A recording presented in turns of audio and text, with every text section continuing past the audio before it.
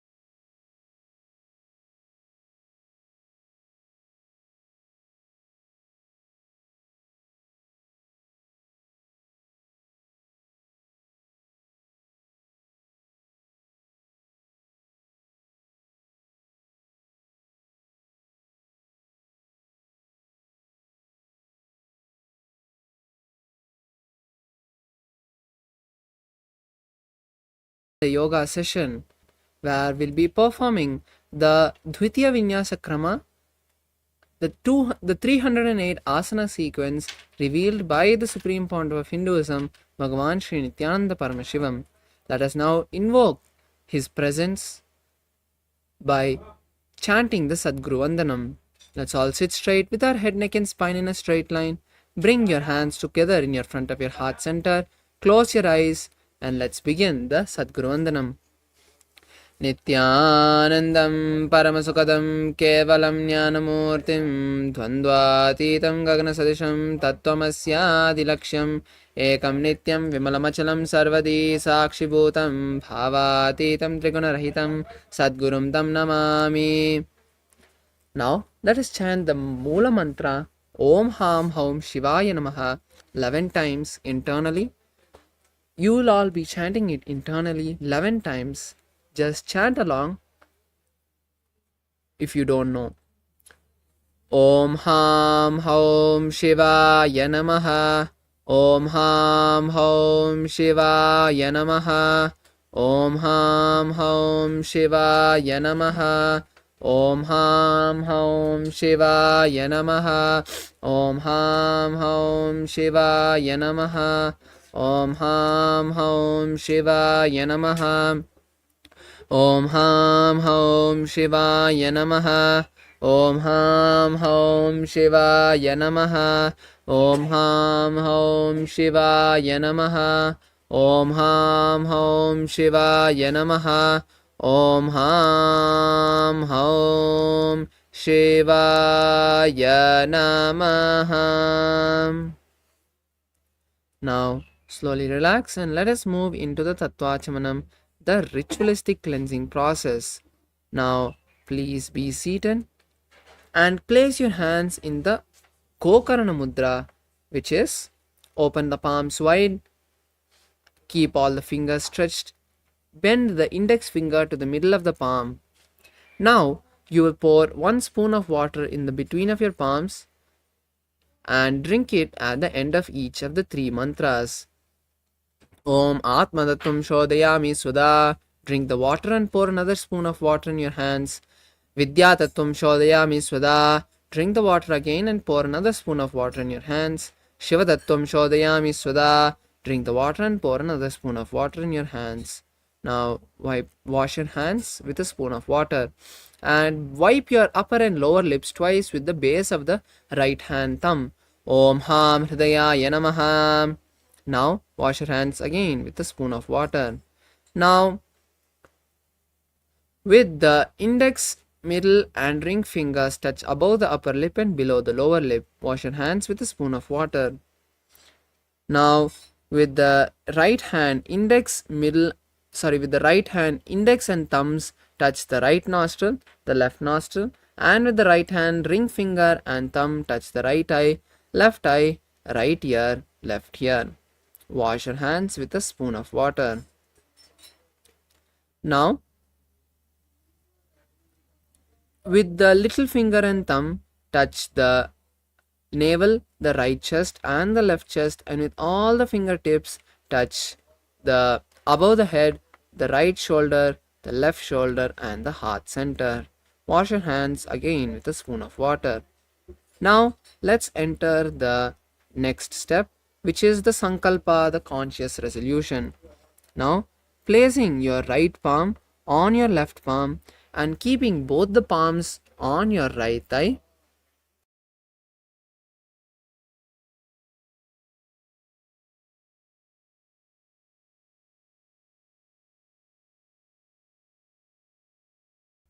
keep both the hands on your right thigh and visualize a particular reality you want to manifest by performing today's yoga as we chant the Sankalpa mantra. Om Mamo Partha Samasta Duridakshayadvara Bhagavat Shri Nithyananda Paramashiva Prityartam Shri Nithyanandeshwari Paramashiva Shakti Sameta Shri Nithyanandeshwara Paramashiva Prityartam Cha Adya Purvokta Evam Guna Visheshena Vishishtayam Asyam Shubhaditau पूर्ण आरोग्य युक्त दृढ़गात्र यौगिक शरीर सिद्ध्यर्थम परम शिव शक्ति आविष्करणार्थम नित्यानंद योगाभ्यासम करिष्ये. Now wash your hands with a spoon of water. Om Apaupasprisya.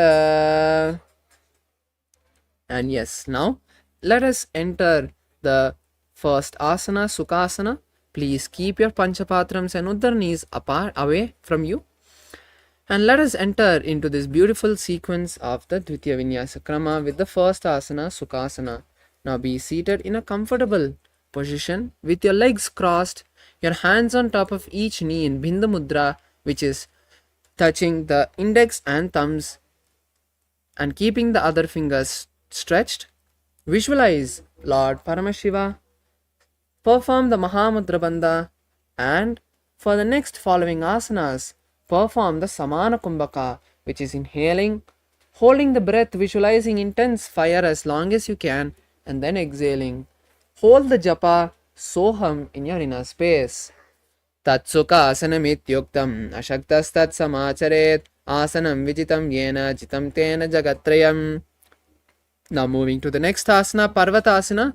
Be seated in the same cross-leg position or raise your hands with the palms joined together above your head.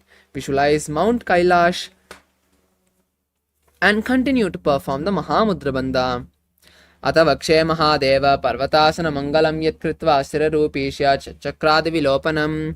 Now lower the body, lower the hands and bring the soles of the feet together and interlace the fingers behind the back, and then slowly lower the forehead onto the heels.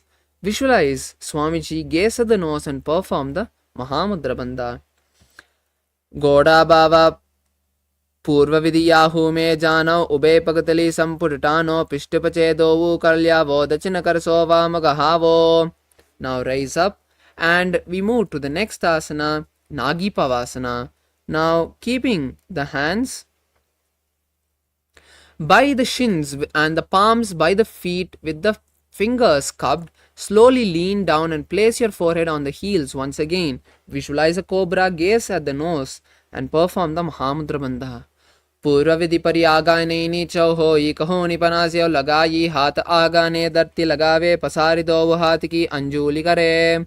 The next asana is Kokilasana. Now holding the big toes in Prana Mudra, which is holding with the index and middle fingers, raise the feet up and straighten the knees and then cross them quickly into Padmasana. Then keep the elbows on the mat, visualize a bird and perform Mahamudra Bandha. Atan yadasanam vakshe yena siddho bhavenaraha akasmad vayu sancharam kokilakyasanena cha. The next asana is Nithyananda. Now rise up and stack the knees and ankles and hold opposite elbows. Rotate the hand in one direction and then the other. Visualize Swamiji, gaze at the nose and perform Mahamudra Bandha. Goda Bhava Padiki Ahumahili Soye Dachacharanako Varlauta Parikalpa Samoye. Now we move to the next asana, Gajasana. Now coming into a plank position with the hips raised high, start scooping the body repeatedly downward again and again. Visualize an elephant and gaze at the nose. Perform the Uddiyana Bandha. Nujjam padagre bhumau kritva lambi bhuyamastakagre nidaya. Relax as we move into Rikshasana, where you will alternate raising one heel and press the other heel on the mat. Visualize the bear and perform the Uddiyana Bandha. Ekaikam padama kunja gajasanam kuryat Rikshasanam bhavati. Now rise up into a standing position with the hands by the chest, with the index, middle and fingers touching the chest. Now stand on the tip of your toes and visualize Swamiji and perform the Uddiyana Bandha. Keshena pada yugalam tadvatishte tadomukahata vaishyavakshay yat kritva satyavan bhavet. Now we move to Urdhva Janukarana, coming into a half squatted position. Keep your hands, elbows bent and the hands by the chest, and with the right hand rotate the body inside and out with the right hand and right leg, and then perform on the left side.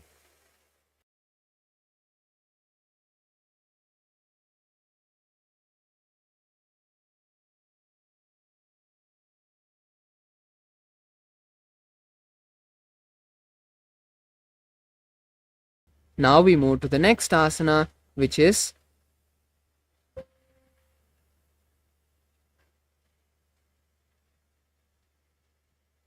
Balalingasana. Now interlace the fingers from the inside out, which is called Sarvava Shankari Mudra, and pull the right knee to the chest. Hold the raised right leg with both the hands interlaced, and visualize holding a baby. Perform the Mahamudra Bandha. Ekam jana urisialingya statavyam balalinganam bhavati. Now we move to Padapidanasana. Pull the right leg to the buttocks and hold the right leg with both the hands. Visualize Swamiji in your inner space and perform Mahamudra Bandha. Stitve kasmin padatale karabhyam veshtayetanum prishte samstapyatvena padapidanamasana. Now lower the right leg and once again getting balance, raise the right leg and hold the right leg from the inside with the right hand. Pull the right leg backward and up and simultaneously stretch the left hand. Visualize Lord Latraja. Uttana padam crown chancha marichim veera badrakam natrajam trigonam ja suptangushta prasarane.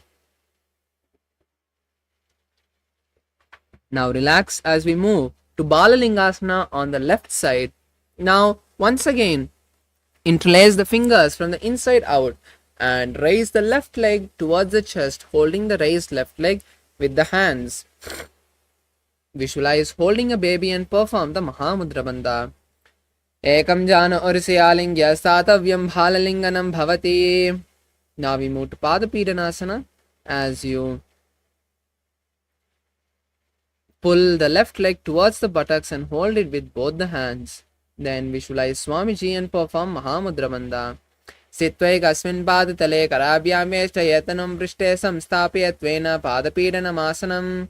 Now we move to Natarajasana as you pull the left leg towards the buttocks, hold the left leg with the left hand and stretch the left leg backward and up. Simultaneously stretch the right hand forward and keep the fingers in Bindu Mudra. Visualize Lord Nataraja and perform Mula Bandha. Tanapadam crown chancha marichim veera badrakam natarajam trigonam ja suptangushta prasarane. Now we move to the next karna of the sequence, Ardharechita Karna. Come back to the half squatting position. Keep the hands bent and the right leg behind the left foot with the toes pointed down and the heels raised. Then make a pendulum motion with the right hand a few times and then place the hand on the nose. Then repeat on the left side.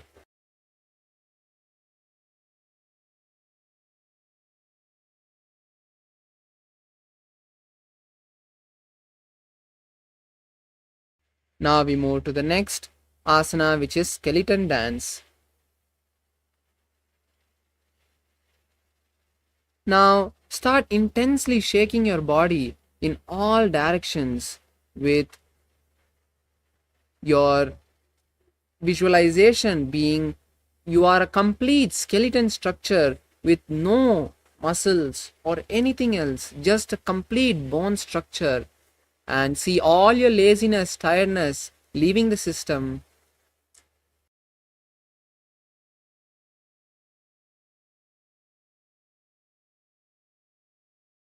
Slowly relax.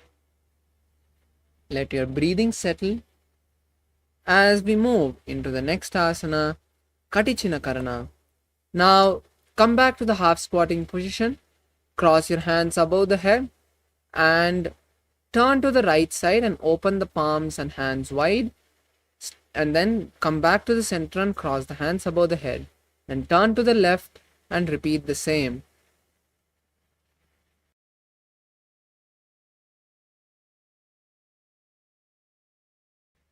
Yes, relax. And now we move to the next asana, Tadasana. Standing tall on the tip of your toes, raise your hands above the head. Keep the palms facing each other and visualize a palm tree. Perform the Mahamudra Bandha and hold the new japa Sada Shivoham in your inner space.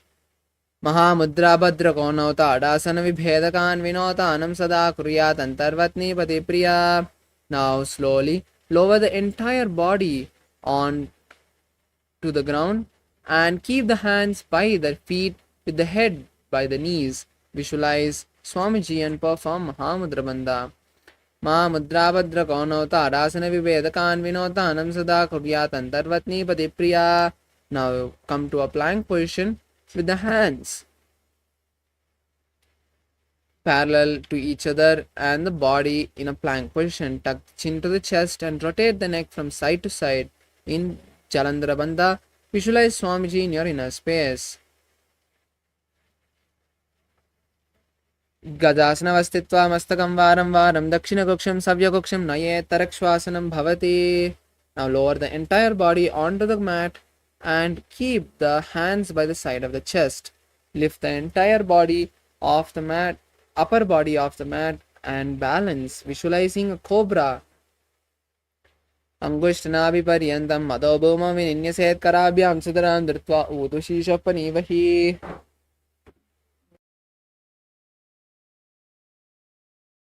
Now we move to the next asana, Shashasana. Rise up into a plank position once again and alternate bringing one knee to the chest. Start performing the Saja Kumbhaka, which is inhaling and exhaling comfortably. Gajasana samsitau janadvaima kunja varam varam kartavyam shashasanam bhavati. Now we move to Ratasana. Alternate placing one foot between the palms and visualize a chariot. Gajasana samsitau ekaikam padam puro margena brahmetva kartavyam ratasanam bhavati. Now keep the right foot forward and the left leg back. As we move into Virabhadrasana, bend the right knee in a 90-degree angle, keep the hips turned forward and the hands above the head with the palms facing each other. Visualize Lord Virabhadra, gaze at the third eye and perform Udyana Bandha. Tanapadam Crown Chancha Marichim Virabhadrakam Natrajam Trikonam Jasuptangushta Prasarane. Now we move to Virabhadrasana on the opposite side as you switch the position of the hand of the feet and once again raise the hands above the head. Keep the front left knee bent in a 90-degree angle. Visualize Lord Virabhadra and gaze at the third eye. Vashishtamatakoundinyam murdhukukkutamevachashta vakramato tanam mayuram sed bandhanam. Now rise up and keep the feet together as we now move into Vrikshasana. Now bring the right leg to the inner left thigh and keep the hands together in front of the heart center and raise the hands above the head. Visualize a tree and perform Udyana Bandha. Vamo Ramola Deshecha Yamyam Padam Nidayato Tishtet Vrikshavad Bhuma Vrikshasanamidam Viduho. Now lower the hands and place the right thigh in front of the left thigh.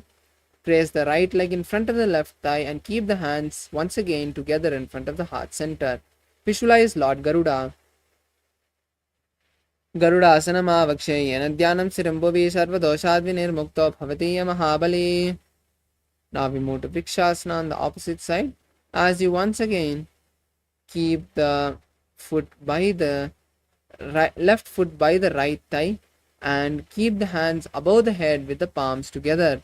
Visualize a tree and perform Udyana Bandha. Vashishtamatakoundinyam Vamo Ramula Deshecha Yamyam Padam Nidayato Tishtet Vrikshavad Bhumo Vrikshasanamidam Viduho.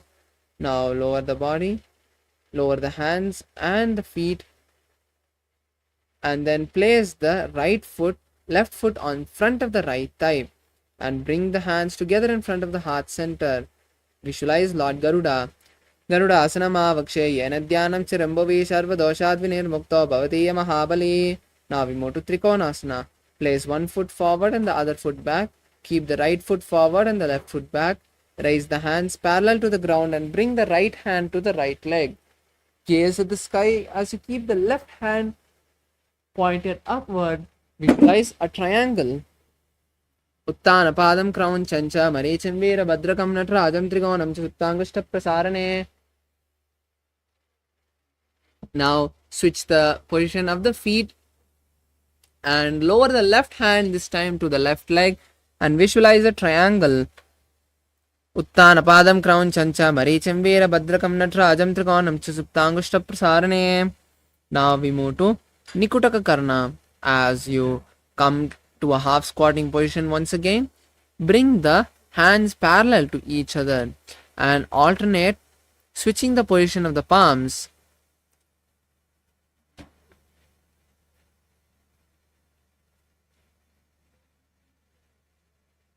Now we move to the next asana, Angushtasana. Coming to a squatting position,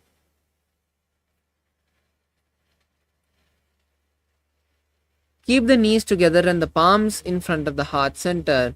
Visualize Swamiji and start performing a buzzing sound called Brahmari Kumbhaka, which is making a buzzing sound.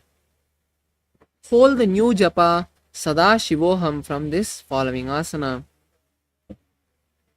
Kabanda asanamityāhu gorakshasanam evacha angushtamushtikam yayam brahmaprasadidam tata. Now we move to Saurasana. As you keep the right foot stretched and the hands by the side, visualize Swamiji and continue to perform the Moola Bandha. Prasadya ekam padatalam samstapyatveka padakam. Now we move into Vidunanasana. As you lower your body, holding the right leg with the right hand and the left leg's heel with the left hand. Visualize Swamiji and continue to perform the Moola Bandha. Gulpastitau padamekam prasarya tatpadagram samsite tatkarena. Now relax, pulling the right leg back and stretching the left leg forward. Visualize Swamiji. Prasarya ekam padatalam samsthapitveka padakam. Now we move into Vidunanasana. As you hold the left leg with the left hand and the right leg with the right hand, visualize Swamiji and lower your body to the knee. Gulpau tu spadamekam prasaryekam tatpadagram samsite tatkarena. Now raise up as we move into Brahmajarankushasana. Bring the heels together and keep the back of the palms on each knee. Visualize Swamiji in your inner space and tuck the chin to the chest in Jalandhara Bandha. दो पनापानी होय वैसे AD दो गुड़ा निवैसे कोरबक दलिया की माहिली आय समाहेरा सेमिली. Now we move into Kapilasana. Place the knees on the mat and the palms on the each knee. Visualize the great sage Kapila. Gaze at the nose and perform Udyana Bandha. Ubay pagatali samata harave tinki mahili kor milave. Now we move into the next asana, Bhadragorakasana. As you switch the gaze to the third eye in the same asana. दो पगदली संपुट करे कौरवाली भू परिधरे कौरवाली राके ऐसे तापन मूल ध्वारिट की बेसे. The next asana is Suryasana. Now bring the soles of the feet together and raise the knees off the mat. Raise the hands above the head with the little finger and thumb touching and the fingers stretched wide apart. Visualize Lord Surya and perform Udyana Bandha. Edi do guda tiryane panapani bedgubuditane. The next asana is Mandukasana. Now come to a seated position on the heels and keep the hands on the respective knee. Visualize a frog. Gaze at the third eye. Roll the tongue and touch the back of the throat in Manduki Mudra. Padatalo Prishdeshe Angushtadvecha Samsprishet Jano Ikram Puraskritya Sadayan Mandukasanam. Now we move to Uttana Mandukasana. As you raise your hands above the head, cross the hands and touch opposite shoulders.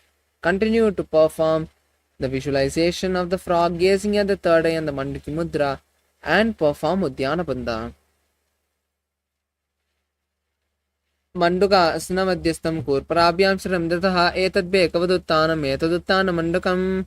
Now lower the hands and cross the ankles. Keep the hands on the respective knee in Simhasana. As you stick the tongue out and exhale forcefully, repeatedly, visualizing a lion. Dakshinam savyagulpena dakshinetram hastau janvo samstapya swangulisha prasarya cha. Now we move to the next asana, Bhadrasana. Now uncross your ankles and cross your hands behind the back. Visualize Swamiji, tuck the chin to the chest and gaze at the nose in Bhadrasana as you cross your hands behind the back and hold opposite big toes.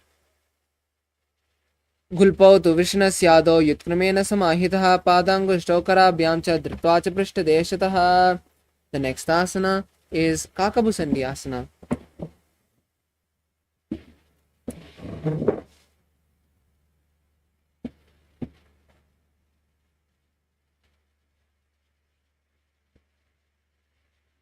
Now come to a squatting position and from the inside wrap your hands around the knees and interlace the fingers behind the back.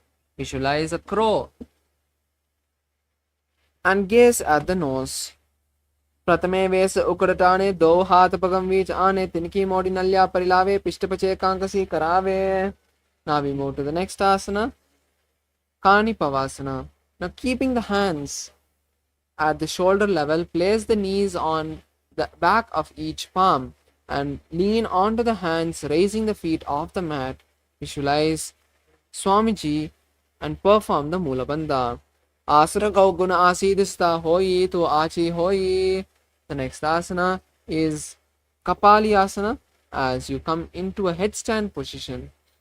Now, keeping your hands wide apart, place the forehead on the mat, making a triangle between the hands and legs, and place the knees on the elbows. Then slowly raise the feet and straighten the knees. Visualize Swamiji in your inner space. Sisi sadarti teki pagdovi milva ucha gugare. Slowly lower the entire body.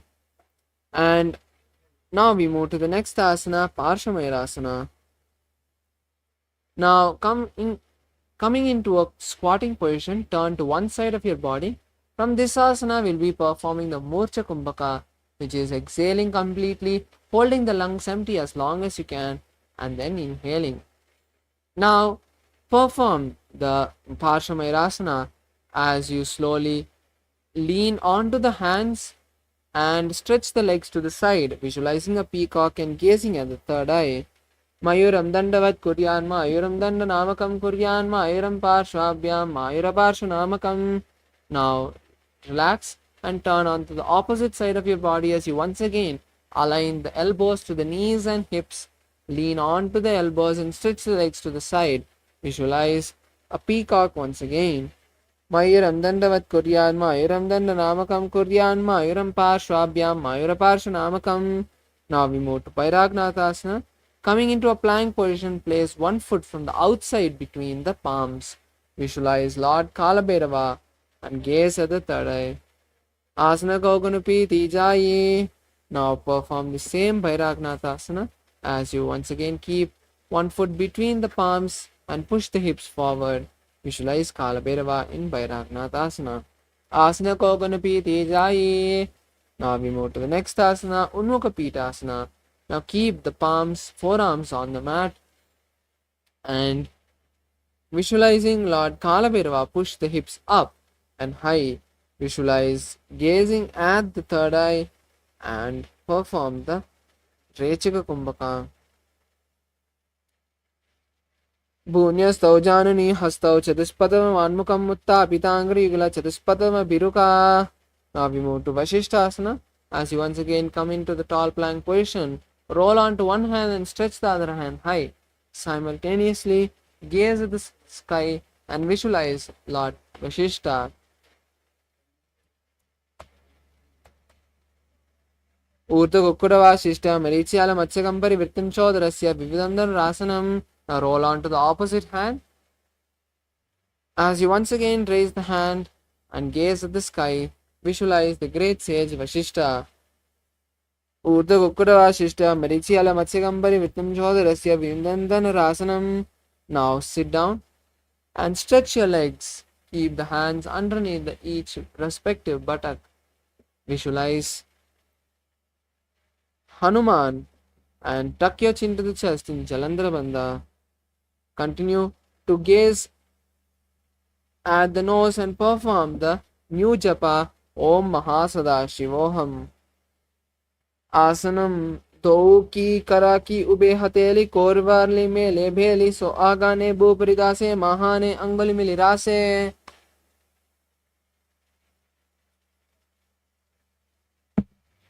Now we move to the next asana, Paschimottanasana. Now hold the big toes with the index and middle fingers and lean your entire body onto the knees. Visualize Lord Paramashiva, visualize Swamiji, gaze at the nose and perform Mahamudra Bandha. जानोपरिललाटं तु पश्चिमं तानमुच्यते येन केन प्रकारेण सुखं धार्यं च जायते. Now we move to Ugrasana. As you raise up, pull one foot to the perineum. As you raise up, interlace the fingers behind the head and lower the entire body onto the knees. Keep the elbows outside the knees and visualize Goddess Kali. Perform Udyana Bandha. Swapanibhyam dhridam ditva jano parishiro nisetasana ugrividam proktam bhavedan laldeepanam. Now we move to the next asana, which is Marichi asana. Now pull one leg towards the perineum and from the inside wrap that raised leg and interlace both the hands behind the back. Visualize the great sage Marichi and continue to perform the Mula Bandha.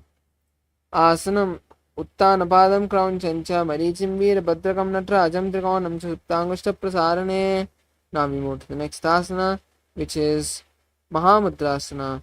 Now place the raised foot back on the mat and hold the stretched leg with both your hands. Then place the forehead on the stretched knee. Visualize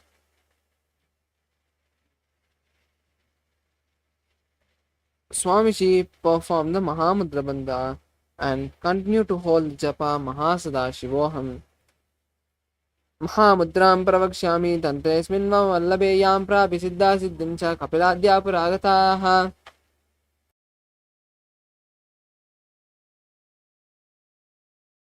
Now we move to the next asana, which is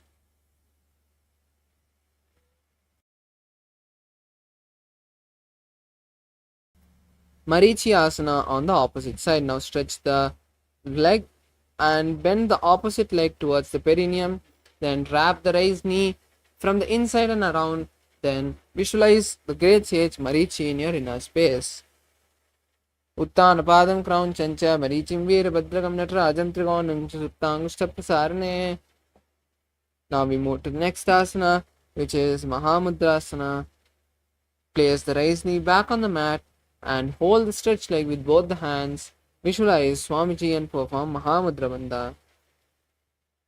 Mahamudram pravakshami tantesmin va vallabeyam prapi siddha siddhim cha kapiladhya puragataha. Now we move to the next asana, Bhadrasana 2.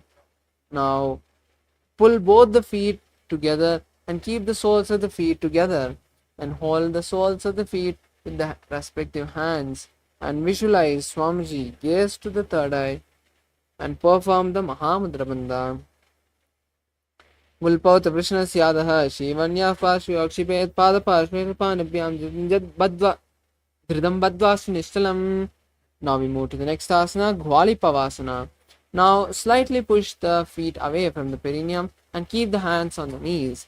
Tuck the chin to the chest in Chalandra Bandha and gaze to the nose. Visualize Swamiji. पूर्वचर पर चौक कहियो सोही वाही विधियो की जी सोही या में AD brinjal जरा से अंगुल आत अंतरोरा से. The next asana is Joni asana.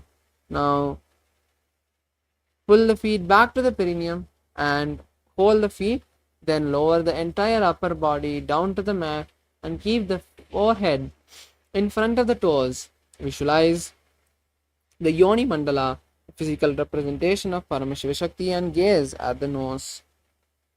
दो पगतली संपुट करे एडी मेड के दिन करतरे आधा हाथ को अंतर्रा से लात पगतलिया ऊपर दासे.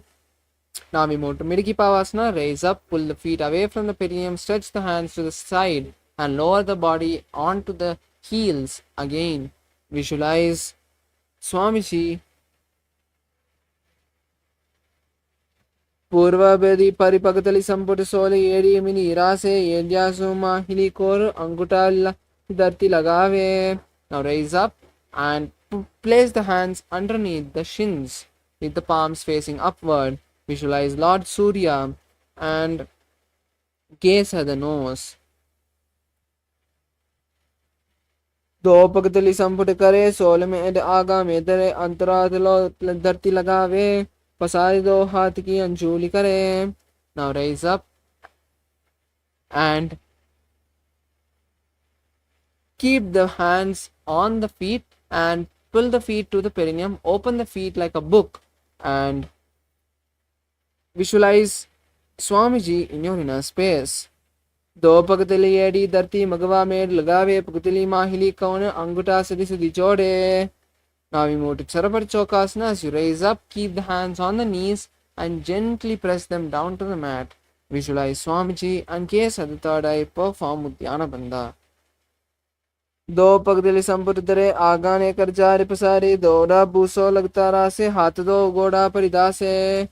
Now we move to the next asana, Bhairavasana. Now bring the soles to the perineum and lift the heels up with the toes down. Visualize Lord Kalabhairava and gaze to the third eye. Perform the Uddiyana Bandha. Gulpau Sampirya Chanyonyam Rutkrumena Samahitaha Janvopa Ashwagado Hastau Dandavad Bhairavasanam. Now we move to Samanasana. Now keep one foot by the perineum and the other foot by the chest. Visualize Swamiji, gaze to the third eye and perform Mula Bandha. Kevalam Padame Samana Asanama Vakshe Siddhamantradi Sadhana Teka Padamaro Tattva Guhyonyalinga Vatrake. Now place this raised leg on the respective shoulder and keep the other hands by the side and straighten the leg forward. Then visualize Swamiji and gaze to the third eye. केवलं पादमे कंच स्कंदे चारम यतः एकपादेन गगने तिष्ठेति नन्दवत् प्रभो. Now we move to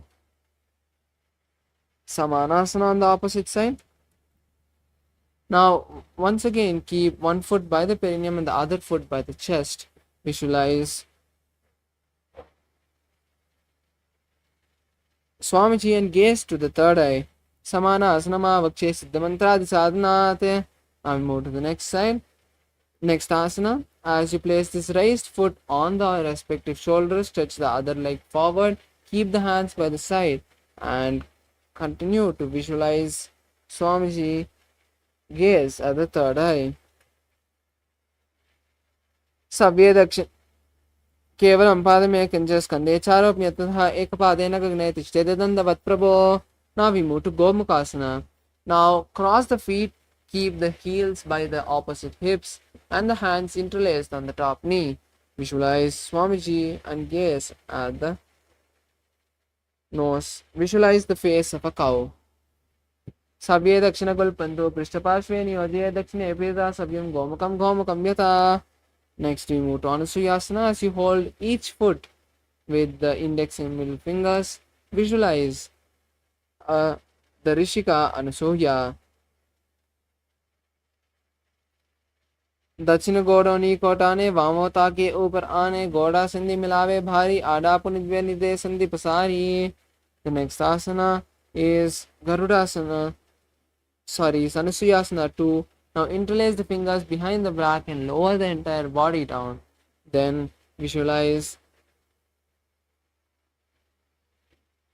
Rishika Anusuya and perform Uddiyana Bandha.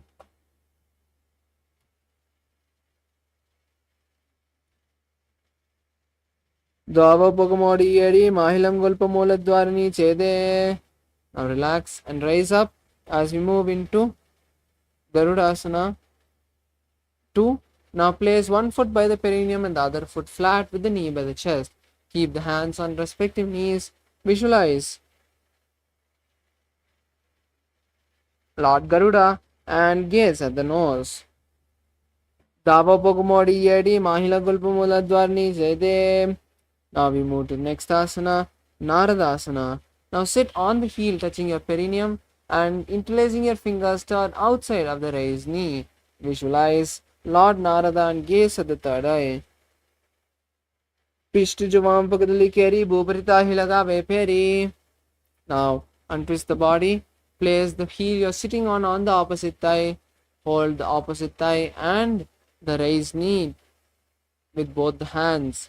And in Matsya Pitakasana, visualize great fish avatar of Lord Vishnu and gaze at the nose. Vame Navamangustando Greetam Matsya Pitakam Yoni Vamena Sampidra Medradu Paridakshinam.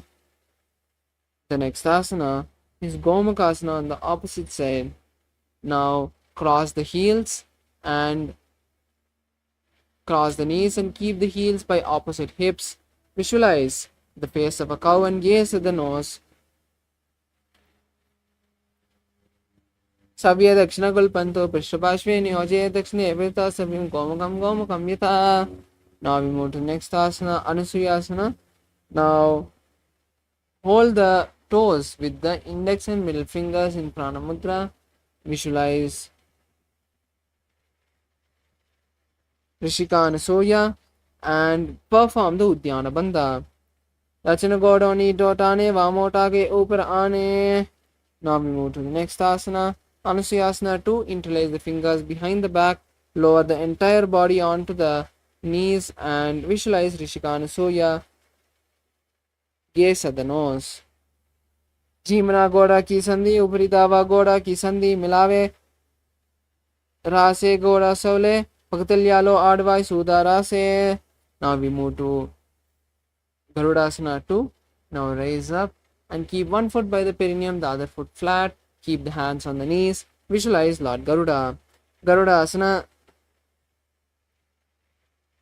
Davo Pogumodi Yedi Mahilam Gulpamuladwarni Sede. Now we move to Naradasana. As you keep the heel you're sitting on the opposite thigh, visualize the great sage Narada and gaze at the third eye. Vishtivajavam Pagadali Keri Bubrita Hilagave Peni.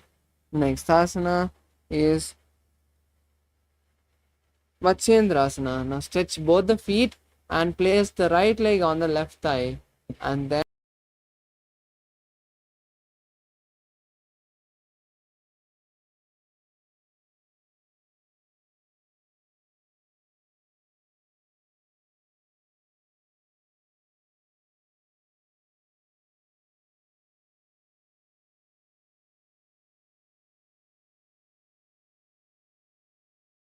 place the right leg on the left thigh and then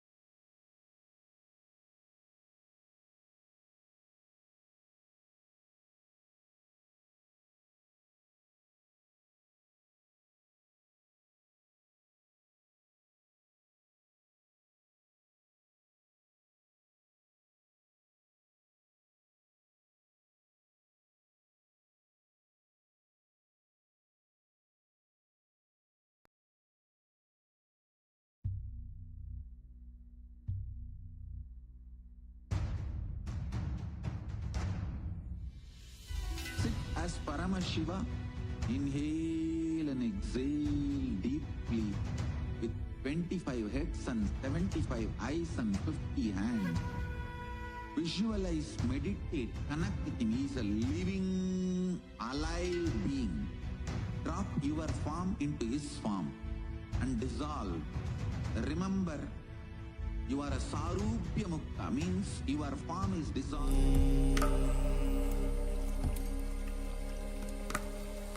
Om Nithyananda Paramashivoham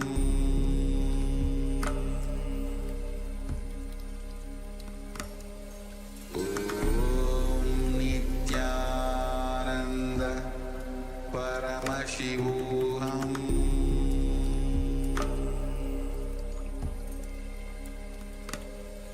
Om Nithyananda Paramashivoham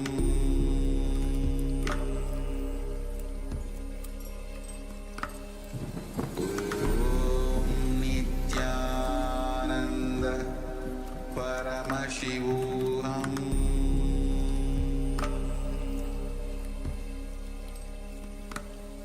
Om Nithyananda Paramashivoham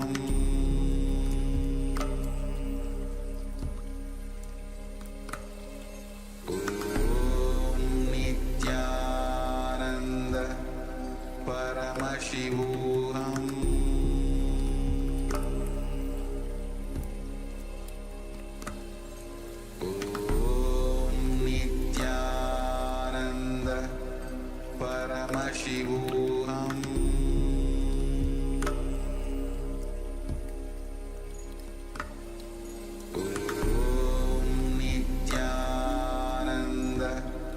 Paramashivoham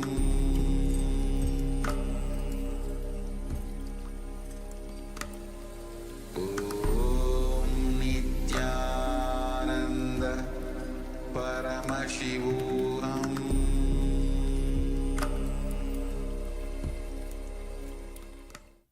Yes, we complete for the technical glitch and hope all the participants and viewers can hear us and see us now. Let us now continue with the next asana of this Dvitiya Vinyasa Krama, which is Matsyendrasana. Now, being seated in this comfortable position, now stretch your legs and then place the right leg on the left thigh.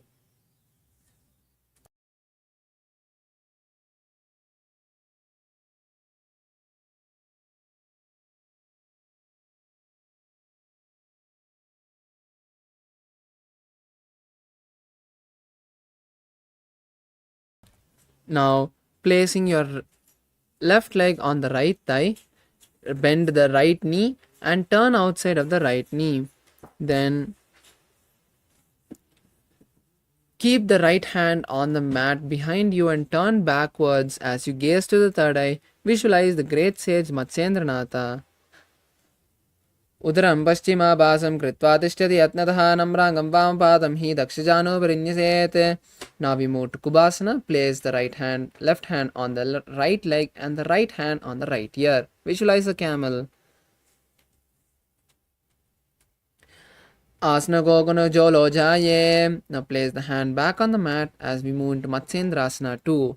Matsyendra Pitam Jadra Pradipam Prachandrak Mandala Kandanastram. Now we move to Matsyendrasana on the opposite side.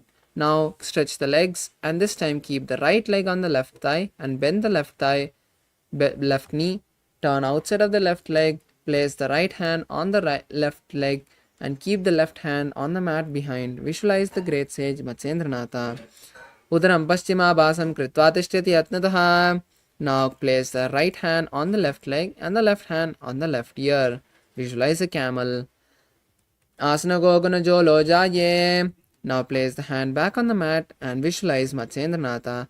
Matsyendra Pitam Chhatra Pradipam Prachandrak Mandala Kandanastram. Now we move to Padmasana. Keep the legs on opposite thighs and be seated with the hands on the respective knee. Visualize Paramashiva and perform Mahamudra Bandha. Asanam Dividam Proktam Padmam Vajrasanam Tatha Urdhva Rupariche Datte Ube Padarite Yatha. Now cross your hands and hold opposite feet, visualize the goddess Parvati. In Padmasana 2. Uttanau charanau kritva uru samstau prayatnataha. Now we move to Kukkutasana. Insert your hands between the gaps of the thighs and calves and lift your entire body, visualizing a rooster. Start performing the Saja Kumbhaka, which is inhaling and exhaling comfortably for the following asanas. Padmasanam se samstapya naranurvarantare karao. Relax as we move to Baddha Keki asana. Now keep the hands on the mat and lift the knees and body rising onto the knees in Padmasana. Then slowly lower the navel onto the elbows and visualize Swamiji. Uddaramavashtabhyakaradvayena tatkurpari staniva tabiparshvaha. Relax and stretch the legs and undoing the Padmasana, then keeping the knees on the mat and the hands in the same position. Slowly lower the navel onto the elbows and stretch the legs. Visualize a peacock. Atavakshe Mahadeva Mayurasana Muttamam. Now relax and lie on the stomach, lowering the entire body onto the mat. Keep the legs wide apart with the toes pointed sideways. Interlace the fingers behind the head. Visualize a crocodile. Adhyasasete padayugmam vashtam Hridayam nidaya bhumau cha padau cha prasaryamano. Now we move to Shalabhasana as you keep the hands by the side and lift the legs off the mat, visualizing a locust. Adhyasasete karayugmam vaksho bhumim avashtabhya karayostalabhyam. Now bend the knees and bring them to the side of the hips in Ustrasana. Holding the legs, push them down to the side on the ground. Adhyasasete padayugmam vashtam prishte nidaya didam karabhyam. Now continuing to lie down, hold the feet tighter and lift the entire legs and upper body simultaneously, visualizing a bow. Prasarya pado bhuvidanda rupau karocha prishtedata padayugmam. Now come to a seated position, Bhagasana, on the heels. Then keep the hands on the knees and visualize Swamiji, gaze at the nose. Hold the new japa, Om Nithyananda Paramashivoham. Ulta modi pavado vese baharo jagati gare ek vese. Now we move into Gohyasana and Shirasasana, two inverted asanas. So you can take the support of the wall or a partner to perform. Now keep the forearms on the mat and interlace the fingers. Place the head between the palms and then raise the knees, walking the feet closer to the face as you stack the hips over the shoulders and jump gently. And keeping the knees bent, visualize Swamiji and gaze at the nose. Do hath ki kahuni joni puin kala hai jare do ye. Now we move to Shirasasana as you slowly straighten the feet and continue to visualize Swamiji. Viparitam mandalam cha videva viditam hinaha. Now we move to Podhyasana as you slowly lower the body and come to a seated position. From this asana, we'll be performing the Bhastrika Kumbhaka, which is intense exhalations. Now keeping your hands on the calves, straighten the knees and bring the knees to the forehead. Visualize Swamiji in your inner space. Dohyataki pagaban ane godatare kanka sitane. Now relax the feet and then let's move to the next asana, Parigasana. Now keeping your hands crossed behind your head, touching opposite shoulders, straighten your legs and visualize a mace in Parigasana. Uttanam shainam kritva pado militva prasarya. Now relax your legs and stretch your hands parallel to the ground and once again raise your feet to a 45-degree angle, visualizing a boat. Gaze at the third eye. Uttana shainam kurparabhyam bhumim avashtabhyastasya nidambam nidaya. Now relax and bring the soles of the feet together as we move to Rudrasana. Holding the soles of the feet together, pull them to the chest and visualize Lord Rudra. Gaze at the nose.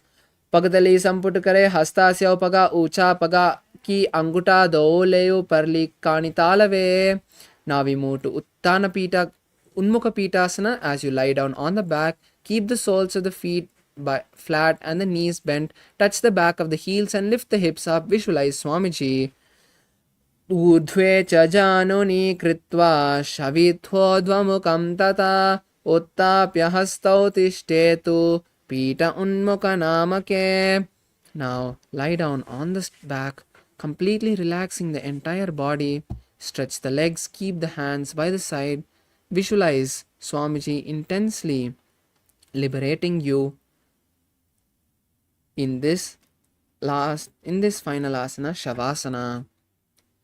Ata Shavasanam Uttanam Shavavad Bhumo Shayanantu Shavasanam Shavasanam Shantiharam Chitta Vishranti Karanam.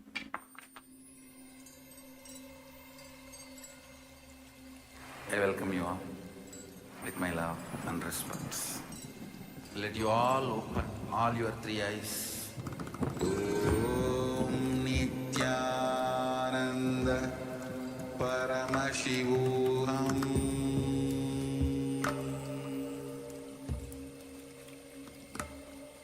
Om Nithyananda Paramashivoham Paramashivoham Om Nithyananda Paramashivoham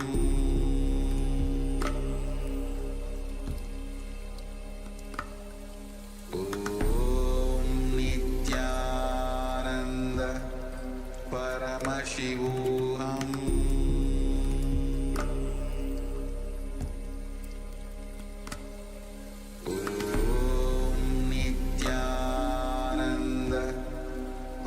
Paramashivoham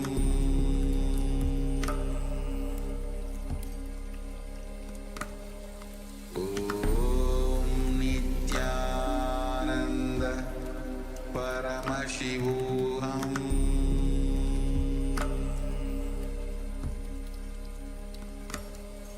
Om Nithyananda Paramashivoham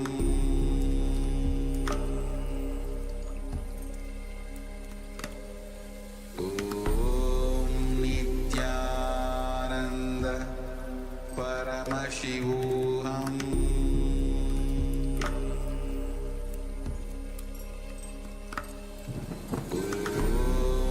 Nithyananda Paramashivoham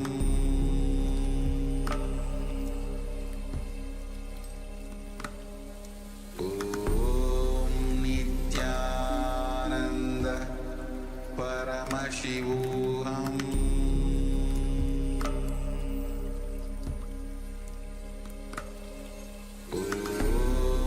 Nithyananda Paramashivoham Paramashivoham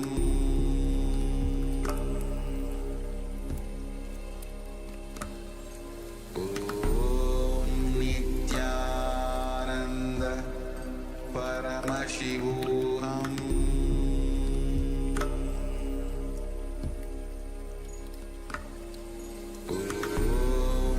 Nithyananda Paramashivoham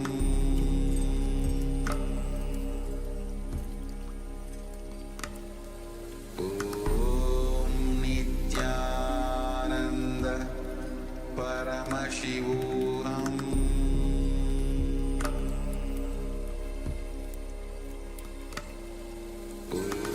Om Nithyananda Paramashivoham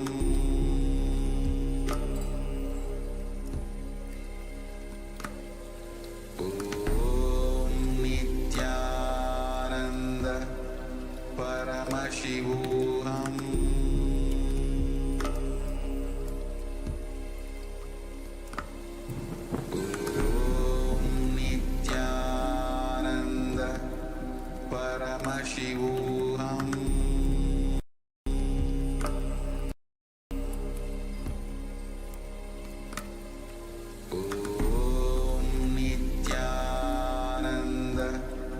Paramashivoham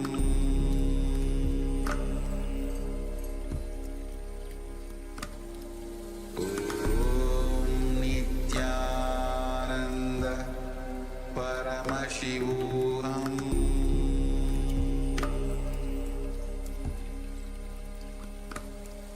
Om Nithyananda Paramashivoham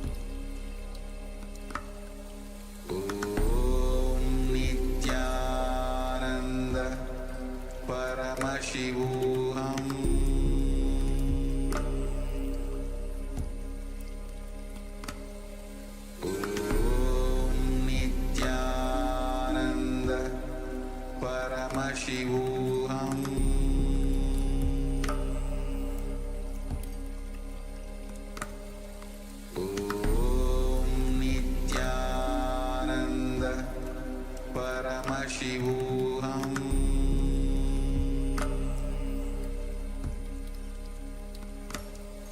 Om Nithyananda Paramashivoham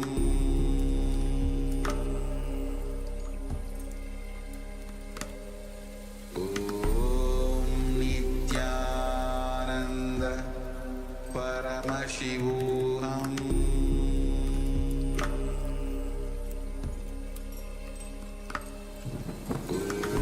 Om Nithyananda Paramashivoham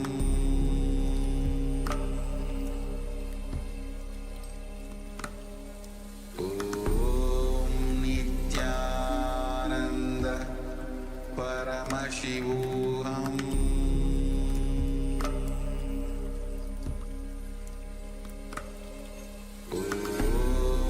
Nithyananda Paramashivoham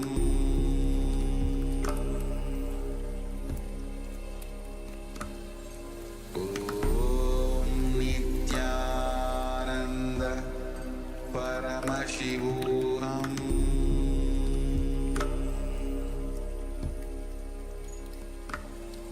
Om Nithyananda Paramashivoham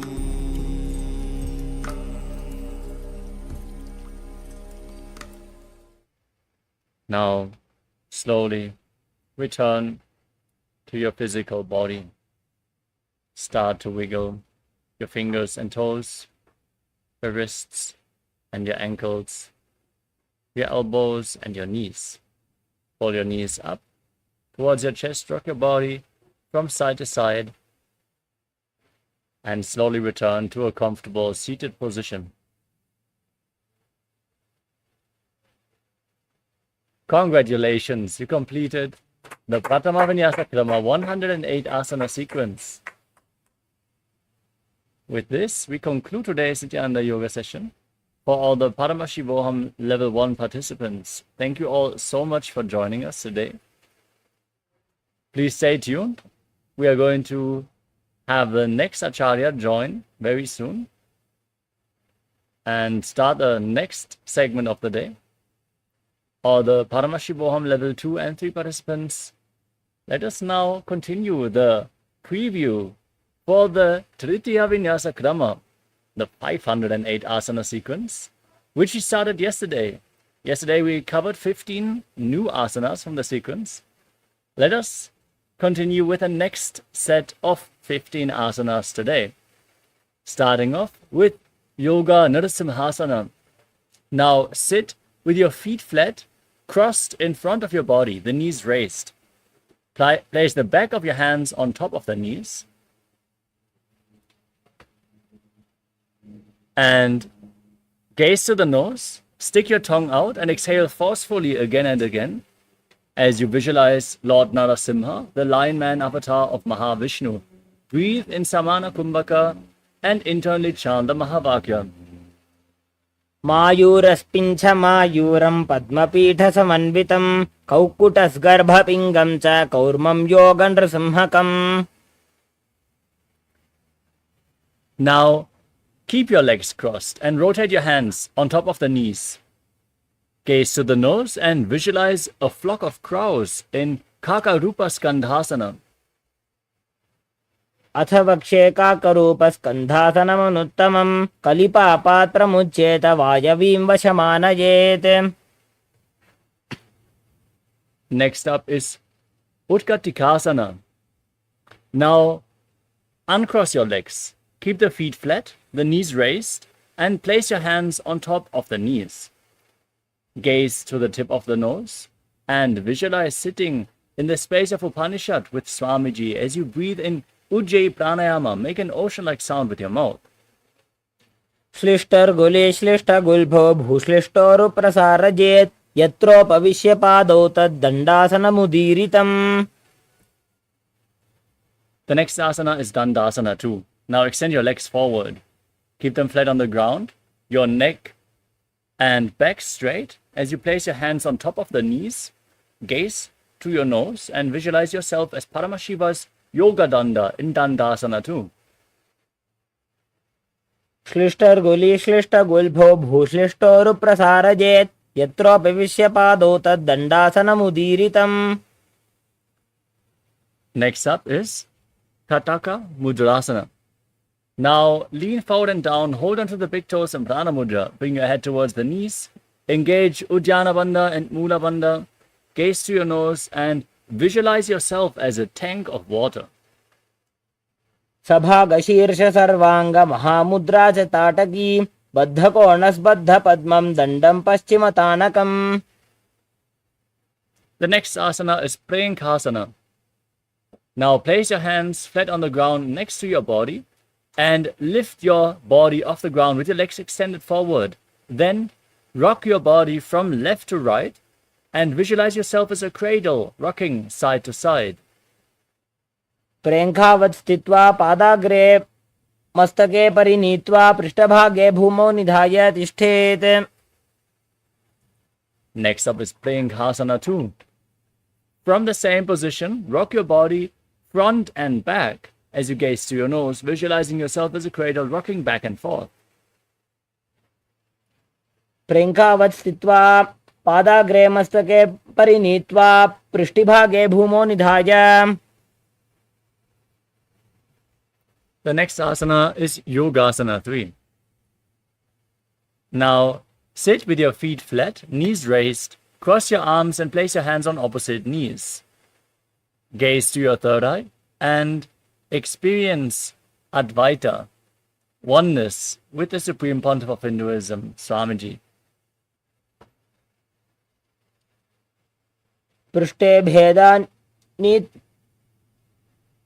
भेदान्वितं पादं तस्य हस्तेन बन्धयेत् अथ योगासनं वक्ष्ये यत्कृत्वा योगिराट् भवेत्. The next asana is Vrishapati Asana.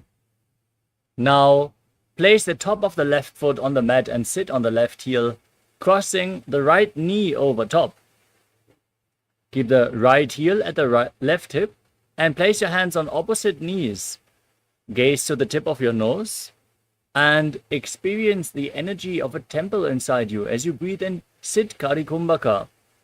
Press your tongue against the palate of your mouth without touching the teeth and hiss through your teeth while inhaling. जीमनागोडो अग्रकरिडावो पगजीमणि पाशति आनी. Next up is Durvasana.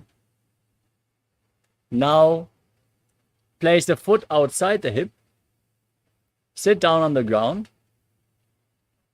Place the fingertips of the right hand on top of the middle joint of the left hand, as our Acharya is demonstrating, and then place them on the top knee.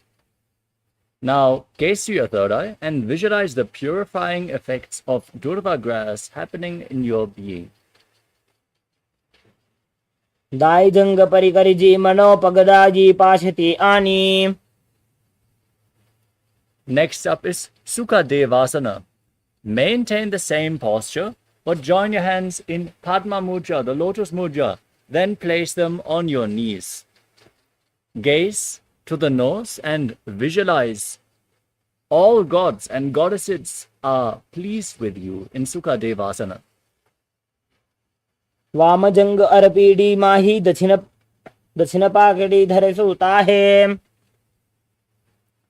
Next up is Datta Digambarasana. Now, keep your knees on top of one another, heels to the opposite hips. Place your hands on your feet and hold on to your feet firmly. Keep your spine straight, gaze up towards your third eye, and visualize that Shiva has blessed you to move beyond all material needs and desires. प्रथम जीवनो पाव उचावे दागी जंग उपरि करिल्यावे. Next up is Machandrasana 2. Keep holding onto the feet and lean forward and down. Place your nose to the ground if you can. Gaze to the nose and visualize yourself as a fish. जीमनो पगडाजी जंग परिराशे. The next asana is Gomukhasana too. Now maintain the same posture and cross your hands behind your back. Bring one hand over the shoulder and hold on to the other hand behind your back. Now gaze to your nose and visualize the face of a cow in your inner space. उत्तानकूर्मपीठं च संहस्गारुडमेव च वाताजनं गोमुखं च भारद्वाजं त्रिविक्रमम्.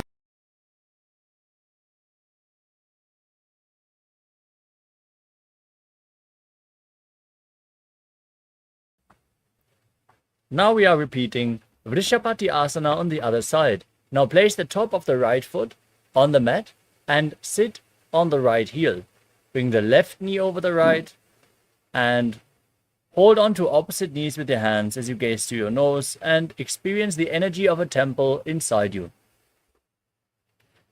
जीमणा गोदो अग्रकरिडावो पगजीमणि पाशति आनी. With this, we covered all the 15 asanas of this preview. Let's get ready for the continuation of the Dvitiya Vinyasa Krama.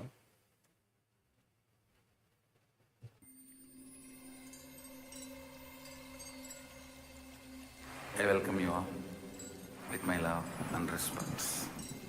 Let you all open all your three eyes. Om Nithyananda Paramashivoham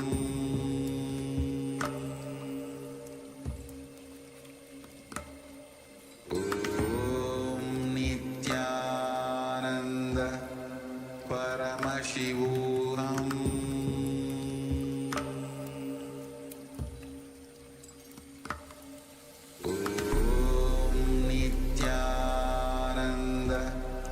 Paramashivoham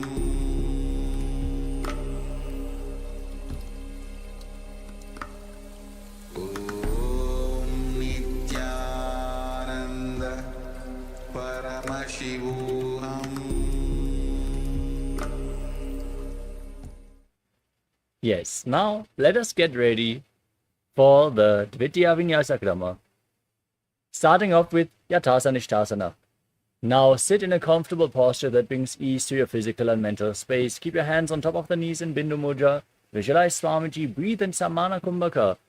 Meditate on the fire in your navel region as you internally chant Om Nithyananda Paramashivoham. पर्यङ्कं तत्समाज्ञातं यत संस्थां यथा स्थितिः. From the cross-legged position with your hands on the knees in Bindu Mudra, inhale and exhale deeply again and again in Samasana as you visualize Swamiji in your inner space. इदानीं गर्भिणीनां योगाभ्यासो यथा लघु सुखप्रसवलाभाय प्रोक्ते प्राक्तनेपति. Now place the left foot against the perineum and the right foot on top of the left. Keep your hands flat on the knees, gaze to your nose and visualize yourself as a sage liberated by the Supreme Pontiff of Hinduism in Muktasana. निपीड्य सीविनीं सूक्ष्मां दक्षिणेतर गुल्पतः वामं याम्येन गुल्पेन मुक्तासनमिदं भवेत्. Next up is Siddhasana. Maintain the same posture, gaze up towards your third eye and visualize Swamiji in your inner space. स्थाणुं मितेन्द्रियो चलदृशा पश्यन् भ्रुवोरन्तरं चैतन्मोक्षकपातवेदजनकं सिद्धासनं प्रोच्यते. Now gaze down to the ground in front of you. Engage all three bandhas, Mahamudra Bandha, and visualize Swamiji in your inner space. वामपादकी केडी जानो जीवनमडितासुकोण्ठानो. Now rotate your hands on top of the knees into Bindu Mudra. Gaze up towards your third eye and visualize yourself as Lord Rudra in Rudrasana too. वामचरण परिरचन राके एकजुगति आसे विदिधाके. Next up is Santadhunasana. Maintain your hands in Bindu Mudra on top of the knees. Gaze to your nose and embody tranquility and an unshakable nature. आसन की गुण मन की चंचलता meet. Next up is Siddhasana 2. Now bring your hands in front of your navel. Cup one hand over the other in Samputa Mudra, resembling a lotus flower, as you visualize Swamiji in Siddhasana 2. ऋजुकाय समाशीनं सिद्धासनमुदीरितं प्रसार्य भुवि पादौ तो दोर्भ्यामङ्गुष्टमादरात्. We move on to Bandhayoni Asana. Maintain your legs in the same position. Set the sankalpa to manifest through the womb of creation. And get ready to enter Shanmukhi Mudra. Inhale all the way and hold your breath. Close your mouth with your little fingers, your nostrils with the ring fingers, your eyes with middle and index fingers, and your ears with your thumbs. यत्र मध्ये महादेव बन्धयोन्यासनेषु यत्कृत्वा केचरो भूत्वा विचरेदीश्वरो यथा. Next up is Virasana. Now place the right foot onto the left thigh and the left foot underneath the right thigh. Place your hands on the knees in Bindu Mudra and embody the state and space of bravery, Vida. एकं पादमतैकस्मिन् विन्यस्योरिणि संस्थितः इतरस्मिन् तथा चोरं वीरासनम् उदीरितम्. Next up is Valmikasana. Maintain the posture. Gaze up and visualize sage Valmiki, the great poet and author of Ramayana. दावापगरी पदतली पुनियेडि hey Joy. Now rotate your hands on top of the knees. Keep them flat. Gaze to your nose and visualize the Yoni Mandala, the visual representation of Devi Paramashiva Shakti, as you can see in the top right corner of the screen in Joni Mudrasana. वामपागकी पगतली जाहिमाहिरी कोरे. Now shift your gaze upwards. Maintain the posture and the visualization in Yoni Asana.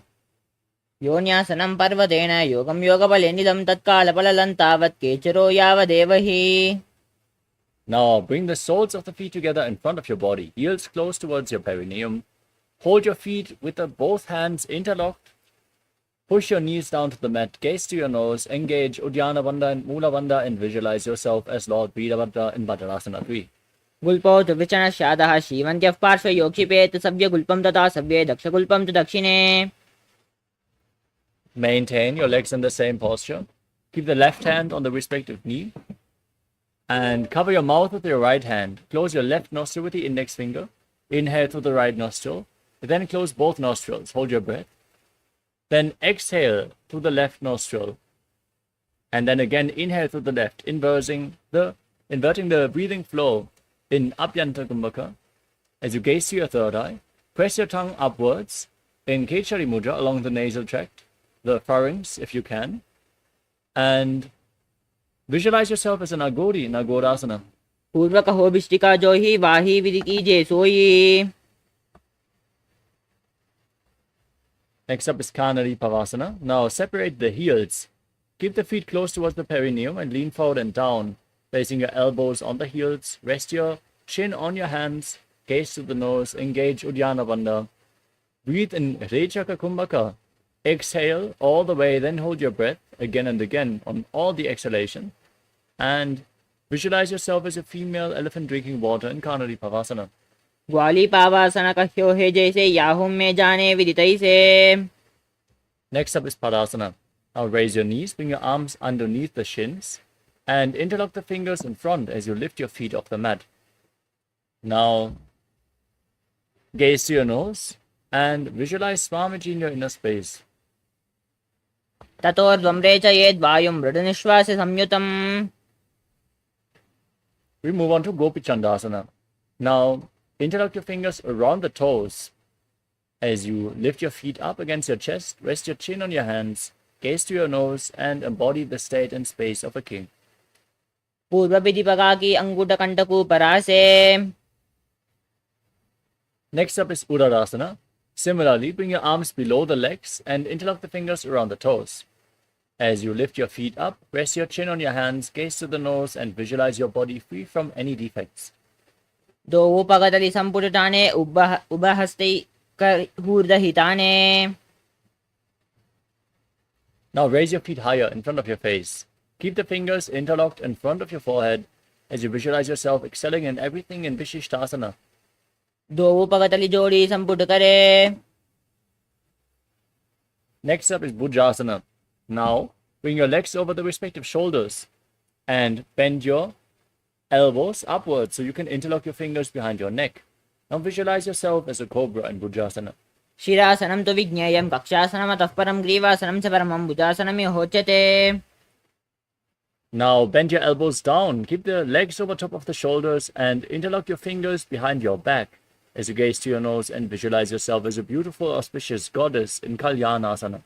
दो वातपकं वीचाने तिनको गोडानि चेठाने. The next asana is Sankatasana. Now place the top of the left foot on the mat, sit on the left heel, and stack the right knee over top. Hands on opposite knees, Gaze without focusing anything externally in Vaishnavi Mudra. Visualize yourself as an elegant swan and breathe in Ujjayi Pranayama. Make an ocean-like sound with your mouth. वामपादं चितेर्मूलं सन्न्यसदरनितले पाददण्डेन याम्येन वेष्टयेद्वान वामपादकं जानुयुग्मं करयुग्मम् एतत्सङ्कटमासनम्. Next up is Dhenukasana. Now slide the left foot outside the hip, sit on the ground. Engage Uddiyana Bandha. Keep your hands on the top knee and visualize a cow in your inner space. अनुसागी नागरपञ्चदं ऋषिरिन्दगल्यम्नि. We move on to Machandrasana. Now place the right foot onto the left thigh and the left foot on the right knee. Bring the left arm behind your back, twist your spine and reach for opposite thighs with your hands. Gaze up and visualize Swamiji in your inner space. वामजङ्गपरिदर्शनराणे वामाष्टपिष्टिदिशाने. Now untwist your spine. Hold onto the big toes in Prana Mudra and lean forward and down, placing your navel to the heels and your forehead on the ground, visualizing Swamiji in Machandrasana too. प्रथमजी मनोचरणोचुजोयि वामजङ्गपरिराके सोयि. Now rise up, interlock your fingers and place them on the top knee. Engage all three bandhas, Mahamudra Bandha, and visualize Swamiji, your Guru, in Guru Asana. ऊरुमूले इतरपादस्य कनिष्ठिका प्रदेशकुल्पं संस्थाप्य. Now repeat Sankatasana on the other side. Place the top of the right foot on the mat and sit on the right heel. Stack the left knee over top. Hands on opposite knees. Visualize yourself as an elegant swan. वामपादं चितेर्मूलं सन्न्यस्यधरनीतले पाददण्डेन याम्येन वेष्टयेद्वामपादकम्. Now slide the right foot outside the hip, sit on the ground. Place both hands on the top knee. Engage Uddiyana Bandha and visualize a cow in Dhenukasana. अनुसागी नागरपञ्चदं ऋषिरिन्दगल्यम्नि. Now repeat Machandrasana. Bring the left foot onto the right thigh and the right foot on the left knee. The right arm behind your back, holding on to opposite thighs. Twist your spine, gaze up and visualize Swamiji. वामजङ्गपरिदर्शनराणे वामाष्टपिष्टिदिशाने. Untwist your spine, hold on to the feet and lean forward and down as you visualize Swamiji in Machandrasana too. प्रथमजी मनोचरणोचुजोयि वामजङ्गपरिराके सोयि. Rise up, interlock your fingers, place them on the top knee, engage all three bandhas, Mahamudra Bandha, and visualize your Guru in Guru Asana. ऊरुमूले इतरपादस्य कनिष्ठिका प्रदेशकुल्पं संस्थाप्य.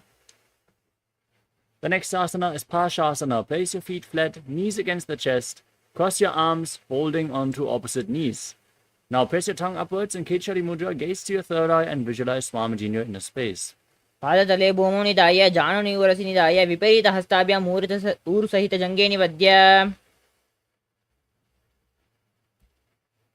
We move on to Bodha Shukasana. Now hold on to opposite wrists and place your chin on the knees. द्वौ पगतलि भूपरितरे कूर्मायिलि ऐसे करे कूर्मायिलि उकडबेसे जङ्गा चाटि अग्रे निवेशे.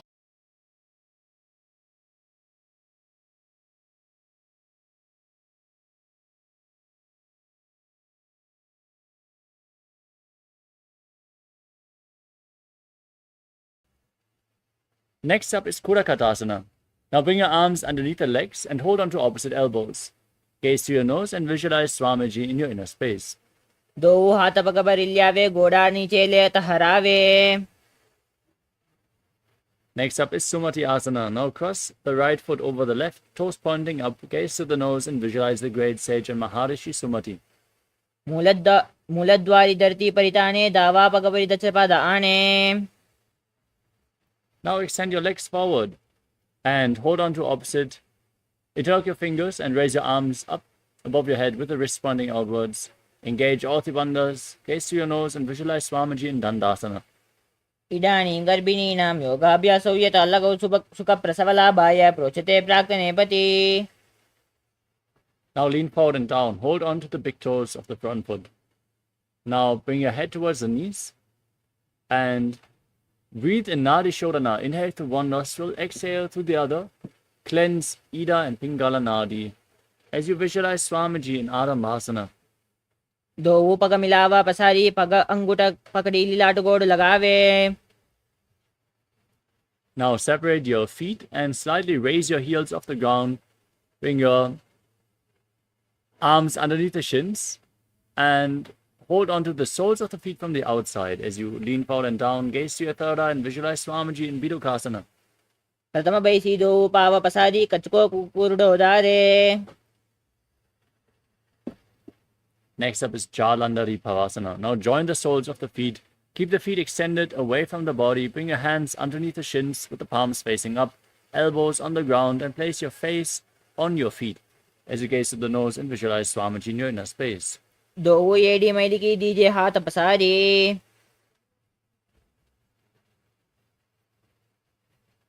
The next asana is Urdhva Paschimottanasana. Now lift one leg behind your neck and lean forward and down, holding onto the front foot as in Paschimottanasana. Breathe in Pratyahara Pranayama as you visualize the prana is flowing through various points of your body, the soles of the feet, the regenerative organs, the navel, the heart, the throat, the uvula, the top of the forehead, the center of the eyebrows, and the crown of the head. These are the 9 points revealed by Mahadeva. Visualize the prana flowing upwards and visualize Swamiji in Urdhva Paschimottanasana. पश्चिमतानवस्थितं कृतं एकं पादं ग्रीवायां धृत्वा तिष्ठेत्. Now lean back with your legs still behind your neck. Hold on to the foot with the opposite hand as you extend the opposite leg forward and visualize yourself being infinite, unending, endless, Ananta in Anantasana.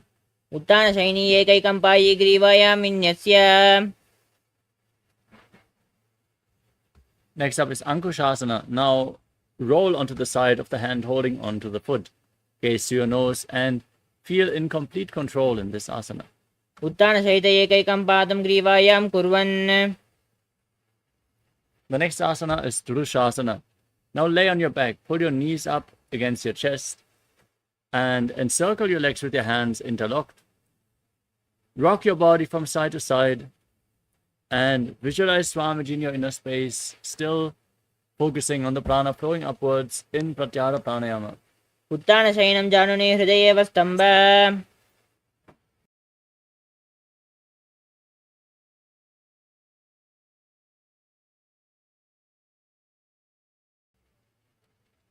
Now repeat Urdhva Paschimottanasana on the other side.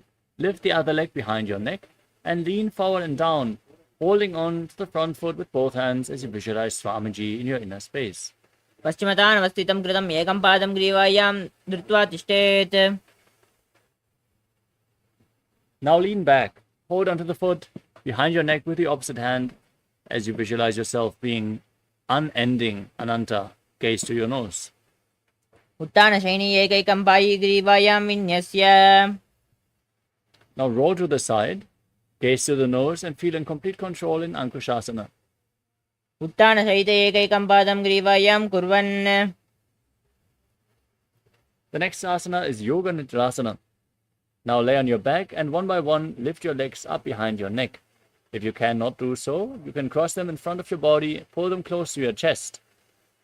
Then try to interlock your fingers behind your back, gaze to your nose, and visualize Swamiji in your inner space. पादाभ्यां वेष्टेत् कण्ठं हस्ताभ्यां वृषबन्धनं तन्मध्ये शयनं कुर्यात् योगनिद्रा सुखप्रदा. Next up is Atma Ramasana. Now bend your elbows up and interlock your fingers around your neck as you gaze to your nose and visualize Lord Vishnu blessing you from within. आत्मा राम आसन प्रथम सूदो सोवे. The next asana is Kochikasana. Now lay on your back and extend your arms out to the side. Pull the knees up against your chest and extend the legs so the soles are facing up towards the sky. Gaze to your third eye and visualize Swamiji in your inner space. दो हाथ चीदा सा करे तिनसो उबली सा पा करे. We move on to Jatara Parivriti. This asana consists of 3 steps. We're going to perform all 3 steps on one side first and then repeat them on the other side. Throughout this asana, visualize Swamiji in your inner space and breathe in Pratyahara Pranayama. Now, let us first enter a neutral position. Extend your arms out to the side and pull your knees against your chest. Then drop one knee to the side and extend the opposite leg down. Next, bend both knees to the side. Extend both your legs to the side, hold onto the feet and gaze away from the feet. Now, return to the center position. Drop the other knee to the side, extend the leg down. Bend both your knees to the side. Extend your legs to the side, hold the feet and gaze in the opposite direction. परिवृत्तिकुक्षिभागे धृता हि परिकीर्तितः बद्धकोणं शुद्धकोणं मूर्धकोणमतापि च. The next asana is Dvipadapitam. As you lay down on your back, place your feet flat, raise your knees, and hold onto your ankles as you push your hips up high. Gaze to your nose. Lock the throat in Jalandhara. Breathe in Mocha Kumbhaka. Push the air against the throat lock, forcing the Kundalini Shakti up to the higher energy centers of your body as you gaze to your nose and visualize yourself as sturdy as a bridge in Dvipadapitam. प्रतिकृतायुतं द्वन्द्वपीडः सर्वबलप्रदं गर्भिणीनां दुर्बलानाम् इति Gargi जगादनु. Next up is Paryankasana. Now bring your hands over top of the shoulders, fingers pointing towards your feet, and then lift your entire body off the mat. Push your hips up high, walk your feet closer towards your hand as you visualize yourself as sturdy as stone furniture, and breathe in Sahajra Kumbhaka through your nose in Paryankasana. उत्तानशयनं हस्ततलाभ्यां भूमिमष्टभ्य पादतलाभ्यां भूमिं धृत्वा. Now lay back down on your back. Pull your knees against your chest, hands on respective shoulders. Then move your legs in a circular motion as you visualize yourself as a dog playfully rolling around on its back in Shvotanasana. शवोच्चरीरं संस्थाप्य जानुनी सम्मील्य नाभवानीय. We move on to the Viparita Karani. Lay your hands flat on the mat and then push your hips and your legs upwards. Balance with your arms on the mat, then rotate your legs in a circular motion and visualize Swamiji in your inner space. भूतले च शिरो दत्वा केनरे चरणद्वयं विपरीतकृतैश्चैष सर्वतन्त्रेषु गोपिता. Now stop the movement of your legs. Straighten your legs, point the toes upwards as you visualize Swamiji in Viparita Karani too. करणे विपरीता क्या सर्वा विद्या विनाशिनी नित्य मध्यातयुक्तस्य जाडरागिन्निवर्धने. Now drop the toes down on the ground over top of your head. Touch the ground with your toes and interlock your fingers behind your back. Push your hands into the mat, stabilizing your body as you visualize yourself as a plow in Langalasana. ग्रीवाखण्डेन भूमिमिष्टम्भ पादाग्रद्वयम् ऊर्ध्वमुन्नयेत्.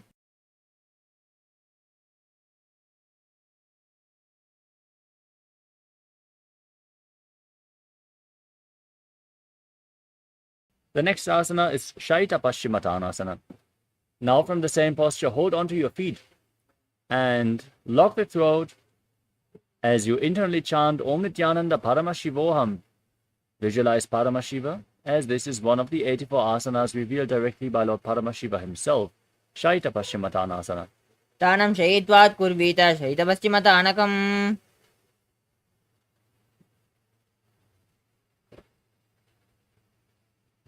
Next up is Supta Konasana. With your hips above the shoulders, now separate your legs wide to the side and visualize Swamiji in your inner space. परिवृत्तिकुक्षिभागे धृता हि परिकीर्तितः बद्धकोणं सुप्तकोणं मूर्धकोणमतापि च. The next asana is Chakrasana. Now join your feet together above your head, hold onto the ankles, and then roll onto your back, keeping your arms and legs straight as you visualize yourself as a chakra, a wheel in Chakrasana. शवासनस्त्वत्पादौ कुर्यान्मस्तकतः परो व्युत्क्रमेण ततः शीघ्रं मे तत्सर्वस्य साधकम्. We move on to Supta Prasadita Padangushtasana. Laying on your back, extend your legs up vertically and hold on to the big toes of the feet in Pranamudra with index and middle fingers. Then separate your legs wide to the side, visualize Swamiji in your inner space and breathe in Ujjayi Pranayama. उत्तानपादं क्रौञ्चं च मरीचिं वीरभद्रकं नटराजं त्रिकोणं च सुप्ताङ्गष्टप्रसारणे. Now join your feet together above your body. Keep holding onto the big toes and visualize Swamiji in Supta Padangushtasana. उत्तानपादं क्रौञ्चं च मरीचिं वीरभद्रकं नटराजं त्रिकोणं च सुप्ताङ्गष्टप्रसारणे.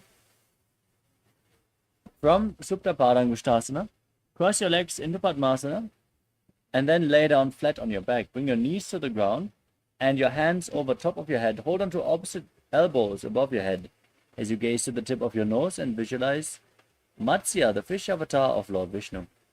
मुक्तपद्मासनं कृत्वा उत्थानशयनं चरेत् कूर्पराभ्यां शिरो वेष्ट्या मत्स्यासनस्तु रोगः.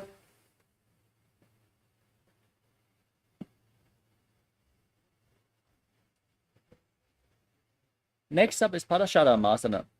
Now, with the hands over top of your head, place the backside of the right hand onto the left palm, palms facing up. Keep your legs in Padmasana, the gaze to the nose, and visualize Lord Rama in your inner space in Paramashivoham. प्रथमकरे पद्मासन आचे सूदोसोबे भूपरिपाचे. Next up is Sarvangasana. Now, raise your knees and your hips off the ground. Support your lower back with your hands, elbows, bearing the weight of your body, resting on the ground.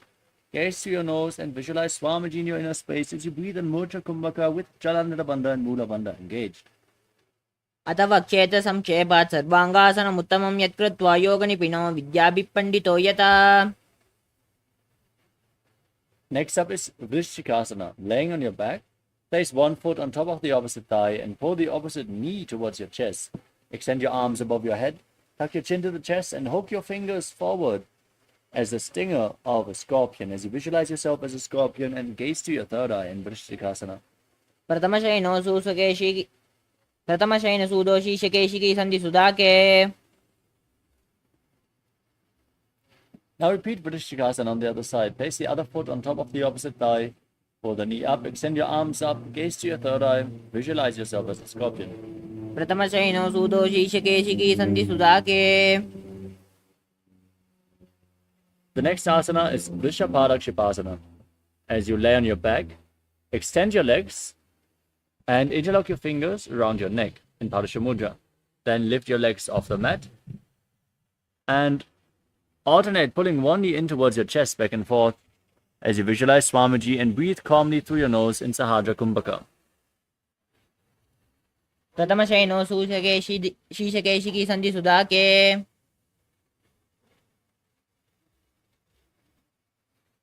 We move on to Marutanasana. Now keep your hands flat next to your body and pull one knee towards your ear. Touch the ears with your knees again and again, visualizing Swamiji in your inner space. श्रोतानवस्थितिं कृत्वा जानुप्रदये पर्येन कर्णयोः संस्पृशेत् मारोत्थानं भवति. The next asana is Vrikasana. Laying on your back, place your feet flat on the ground, the knees raised, then stand up and lay back down again and again, visualizing yourself as a wolf. उत्थानशयनं कृत्वा पादतलाभ्यां भूमिं धृत्वा उत्तिष्ठेत् वृकासनं भवति.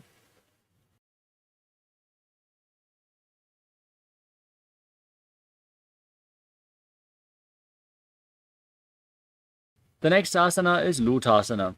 Lay on your back and then kick your legs up over top of your body. Roll over completely again and again as you visualize Swamiji in your inner space. Finally, finishing in a prone position in this asana. उत्थानशयनं पादौ शिरलिङ्ग्य भूमौ स्थापयित्वा. Now laying on your stomach with your hands at the side of your shoulders. Make a whistling sound like a flute as you contract your lips, inhaling through the lips as you visualize yourself as a chariot carrying warriors into a battle for Dharma on your chariot back in Salatasana. नित्यशयनं कृत्वा नाभिं भूमौ निधाय तिष्ठेत् शरतासनं भवति. Now push your body up into a plank position, then jump your feet back and forth as you visualize yourself transcend body and mind. हस्तद्वयं बद्ध्वा तन्मध्यचरणद्वयम् उड्डानैव बहिरानीय. Next up is Jatyasana. From a standing position, now lean forward and down. Place your hands on the mat and walk around on hands and feet, visualizing yourself as a wise 60-year-old elephant. अथ जाट्यासनं वक्षे येन जाटिस्मरो भवेत् हस्तान् त्रिभूमौ च गमनम् आगमनं ततः. Next up is the Lolitika Karana. Now stand in Adimandi posture. Ears together, toes pointing outwards, and the knees bent. Then raise your elbows to shoulder level and rotate your arms around your body. Tilt your head back, move it in all directions as you open up your chest intensely.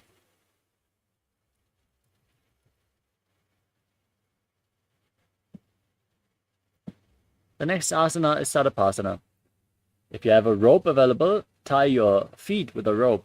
Then stand erect on the mat like a rod. Keep your arms close to your body, hands on your thighs, and visualize the Kundalini Devi is rising and coiling upwards around your body.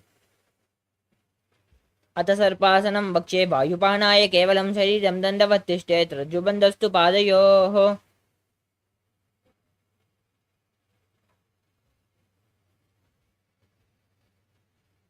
Next up is Ushtrasalanasana. Now lean forward and down. Place your hands on the ground.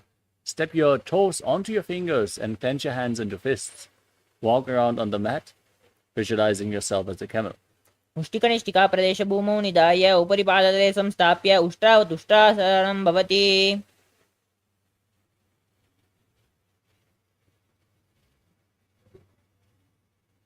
From the same posture, now hold the toes from the outside in Ashvasana as you walk around on the mat like a horse, visualizing yourself as a horse.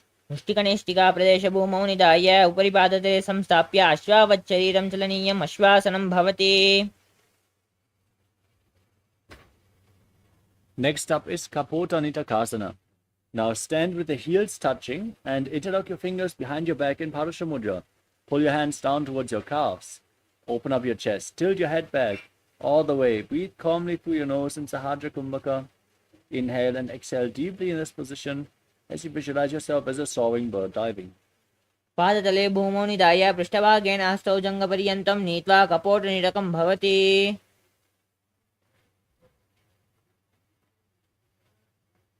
Next up is Tada Pushpa Putam Karana. Now stand in Arimandi. Join your hands in Namaskara Mudra and bow down to one side, opening up the respective palms, raising the respective heels. Again and again, visualize yourself holding a bouquet of flowers and offering it to Paramashiva.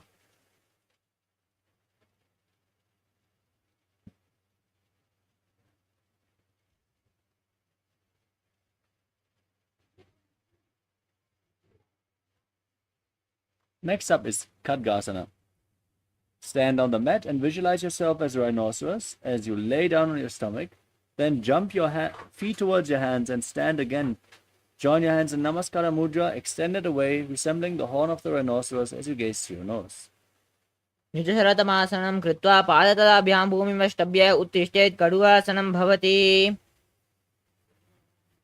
We move on to the Uttanotanam. Now, hold on to weights. Sit down on the ground and stand back up again and again. Gaze to your nose and visualize Swamiji in your inner space. Calmly breathe through your nose and Sahajra Kumbhaka. पुनः पुनः उत्थातव्यम् असितव्यम् इति उत्थानोत्थानं भवति. Next up is Musalasana. Now stand on the mat and raise your arms up above your head. Jump repeatedly as you visualize yourself as a mace. शरं स्थित्वा ऊर्ध्वं बाहुन्नयेत्.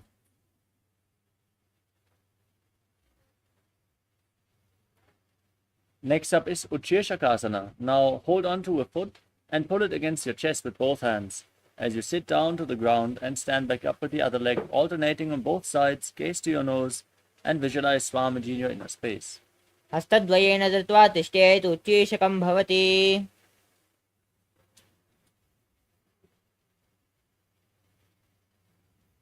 Next up is Parshvajanukarana. Now keep the toes of one foot pointing to the side, raising the opposite knee towards your chest. Encircle the raised leg with the respective arm, hand on the fist. Place the other hand on the inner thigh.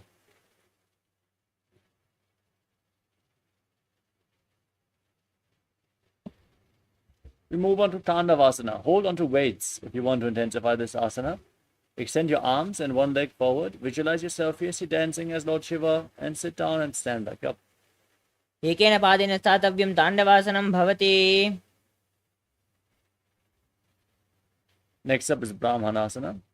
Now raise the left foot towards the inner right thigh. Keep the heel at the perineum. Hands relaxed by the side as you visualize Lord Brahma blessing you from within. ब्राह्मणासनमावक्ष्ये यत्कृत्वा ब्राह्मणो भवेत् एकपादमुरो दत्वा तिष्ठेत् दण्डाकृतिर्भुवि. Next up is Garudasana 3. Now bring the left leg over and around the right knee. Tuck the toes behind the calf. Bring the left arm below the right. Join your hands in Namaskara Mudra and visualize yourself as Lord Garuda. उत्तानकूर्मपीठस्य सैमस्गारुडमेव च वातायनं गोमुखं च भारद्वाजं त्रिविक्रमम्. Now place the left foot onto the right thigh. Keep your hands relaxed by the side and visualize Swamiji in Ekapadasana. दक्षाङ्घ्रिं वामपादस्य जङ्घोपरिनिधाय च. The next asana is Dhruvasana, the post-up posture. Hold onto the left big toe and extend it out to the side as you rotate on the standing leg, visualizing yourself as the North Poster. एकेन हस्तेन दण्डरूपस्य एकस्य पादस्य अग्रं धृत्वा.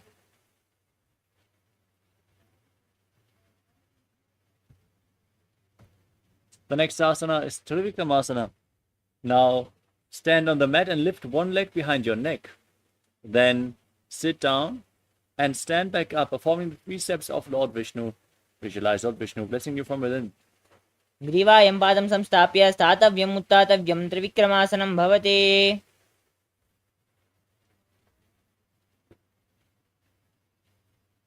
Now repeat Parshvajanukarana on the other side. Now lift the other knee up and circle it with your hand in a fist.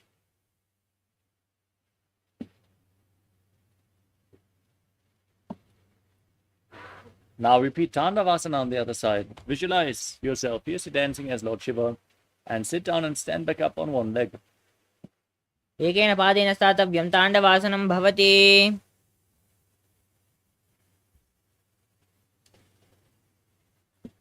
Now repeat Brahmanasana on the other side. Lift the right foot to the left inner thigh and keep your hands relaxed by the side. Visualize Lord Brahma. ब्राह्मणासनम् आवक्ष्ये यत् कृत्वा ब्राह्मणो भवेत् एकपादमुरौ दत्वा तिष्ठेद्दण्डाकृतिर्भुवि. Next up is Garudasana 3. Now bring the right foot over and around the left knee. Tuck the toes behind. Join your hands in Namaskara Mudra as you bring the right arm below the left. And visualize yourself as Lord Garuda. उत्तानकूर्मपीठस्य सैमस्गारुडमेव च वातायनं गोमुखं च भारद्वाजं त्रिविक्रमम्. Now bring the right foot onto the left thigh. Keep your hands by the side and visualize Swamiji in Ekapadasana on the other side.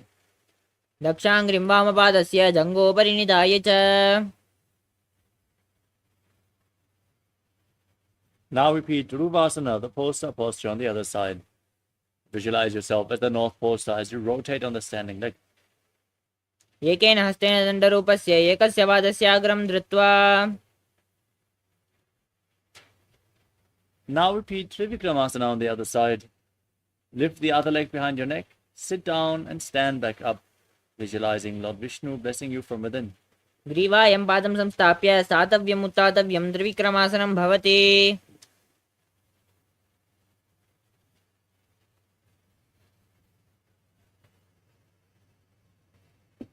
Next up is Samanaka Karana. Now stand relaxed on the mat, heels together, toes pointing outwards, hands slightly extended away from the hips, fingers pointing one by one. Feel the energy flowing through your body. After this intense sequence of asanas, get ready for the final 100 asanas of this sequence, starting off with Gorak Anjali Asana. Now, squat down and bring your arms in between the legs from the outside, interlocking the fingers in front of your navel. As you visualize a great sage Goraknath, founder of the Natha Yoga Hindu Sampradaya, breathe in Jivachala Kumbhaka, inhale all the way, hold your breath, and then move the prana freely along with your mind as you perform the Mula Bandha. प्रथम ही उबो होई बाहुरी नीचे पुनि होवे.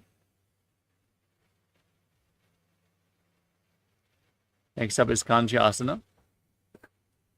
As you squat down, interlock your fingers behind your lower back. Visualize Swamiji in your inner space. ऊरुमध्याधस्थौ निवेश्य नितम्बं धृत्वा पादतलाभ्यां भूमिमष्टभ्य तिष्ठेत् काञ्चासनं भवति. Next up is Bhairava Asana. Bring the heels of the feet together. Close towards your perineum, interlock your fingers behind your back and gaze to your navel as you visualize Bhagavan Kala Bhairava, the Lord of Time.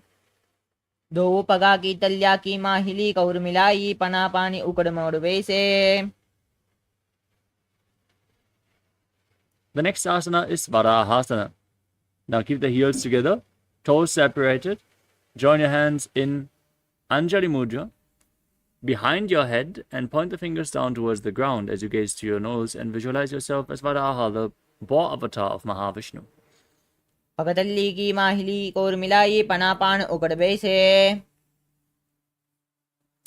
Next up is Vipitasana. Now hold on to the big toes and raise your hips to the same level as your knees as you visualize Swamiji in your inner space. पार्श्वद्वय सम्मील्य स्थित्वा नितम्बं जानुप्रदेश आनीय तिष्ठेत् प्रिपियासनं भवति. The next asana is Bakasana. Now place your hands on the ground, shoulder width apart. Bring your knees onto your arms towards your armpits. Lean forward, find balance, and lift your feet off the ground as you visualize yourself as a crow. हस्ताभ्यां भवनिमष्टभ्य. Now place your head on the mat. Form a triangle between your hands and your head. Lift the feet off the ground and bring your hips above the shoulders, extending the legs up and then crossing them into Padmasana. Now gaze to your nose and visualize Swamiji in your inner space. आसन कौगुण कपाल आचो होइए. Come to a kneeling posture and sit in between the heels. Keep the heels outside the hips. Hands on the knees. Gaze to your nose and visualize yourself sitting in the secret seat with Paramashiva and Guru in Guptasana. जानुर्वोरन्तरे पादौ कृत्वा पादौ च गोपयेत् पादोपरि च संस्थाप्य गुडं गुप्तासनं विदुः. Next up is Vrikshasana 2. Now, set yourself up in front of a wall. Everyone should perform this asana to purify the 7 chakras as you place your hands on the mat and raise your legs up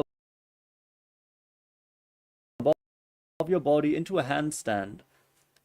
Now, visualize yourself as a tree with deep roots growing into the ground in Vrikshasana 2. सप्तचक्रक्षालनाय वृक्षासनविशेषकान्. Next up is Shiva Asana. Now gaze to your third eye and visualize that Tejas energy is flowing towards your third eye. दो पगा की जोई माहिली गुल्प मिलाइए. Gently lower your body down. Now place your hands on the mat. Step your feet back into a plank position. And lower your body to the mat and push it back up again and again. In Matsyasana 2, visualizing yourself as a fish. निब्जशयनं कूर्परो पार्श्वभागाभ्यां मूर्ध्वकृत्य.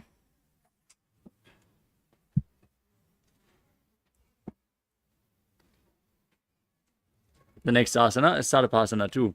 As you lay on your stomach with your hands on your hips, lift your head and chest from left to right, visualizing yourself as a snake. निब्जशयनं कृत्वा हस्तौ नितम्बं संस्थाप्य सम्मील्यन् ऊर्ध्वासनं गन्तव्यं सर्पासनं भवति. Now place your elbows on the ground in front of your body. Bring your hands into Padma Mudra, the lotus mudra, and rest your chin on the hands as you feel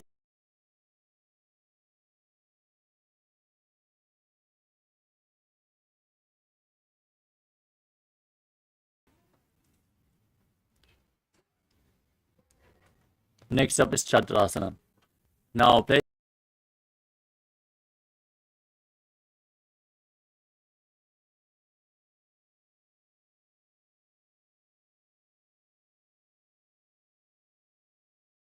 स्थित्वा हस्ततलाभ्यां भूमिमष्टभ्यां नुया छत्रासनं भवति.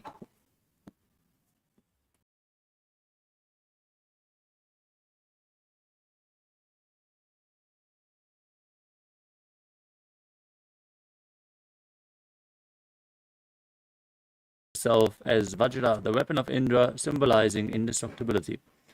इदानीं गर्भिणीनां योगाभ्यासौ यथालकौ सुखप्रसवलाभाय प्रोच्यते प्राक्तनेपथि।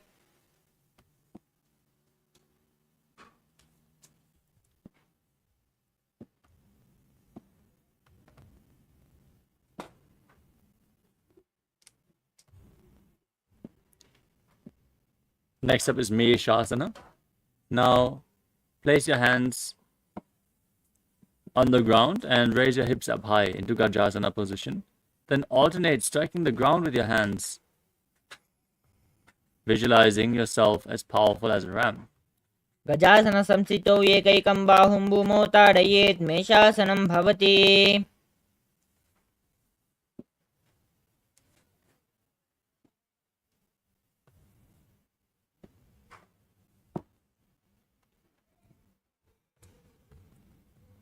Next up is Ajasana. With your hands on the ground, raise your legs up above your body and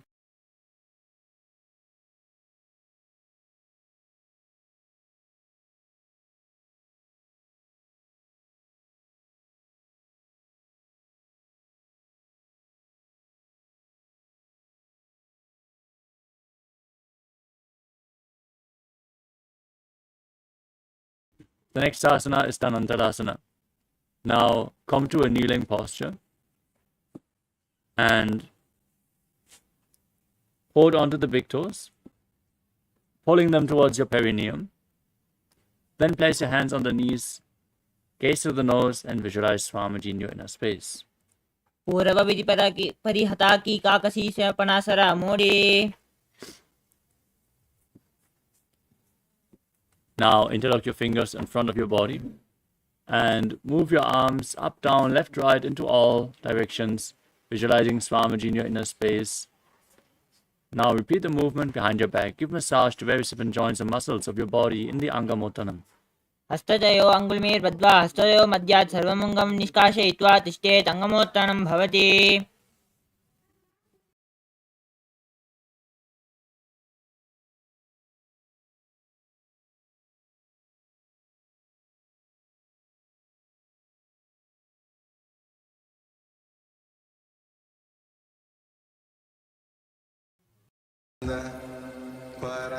Paramashivoham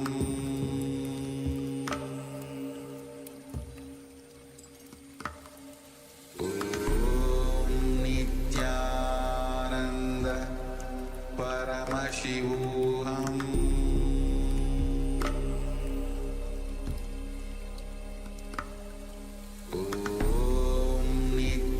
Nithyananda Paramashivoham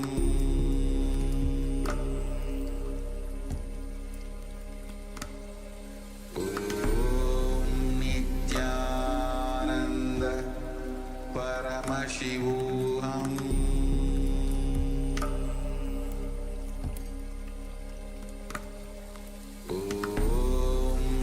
Nithyananda Paramashivoham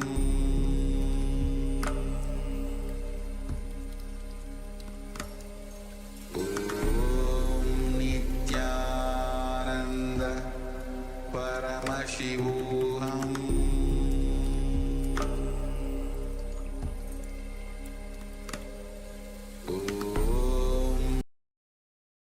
Nithyananda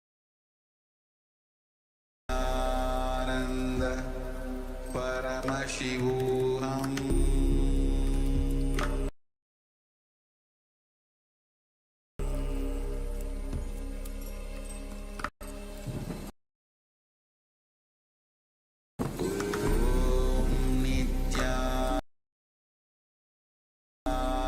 Nithyananda Paramashivoham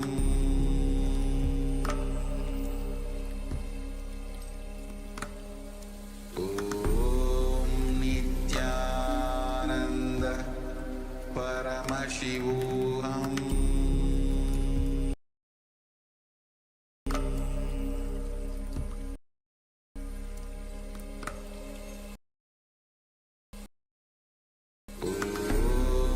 Nithyananda Paramashivoham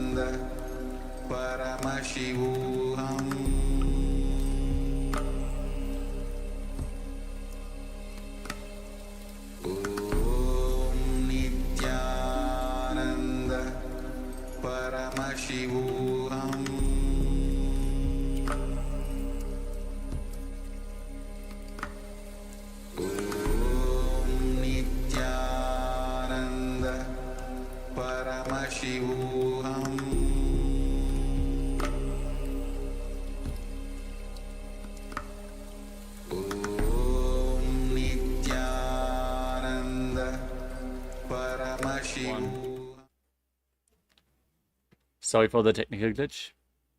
We are back now. Let us continue with the next asana of the sequence, Garudasana form. Now, from a kneeling position, turn your feet so the toes are pointing to the side. Keep your thighs and calves on the ground as you visualize yourself as Lord Garuda flying Lord Vishnu and Lakshmi on his back. जङ्गो रुभ्यां तरां पीड्य स्थिरकायोद्विजानुना जानुपरिकरद्वण्ड गरुडासनमुच्यते.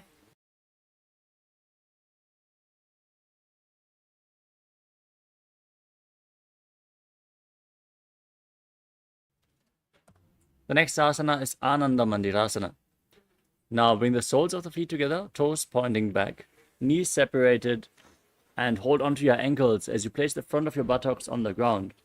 Gaze to your third eye and visualize yourself residing in the blissful space of a temple.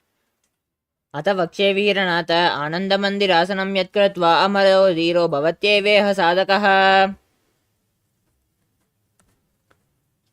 Next up is Mandukasana 2. As you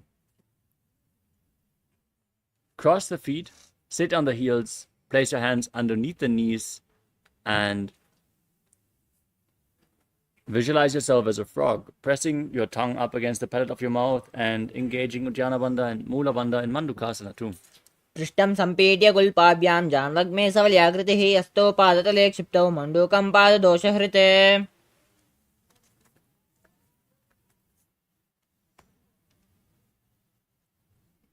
Next up is Narasimhasana. Now tuck the toes and sit on raised heels as you place your hands flat on the ground, thumbs touching. Gaze to your nose out, exhale forcefully again and again, visualizing yourself as Narasimha, the lion man avatar of Lord Vishnu in Narasimhasana. दोवो पनापानि होय वैसे AD मिलरुकुडा निवेसे. Next up is Vishlakasana. Now sit on raised heels, cover your mouth with both hands, bring your thumbs underneath the teeth, close your mouth, inhale through the right nostril, exhale through your mouth in Vishlaka Pranayama as you gaze to your nose and visualize yourself as Devi, victorious over all your fears. दोवो पगांकी एडी जोई गोड़ा पनवान उपनि होये. Next up is Makadasana. With the soles of the feet together, point the toes back and sit on the heels. Keep your knees separated. Raise your elbows. Bring your fingers towards your armpits and imitate as if you are a monkey scratching yourself. Visualize yourself as a playful monkey and gaze to your third eye. दोवो पगतरि संपुट आने तिनकी पिष्टि Bhoom बिरिताने. Next up is Vajrasangarasana. Now, bring the soles of the feet together and raise your knees off the mat. Separate them widely.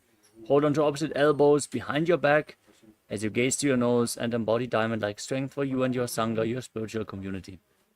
प्रथम पनापानि होय बेसे AD गोडुआ निवेसे गोड़ा उबारा के तीरा आडे वायवसारे धीरा.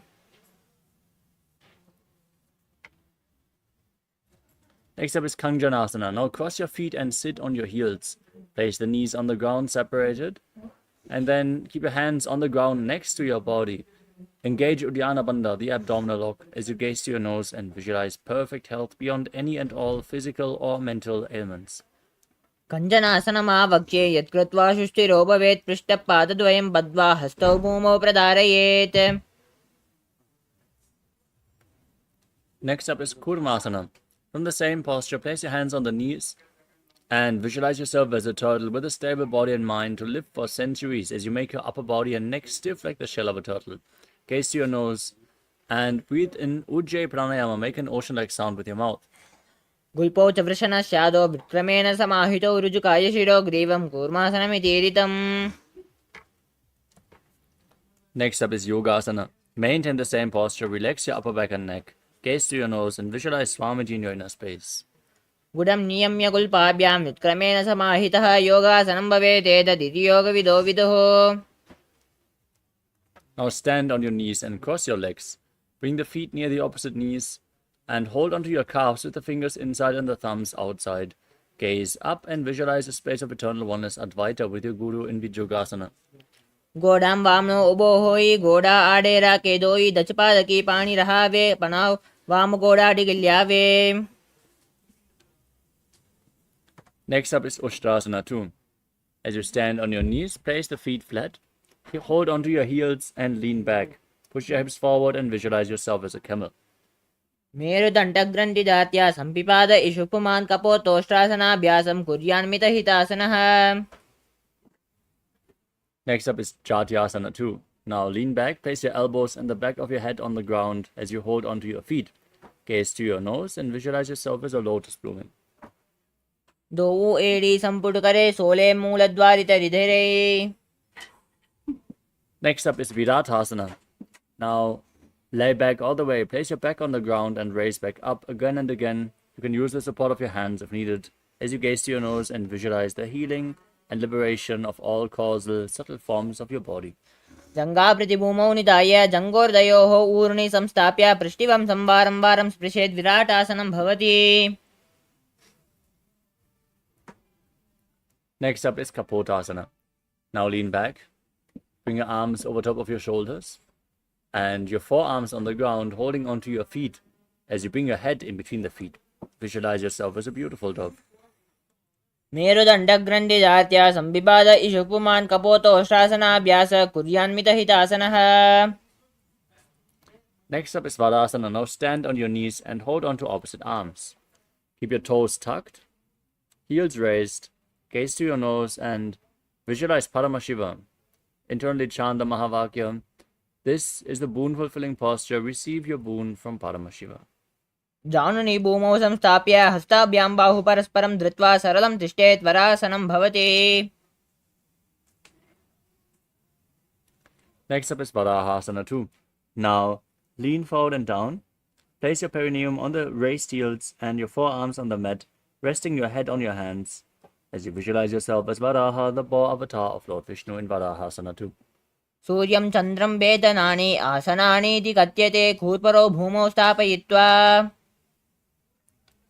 Now interlock your fingers and keep your head on the ground as you raise your hips up.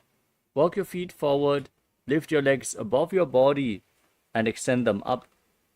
As you gaze to your nose, visualize yourself as a lob tree and breathe calmly through your nose in Sahadra Kumbhaka in Mundasana. अधो मुण्डासनं वक्षे सर्वेषां प्राणिनां सुखम्. Now gently lower your legs down, come to a kneeling position with your feet flat. Separate your knees and lean forward and down, placing your head in between the knees. Hold onto your head with both hands, elbows outside the knees. Inhale through your nose and exhale through your mouth as you gaze to your nose and visualize Swamiji in Andhasana. प्रथम पगतली समत हरावे कोरुमाहिली ube मिलावे पना पानी उकड़ कर बैसे ओ AD गुड़ा निवेसे. Next up is Viparita Shalabhasana. Lay down on your stomach and extend your arms up above your head. Hold on to weights to intensify this asana. As you lift your arms, your legs and your chest off the ground, visualize yourself as a locust. शलभासन वेदस्य नटभेरुण्ड नामके घण्टभेरुण्ड सहिते शीशरन्दासनं तथा. The next asana is Kapalasana. Now place your forehead on the ground and your hands next to your hips. Raise your legs off the ground without lifting your chest as you visualize a skull representing the mind with purified thoughts and the strong will to attain enlightenment in Kapalasana, the skull posture. कपालं भूमौ निधाय ऊर्ध्वं पादौ नयेत् कपालासनं भवति. The next asana is Akasha Kapotasana. With your arms flat, bend your knees and raise your legs above your head. Place the feet flat on the ground in front of your face as you visualize yourself as a free and open dove. उष्टासने स्थित्वा चरणौ भूमिर्ताप्य मस्तकोपरि नीत्वा. Now come to a kneeling posture.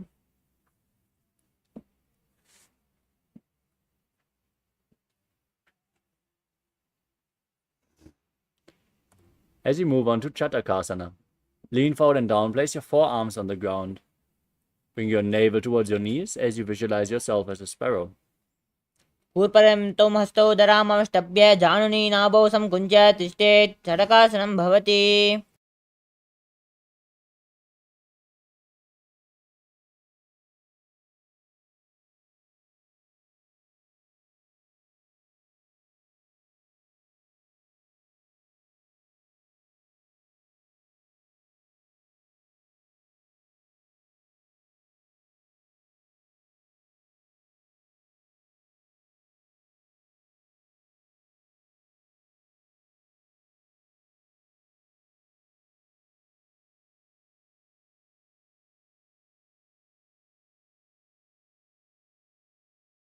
The next asana is Vrishchikasana 2. Place your forearms on the ground and raise your hips. Bring your feet over top of your body. Bend the knees and try to touch the back of your head with your feet. Visualize yourself as a scorpion in Vrishchikasana 2. यश्चैव पुश्च प्रतिमां पार्श्वे धृत्वा श्वशीरे चुबकं विदारयकौ.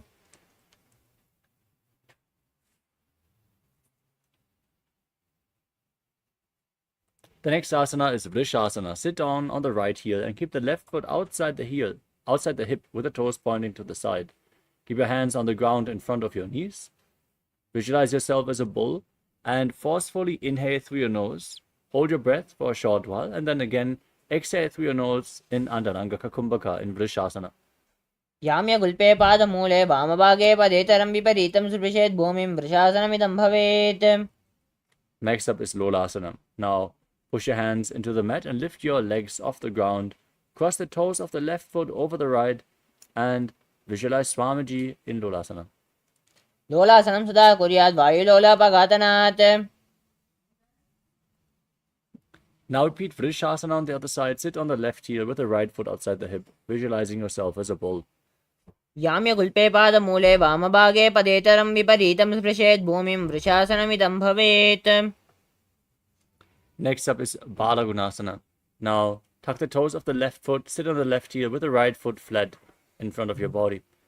Knee raised against your chest. Keep your hands on respective knees and visualize Balagunahai, one of the 84 siddhas in your inner space. आसन कौगुण जलविकारजायी. Next up is Grahasana. Now rise up and squat down. Bring your arms in and around the legs, holding onto your ankles as you visualize yourself as the entire planet. पादतले भूमौ संस्थाप्य जानुमध्ये कूर्पौ स्थाप्य हस्ताभ्यां गुल्पप्रदेशो धृत्वा तिष्ठेत् ग्रहासनं भवति. Now repeat Balagunasana on the other side. Sit on the right heel with the left foot against the chest, hands on the knees, visualizing Balagunahai. आसन कौगुण जलविकारजायी. Next up is Utkatasana. Step both feet in, sit on raised heels. Keep your hands on the knees as you hold on to weights to intensify this asana. Visualize Swamiji in your inner space. युजास् पिजोस् येता ऊर्वजान यत्रासने पादतलोपरि. Next up is Vajrasangarasana 2. Join the soles of the feet and separate your knees to hold on to opposite elbows behind your back. Visualize Swamiji in your inner space and keep breathing in Antaranga Kumbhaka.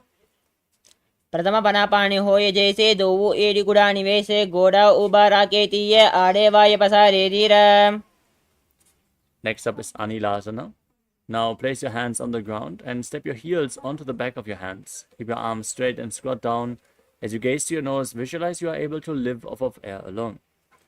दो हाथ भूम परिताने कहनी जाड़ी ना भी लगाने. The next asana is Padukasana. Now stand up and lean forward and down. Place the back of your hands on the mat and step your feet onto your hands. Wrap your hands around the feet like shoes and walk around on the mat, visualizing yourself wearing padukas walking across India. हस्ततलयोः पादतले कृत्वा तिष्ठेत् गच्छेत् पादुकासनं भवति. The next asana is Kukkutoddanasana. Now place your hands on the ground and kick your legs up and let them fall back down again and again. Breathe in Antaranga Kumbhaka and visualize yourself as a rooster. हस्ततले भूमौ कृत्वा पादतले च ऊर्ध्वम् उड्डानं कृत्वा.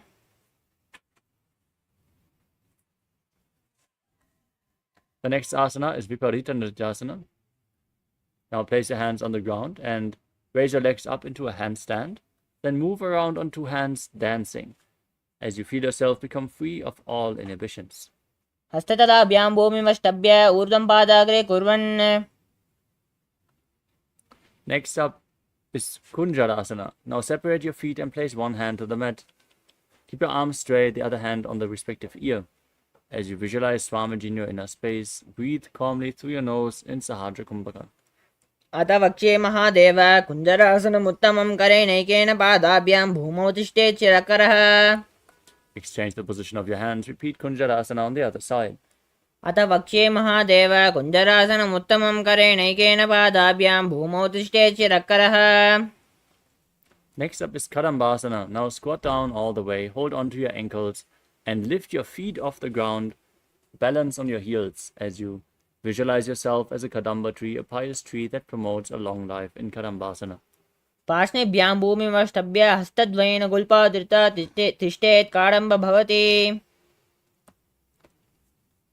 We move on to Pavana Muktasana. Now sit on the ground and keep the feet flat, knees raised against your chest, arms crossed in front, holding onto opposite knees as you visualize any excess vata being released or balanced within your system. द्वयोस्तु पादयोः पाणिं लात्वा स्वस्थनितम्बके जानुनि वक्षसि साधुर्बभ्रति करबन्धनैः. Next up is Chakorasana. Now lift one leg behind your neck and extend the opposite leg forward. Keep your hands at the side for balance and then lift your entire body off the mat. Gaze to your third eye and visualize yourself as a powerful source of energy. पूर्वतानं चतुष्पादं पीठं वज्रासनं तथा. Next up is Dhanurasana 2.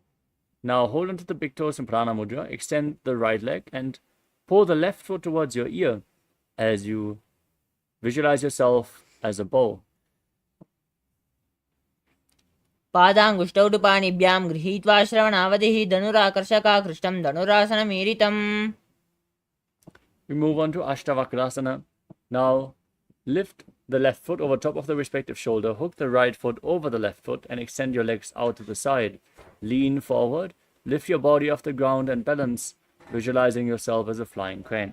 वासिष्ठमदकौण्डिन्यं मूर्धकुक्कुटमेव च अष्टावक्त्रमदोत्थानं मयूरं सेतुबन्धनम्.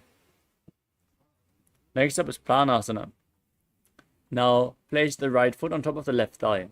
Bring the left shoulder underneath the raised left knee. As you press the right knee to the mat, gaze up and visualize that you are immortal and able to exist solely on prana. एतत् प्रभेदं वक्ष्यामि करोति yes चामरः एकपादमुरो बद्ध्वा स्कन्धेऽन्यत्पादरक्षणम्. Next up is Parashvamatsindasana. Now bring the right foot outside of the left hip. Step the left foot over top of the right knee. Bring the right elbow outside the left knee, the hand below. Interlock your fingers behind your back. Gaze up and visualize Sage Matsindana, the master of Hatha Yoga in Parashvamatsindasana. मत्स्येन्द्रपीठत्तटरप्रदीप्तिं प्रचण्डलुक्मण्डनकन्द्रास्तम् अभ्यासतः kundalini प्रबोधं दण्डस्थितत्वं हितदादिपुंसाम्. Now repeat Chakorasana on the other side. Lift the other leg behind your neck. Extend the opposite leg forward and lift your body off the ground as you gaze to your third eye and visualize yourself as a powerful source of energy. पूर्वतानं चतुष्पाद पीठं वज्रासनं तथा.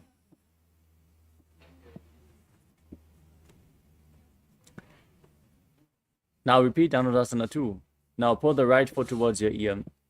Pull your elbow back as if you're pulling a bowstring as you visualize yourself as a bow.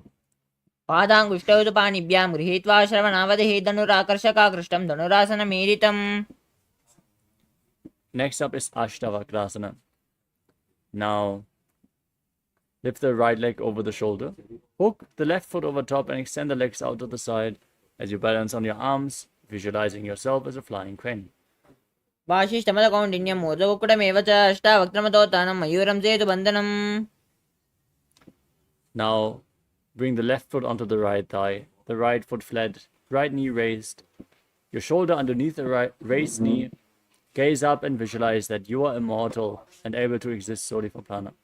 एतत् प्रभेदं वक्ष्यामि करोति yes चामरः एकपादमुरो बद्ध्वा स्कन्धेऽन्यत्पादरक्षणम्. Now repeat Parashvamatsindasana.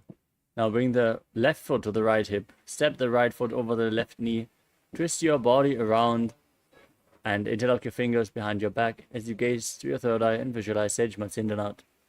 मत्स्येन्द्रपीठं तटरप्रदीप्तिं प्रचण्डलुक्मण्डनकण्डनास्तम् अभ्यासतः kundalini प्रबोधं दण्डस्थितत्वं हितदादिपुंसाम्.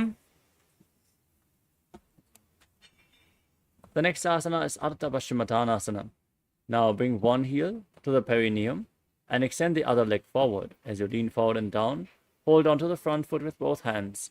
Breathe in Jivachala Kumbhaka. Freely move the prana within your system as you gaze in Vaishnavi Mudra, not focusing on anything external, and visualize Swamiji in your inner space. एकं पादं प्रसार्य एकं पादस्य पार्श्वना Seoni सम्पीड्य. Next up is Crown Chasana.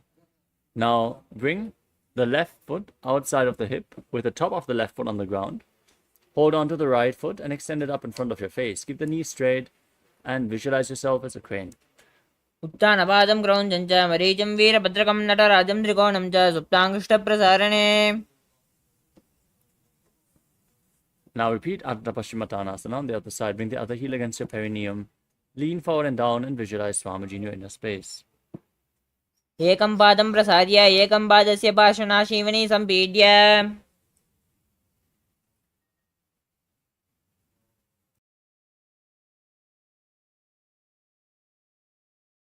Now repeat Crown Chasana, the crane posture on the other side. Bring the right foot outside the hip and lift the left foot in front of your face, visualizing yourself as a crane. वाशिष्ठमदकौण्डिन्यम् ऊर्ध्वकुक्कुटमेव च अष्टावक्त्रमतोत्थानं मयूरं सेतुबन्धनम्. The next asana is Swastikasana.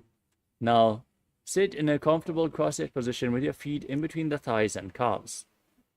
Keep your hands on top of the knees, gaze to your nose, and embody peace, well-being, good fortune, and prosperity. Visualize a swastika in your inner space. जानुर्वोरन्तरे सम्यक् कृत्वा पादतले युगे ऋजुकाय समासीनं स्वस्तिकं तत्प्रचक्षते. Maintain the same posture, but cover your heels with your hands in Gorakshasana as you tuck your chin to the chest, gaze to the nose, and visualize the great sage Goraknath, the founder of the Natha Yoga Hindu Sampradaya. जानुर्वोरन्तरे पादौ उत्थानव्यक्तसंस्थितौ गुल्पौ चाचाते हस्ताभ्याम् उत्थानाभ्यां प्रयत्नतः. Next up is Bhagasana 2. Now bring the left heel against the perineum and the right foot on top of the left thigh. Gaze to your third eye. Visualize Swamiji. Meditate on Arihanta, the enlightened one.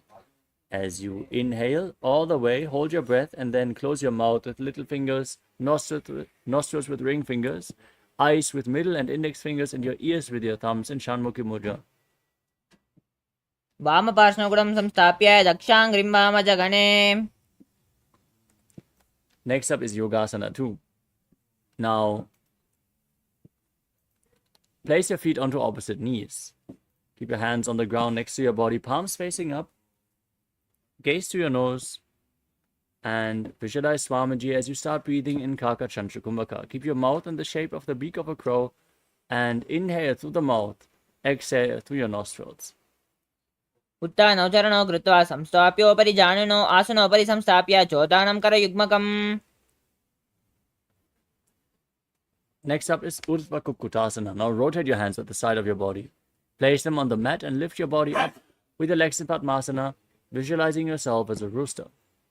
वाशिष्ठमदकौण्डिन्यम् ऊर्ध्वकुक्कुटमेव च अष्टावक्त्रमतोत्थानं मयूरं सेतुबन्धनम्. Next up is Siddha Haratali Asana. Maintain your legs in Padmasana. Place your hands on the mat and stay seated on the ground. Don't lift your body up. Gaze to your nose and visualize Swamiji in your inner space. प्रथम पद्मासन को करे हस्तदो व गोडासन्धिधीरे. Next up is Hamsasana. With your hands flat on the mat, now lift your body up. Pull your knees up towards your shoulders and balance as you gaze to your nose and visualize yourself as an elegant swan. कुक्कुटासनस्थित्वा स्कन्दपर्यन्तं ऊरुनीत्वा तिष्ठेत् हंसासनं भवति. Next up is Karmukasana. Now, with your legs in Padmasana, raise your hips and bring your arms in between the legs. Interlock the fingers in Parasha Mudra. Behind your back, place your forehead on the ground and visualize yourself as Pinaka, Lord Shiva's bow. प्रथम पद्मासन को करे गोडासन्धि माहि करे देरे. Next up is Kurmasana 2. With your legs in Padmasana, raise your knees and bring your arms in between the thighs and calves. Then bend your elbows and hold on to the respective shoulders as you visualize yourself as a turtle having a stable body and mind to live for centuries in Kurmasana 2. बामी जंग परि दक्षिण भावा दाहिनी जंग परि बामिल्यावा.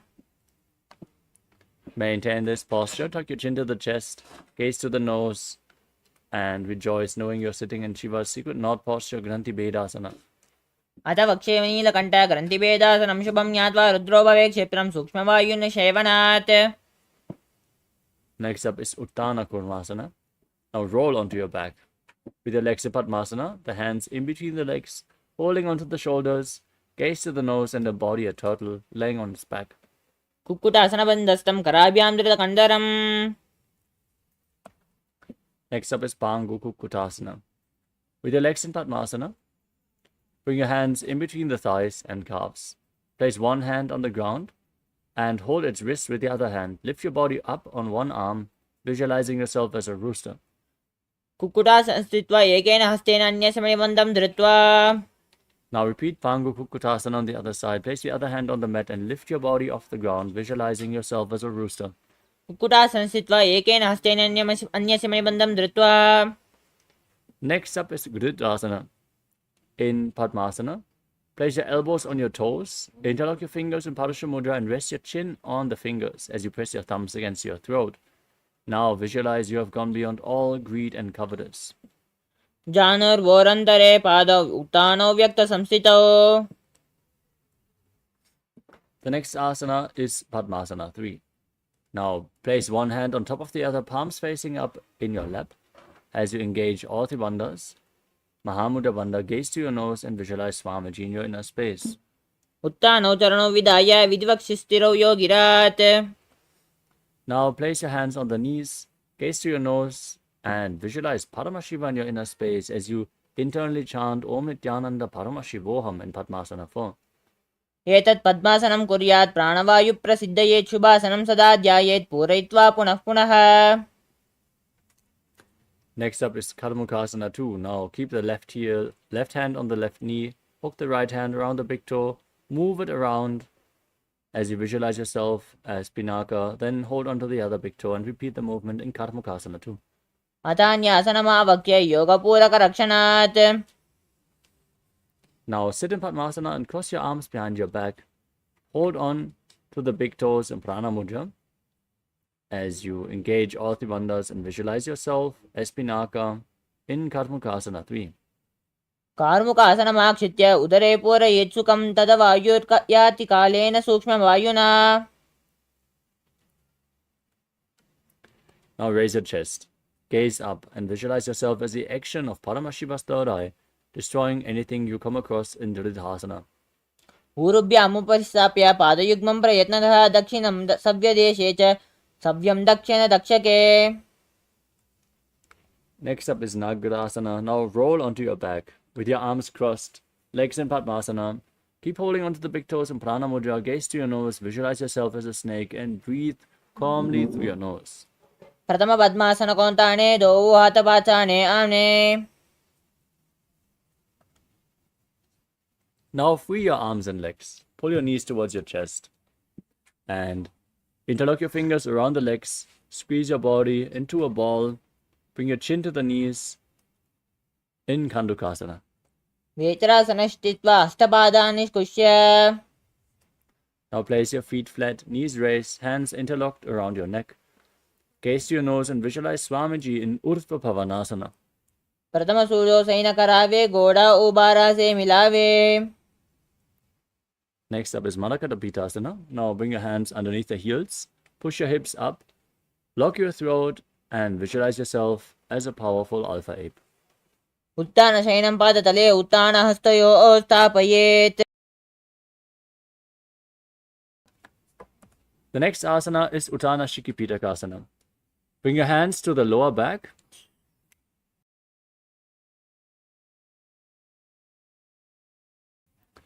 And extend your legs out straight. Keep your hips raised, your entire body weight resting on your elbows. Gaze to your nose and visualize Swamiji in your inner space as you breathe in Mocha Kumbhaka. जङ्घोरुबलनि हस्ते उत्थानशिखिपीठकम् अप्रमत्तप्रकुर्वीत भुक्ते प्राग्विजितेन्द्रियः. The next asana is Narakasana. Raise your legs up, point your toes towards the sky. Then place your arms flat on the ground and balance, visualizing yourself blissfully traversing through Narakaloka unscathed.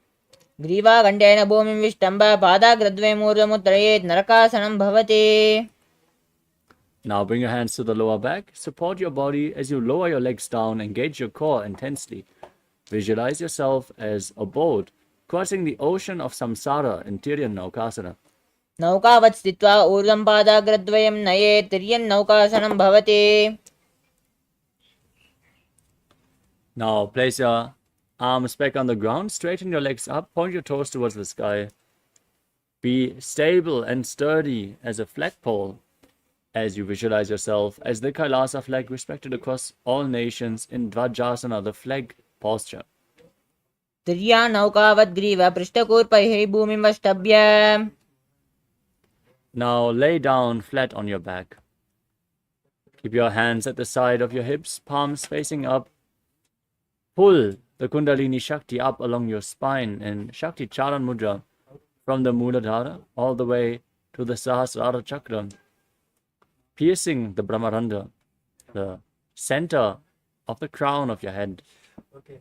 Intensely push the Kundalini Shakti up.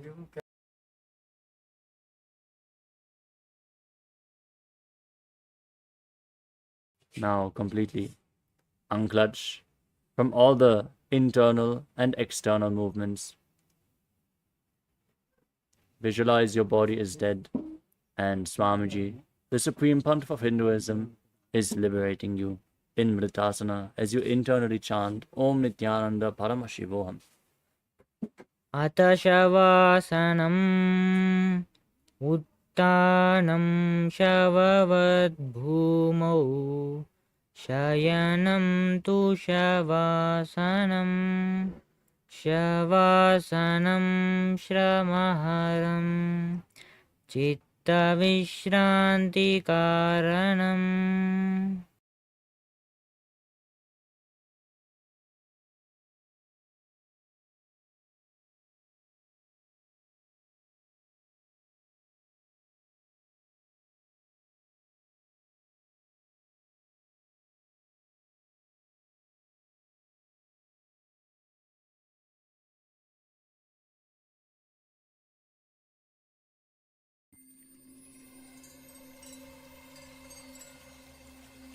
I welcome you all with my love and respect. Let you all open all your three eyes. Om Nithyananda Paramashivoham.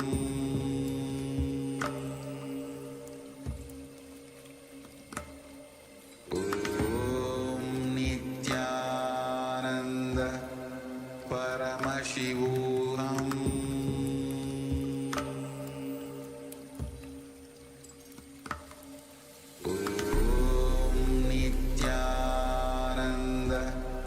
Paramashivoham.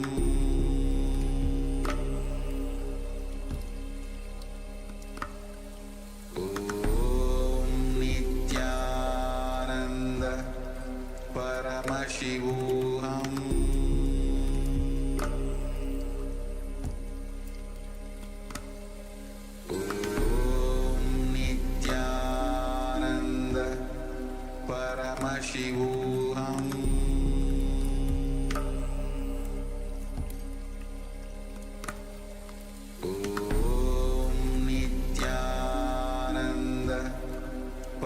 Paramashivoham.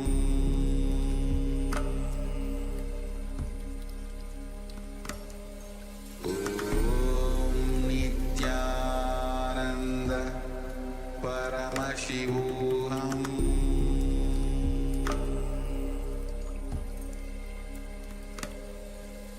Om Nithyananda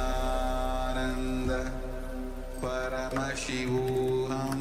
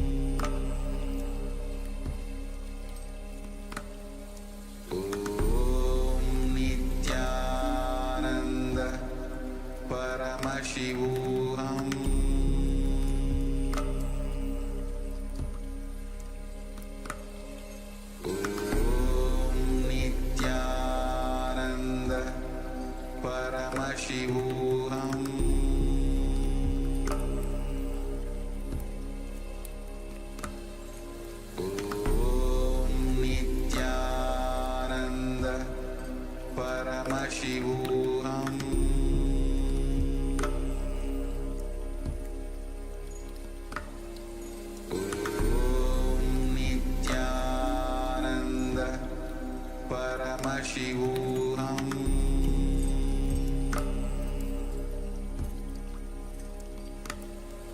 Om Nithyananda Paramashivoham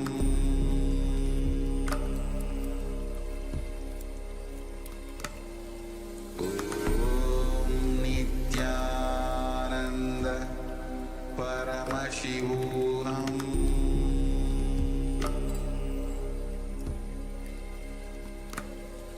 Om Nithyananda Paramashivoham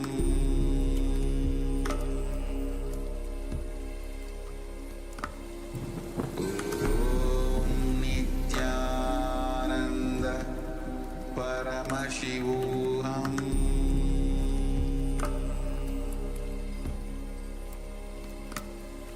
Om Nithyananda Paramashivoham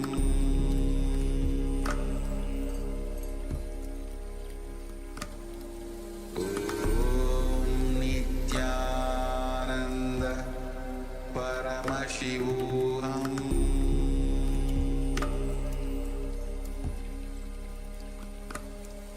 Om Nithyananda Paramashivoham.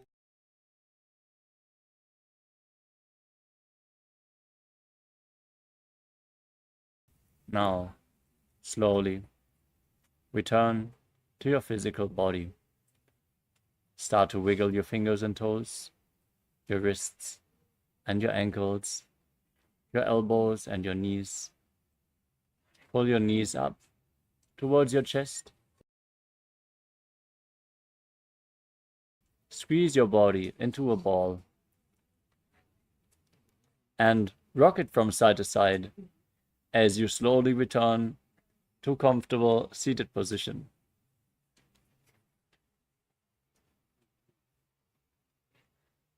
Congratulations, you completed the Dvitiya Vinyasa Krama 308 asana sequence. With this, we conclude today's Nithyananda Yoga session. Thank you all so much for joining and participating as we all get ready to enter the next session, which is going to be the power manifestation. After awakening the Kundalini Shakti, let us all now manifest the Shaktis of Paramashiva. So, after having some water, come straight back to the Zoom and manifest the Shaktis. With this, let us conclude today's Nithyananda Yoga session. Sit straight with your head, neck and spine in a straight line. Join your hands in Namaskara Mudra. Visualize Swamiji as we chant the Purna Mantra. Om Purnamadav Purnamidam Purnat Purnamudachyate Purnasya Purnamadaya Purnamevavashishyate. Om Shanti Shanti Shanti Hari Om Tat Sarvam Bhagavat Shri Nithyananda Paramashiva Padukarpanamastu. Om Nithyanandam. Thank you all. Nithyanandam.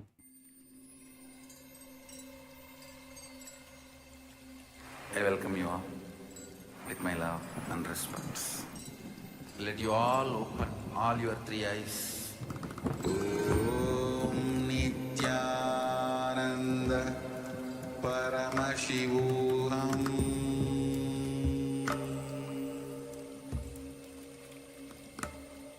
Om Nithyananda Paramashivoham.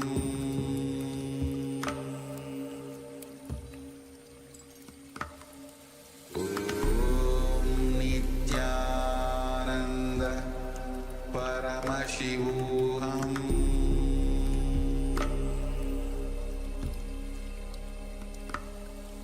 Om Nithyananda Paramashivoham.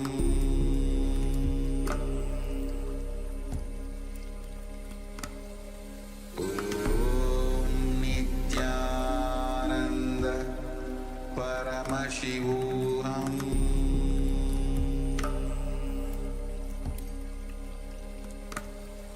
Om Nithyananda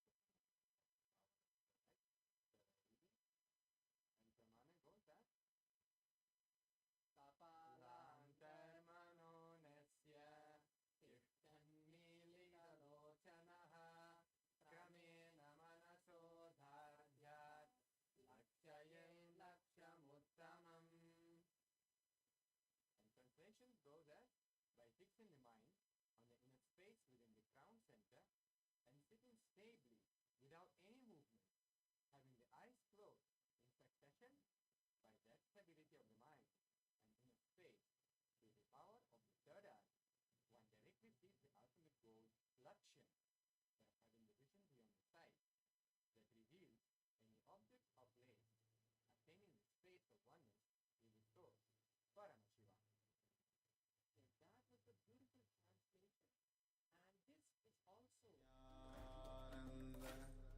Paramashivoham. That was the beautiful translation. And this is also Paramashivoham Om Nithyananda Paramashivoham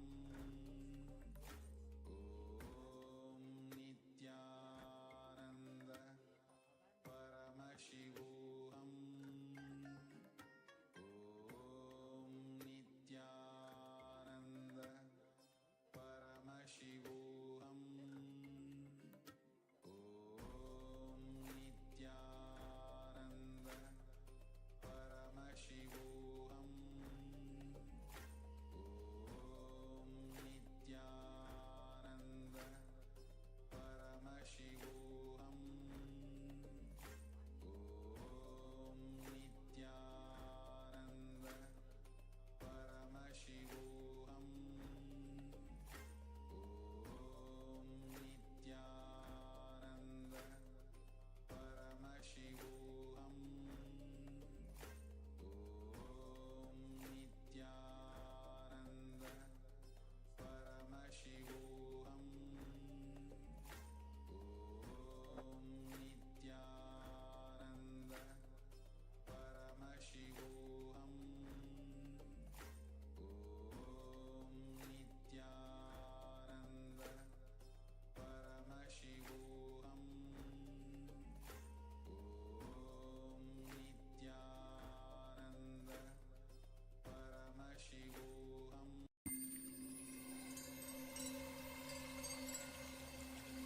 I welcome you all with my love and respect. Let you all open all your three eyes.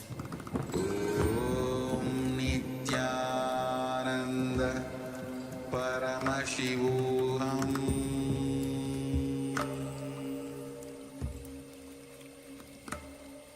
Om Nithyananda Paramashivoham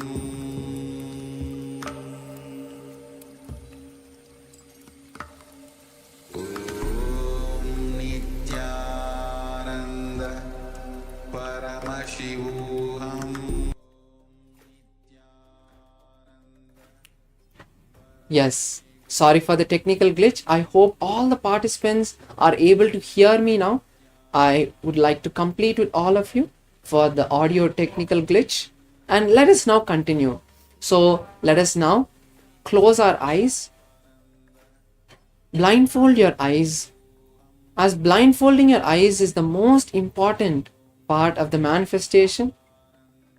Only when your eyes are blindfolded, the process that your brain does to see stops and the third eye can manifest. So now, blindfold your eyes and let's enter the manifestation. Visualize Swamiji, that is the first step. Visualize Swamiji in your third eye. See that beautiful darshan that just happened yesterday. And now, let's start chanting the Mahavakya and unlock the power of third eye, connecting with Swamiji. Om Nithyananda Paramashivoham.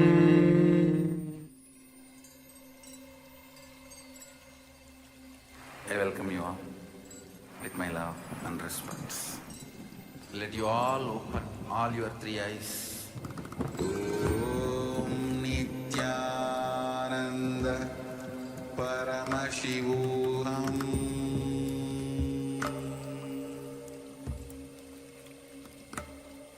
Om Nithyananda Paramashivoham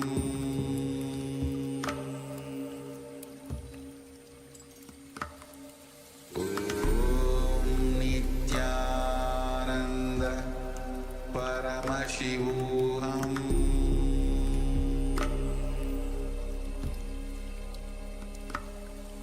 Om Nithyananda Paramashivoham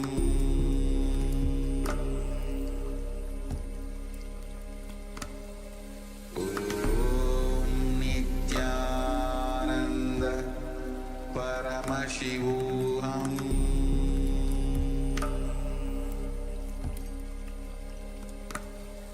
Om Nithyananda Paramashivoham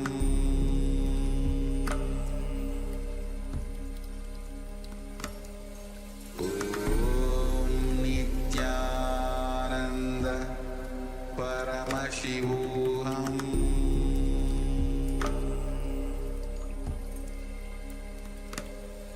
Om Nithyananda Paramashivoham.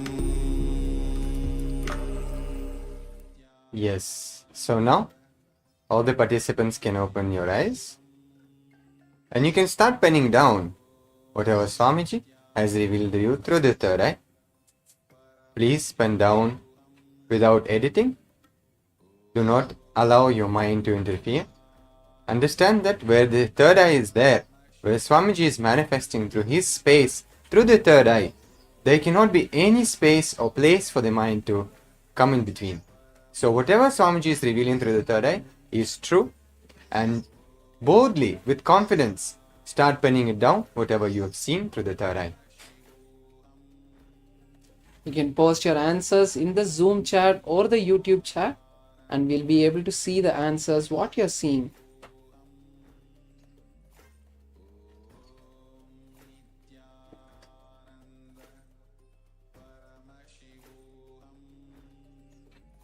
Yes, so now let's enter the verification process where we'll be now seeing the image that was projected to all of you.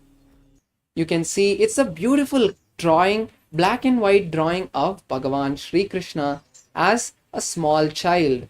So if you saw a small child or you saw any jewelry, you saw Swamiji, you saw black color, that is perfectly fine. You have started manifesting.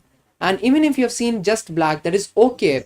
Don't feel like, oh, obviously I would see only black and I would not see anything else. I can manifest. Don't put that self-doubt or self-denial on you. The manifestation that happens every time is Paramashiva himself flowing through us. So yes, so this is the image that all of you were seeing with your eyes closed. Now let's move to the next round.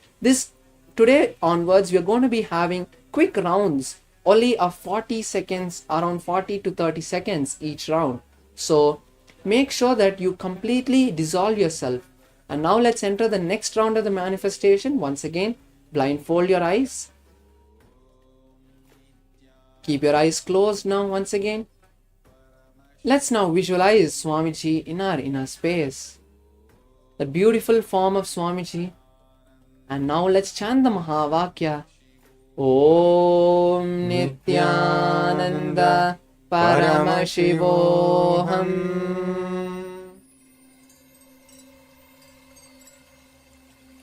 I welcome you all with my love and respect. Let you all open all your three eyes. Om Nithyananda Paramashivoham.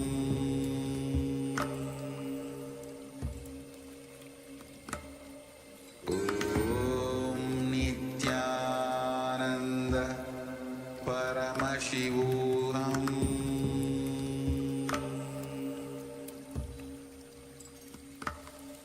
Om Nithyananda Paramashivoham.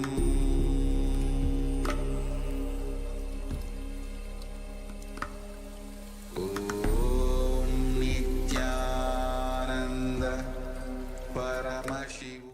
Yes. So now, requesting all the participants to please open your eyes. And you can start penning down whatever Swamiji has revealed to you through the third eye. You can let us know what Swamiji has revealed to you through the third eye through the comment section or the Zoom chat. If you're attending through the Zoom chat, you can start sending us the answers you received through the third eye. Just remember that it is not all the power manifestation which is happening through the third eye. It is not something that we do. It is something that Bhagavan himself is manifesting through us. So be confident. Do not have any self-hatred, self-doubt, any self-denial. Just know that it's only He who is manifesting through us, and pen down your answers. Yes. And now, as you have posted your answers, you can start posting your answers in the Zoom or YouTube chat, wherever you're watching from. And yes, now let's enter the verification process. Let's now see the image that was shown to all of you. So it's a beautiful picture of, once again, Bhagavan Maha Ganapati, where he's sitting with 4 hands and he is having a sweet in his trunk, and he is sitting beautifully in the seated posture.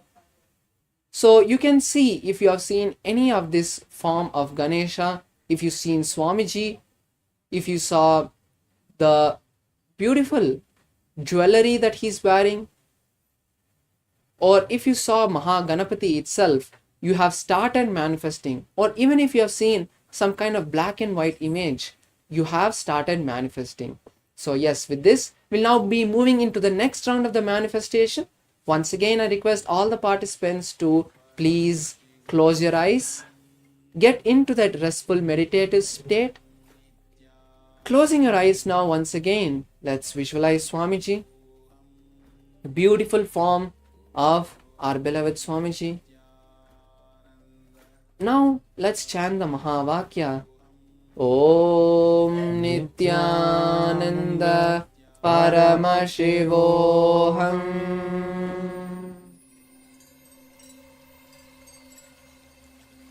I welcome you all with my love and respect. Let you all open all your 3 eyes. Om Nithyananda Paramashivoham.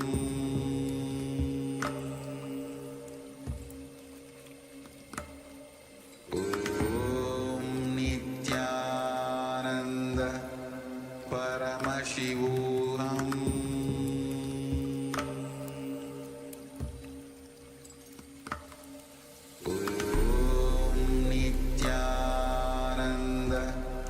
Paramashivoham.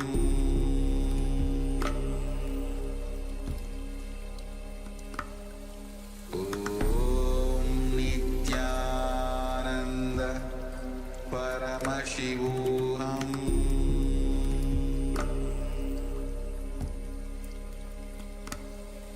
Om Nithyananda Paramashivoham. So now, all the participants can open your eyes. Slowly, please open your eyes. And start penning down, authentically, without any editing, what Swamiji has revealed to you through the third eye during this round of power manifestation. And you can let us know what is it that you are able to see through your third eye in the Zoom chat if you are attending through the Zoom, or the social media in the comment section through whichever social media you are joining us from. You can start penning it down and sending us. And yes, I want all the participants to know that when you manifest the power of third eye, even if you're not seeing the images itself, this is the most powerful time you are building the foundation for you to start manifesting powers. Because it's not that for all of us, every power manifests. For each one of us, some or the other power manifests, but the will, persistence, and the ability to allow Paramashiva to flow through us is most important. So now we'll go into the verification. Let's all now see the image that all of us were seeing during the blindfold reading. So it's the beautiful picture of Bhagavan Nataraja. So this is the form of Paramashiva. There is fire around him, and there's a circle. So even the shapes you have seen, there's a circle, there is different shapes like triangle. You can see circle and triangle mainly, which is there. And if you have seen other elements like water or fire, that is also beautifully there, because around Nataraja the fire is burning, and on his jatas there is Ganga.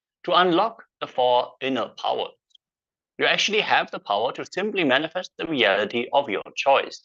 The key to health, success, and lasting happiness lies in unlocking the four inner powers that are continuously available to you. The four powers are the power of words or Vak Shakti, the power of thought or Mano Shakti, the power of feeling or Prema Shakti, and the power of living or Atma Shakti. These four powers awaken in us when we align to the four tattvas. Now, what is the power of word, Vak Shakti? When you unlock the power of words, you will have the spontaneous intelligence to use the right and most effective words towards yourself and others. Furthermore, your declaration becomes more and more powerful. When you are aligned and your Vak is cleansed, the words you declare simply manifest as your reality. What is the power of thought? Mano Shakti. When you discover the power of thought, you will be able to focus your thoughts to achieve success in your job, relationships, education, finances, and life itself. When the power of thought is unlocked in you, you will be able to just receive the solution for any problem. You will be able to think clear and put together all the information you receive in the most effective way.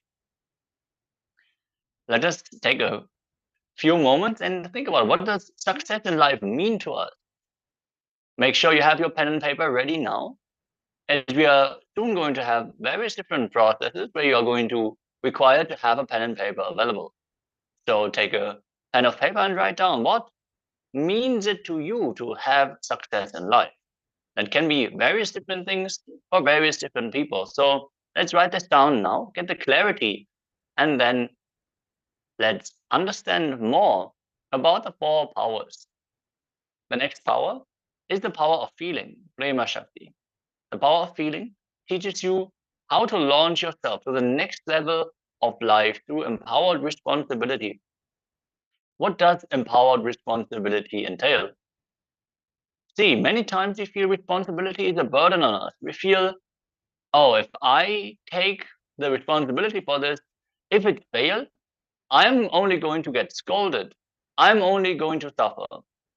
And once I take the responsibility, I'm bound by this decision. I have to take certain actions. I'm actually losing my freedom. But the power of responsibility is quite different. When you practice responsibilism, feeling that you are responsible for everything in and around you, you actually get empowered. People start supporting you, and you feel so good about yourself that you can simply open up to everyone around you. The power of feeling opens up in you when you take more and more responsibility. And finally, we cover the power of living, Atma Shakti.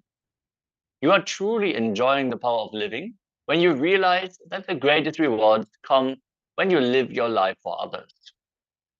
When you live your life for others, simply the cosmos showers you, showers you, showers you.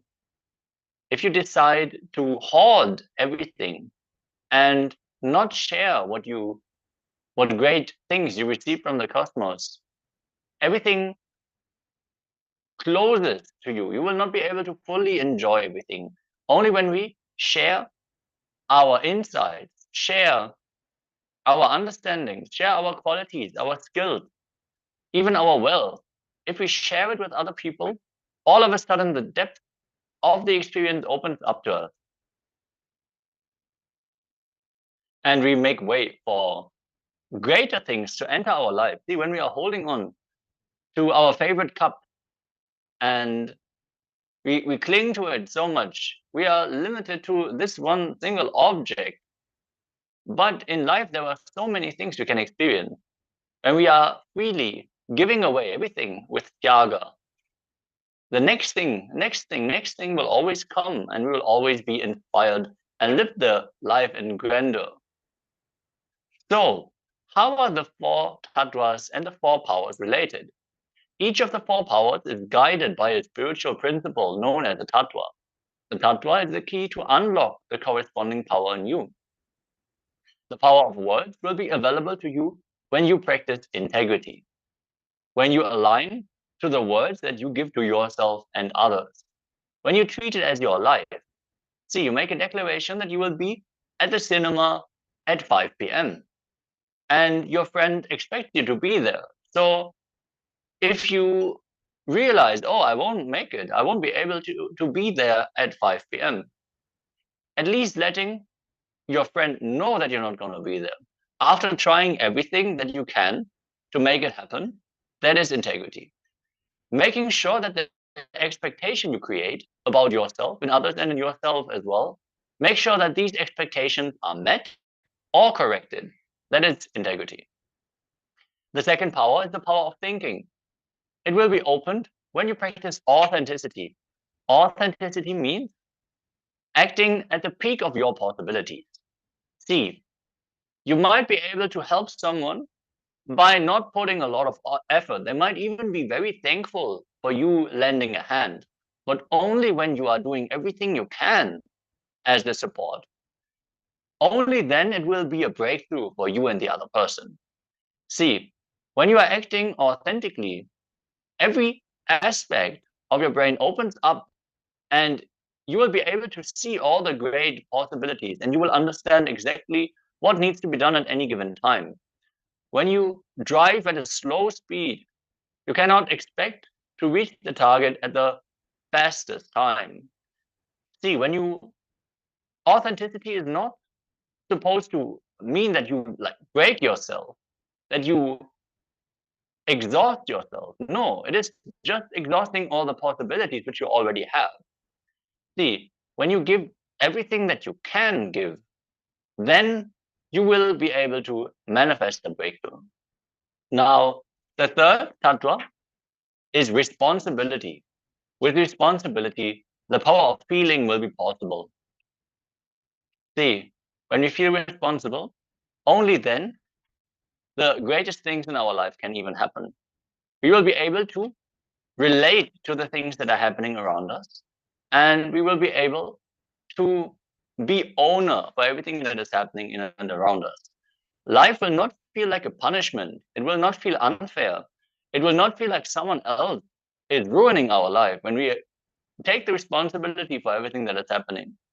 All of a sudden, we become the driving force and we understand, yes, every decision that I take matters for how the world evolves within and outside of me. And finally, we will receive access to the power of living, Atma Shakti, when we decide to enrich others. When we decide that life is for others, we always look to enrich ourselves and others. Means we are contributing. See, wherever we can contribute, if we decide to do so, we open up a portal for the other person to experience the breakthrough. And finally, we all are Paramashiva. We all are the ultimate. So expanding other people, making them go beyond their incompletions, their limitations, it is our responsibility. If we look in closely, we will see that if we say, oh, this person is behaving weirdly, let me just not involve with them. What does that mean? We give up on the person. We say, okay, they are a lost case. It's not our responsibility. When in reality, if we support them and build them up, they can be a powerful force on themselves. And surely they will be a contributing force to our life as well. The moment we give up on people, we not only destroy their possibilities, but we also destroy our own possibilities. Let us now take a closer look into the power of integrity. Sampurti, unlock the power of words.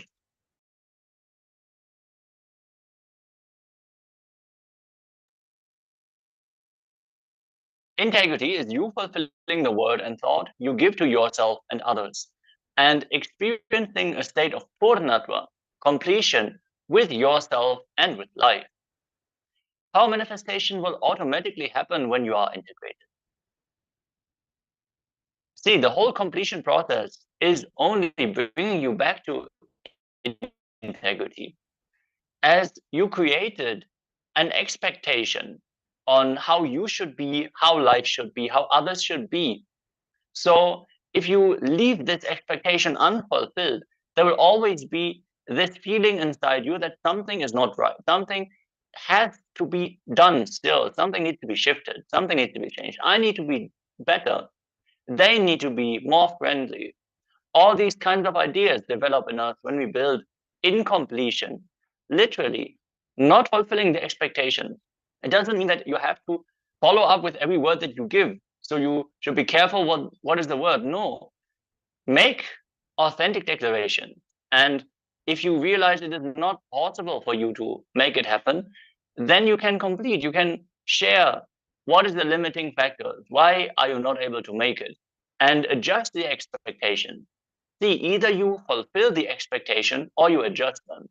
The moment we don't do either of those, we leave an open task, an unfulfilled expectation, which is only going to lead to more and more karma, more and more entanglement and negative manifestation.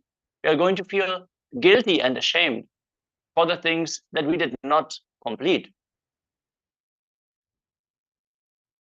Let us listen to a small story on the power of words. Once a small town was visited by a saint.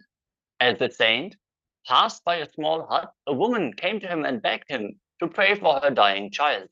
Since the saint was new to the town, a crowd gathered around him, curious to see if he could do anything. The woman brought the sick child out to him, and he said a prayer over her. And one man from the crowd yelled, "Do you really think your prayer will help the child when even medicine has failed? After all, they are just some words." The saint turned and started shouting at the man, "You idiot! You don't know what I am doing. Just shut up." The man was furious. His face grew red and hot. "How dare you insult me?" he shouted at the saint. The saint smiled at him calmly and said, "If one word has the power to make you so angry, may not another word have the power to heal this child?" That is the power of words.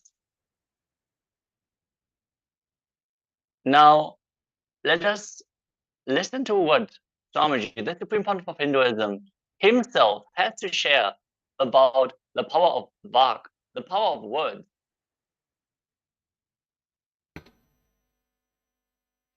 Just like your lungs, heart, kidney, liver, intestine, eyes, ears, you have an organ at the intersection of body and mind.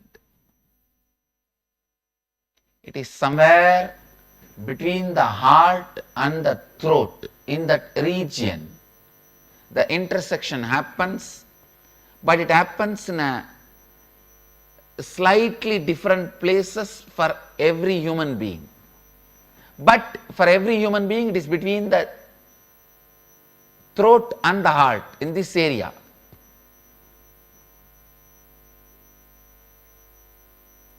Where your body and mind intercedes, in that region.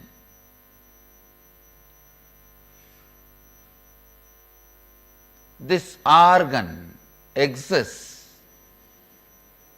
The organ is made out of the material of mind, but used in the field of body. Please listen. The base material out of which this organ is made is mind, but it is used in body. See, the heart and lungs, these organs are made out of flesh, skin, made out of the physical matter and used in physical body. That is why Western medicine is able to diagnose it and catch it. There are organs which are made out of mind but used in body. The Vak is one of that kind of organ. Please listen. It is not metaphysical, imaginary, hallucination. It is an organ which is inside you, responsible for all the words you utter.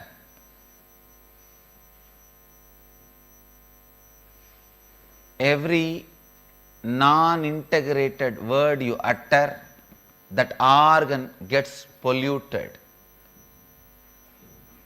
It is literally like every cigarette you take.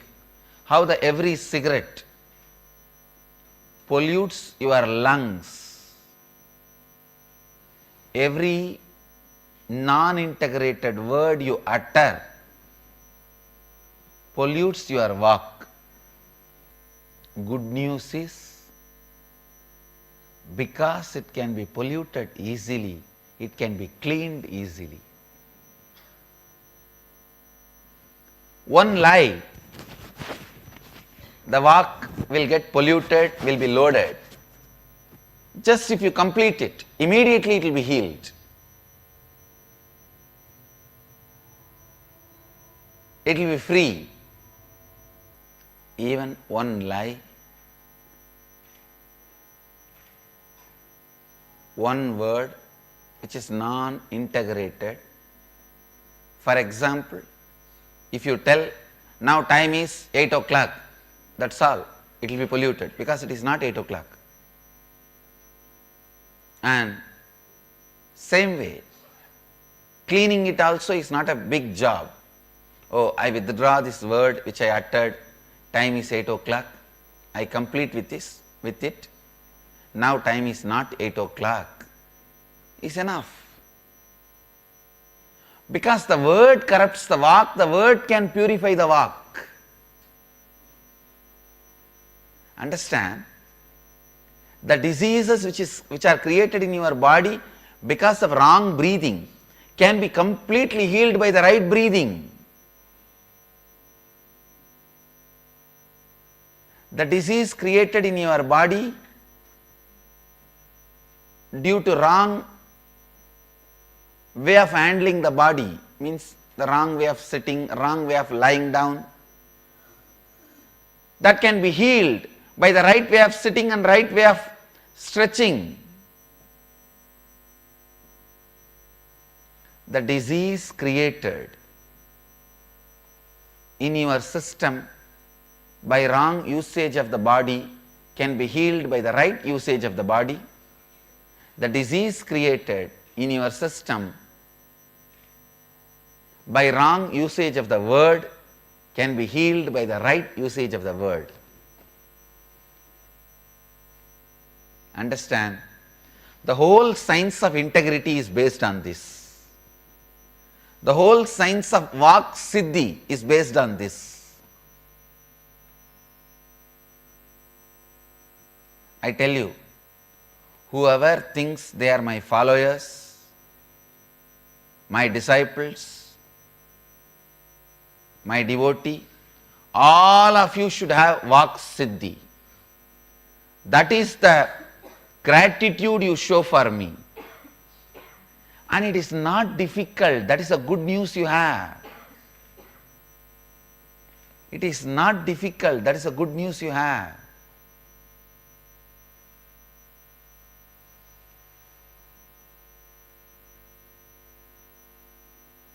It is as simple as brushing your teeth. As simple as, ध्यान से सुनिए, as simple as brushing your teeth. As simple as brushing your teeth. Just like every morning, how you sit, brush your teeth, clean your body, have Neti, Dauti, Panchakriya. Every morning, every human being should spend at least 2 hours in cleaning himself. Not just physical cleaning, body external, body internal, being internal also should be cleaned. Please listen. Not just body external, body internal, being internal also should be cleaned. After some time, you may not even need a separate time to clean your walk. You will start living integrity as a lifestyle. I tell you, once you master the pranayama, your breathing style itself will become pranayama. Your body language will become yoga. When your body language becomes yoga, how many hours you sit, you will not have back pain. Your body knows how to align itself.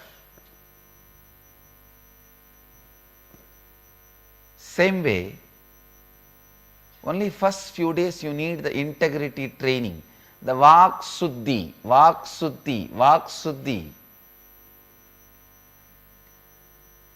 Vak is the organ which is there at the cross section of body and mind. It is polluted,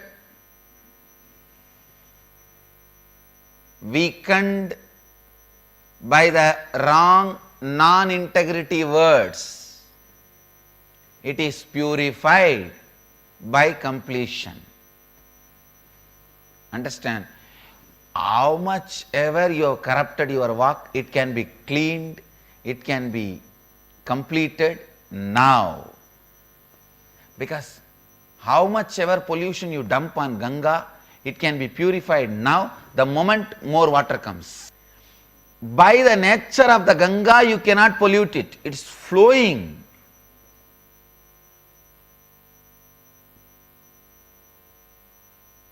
You should stop continuous pollution. That is where the problem is.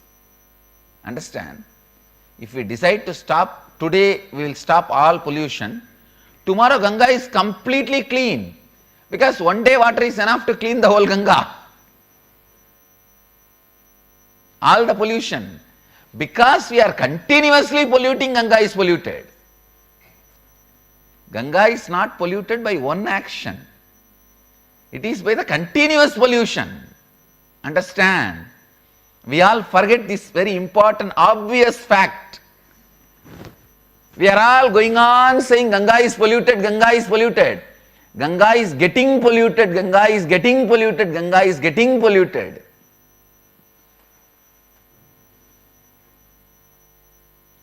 Polluted is not past tense. We should use the word getting polluted, past continuous tense.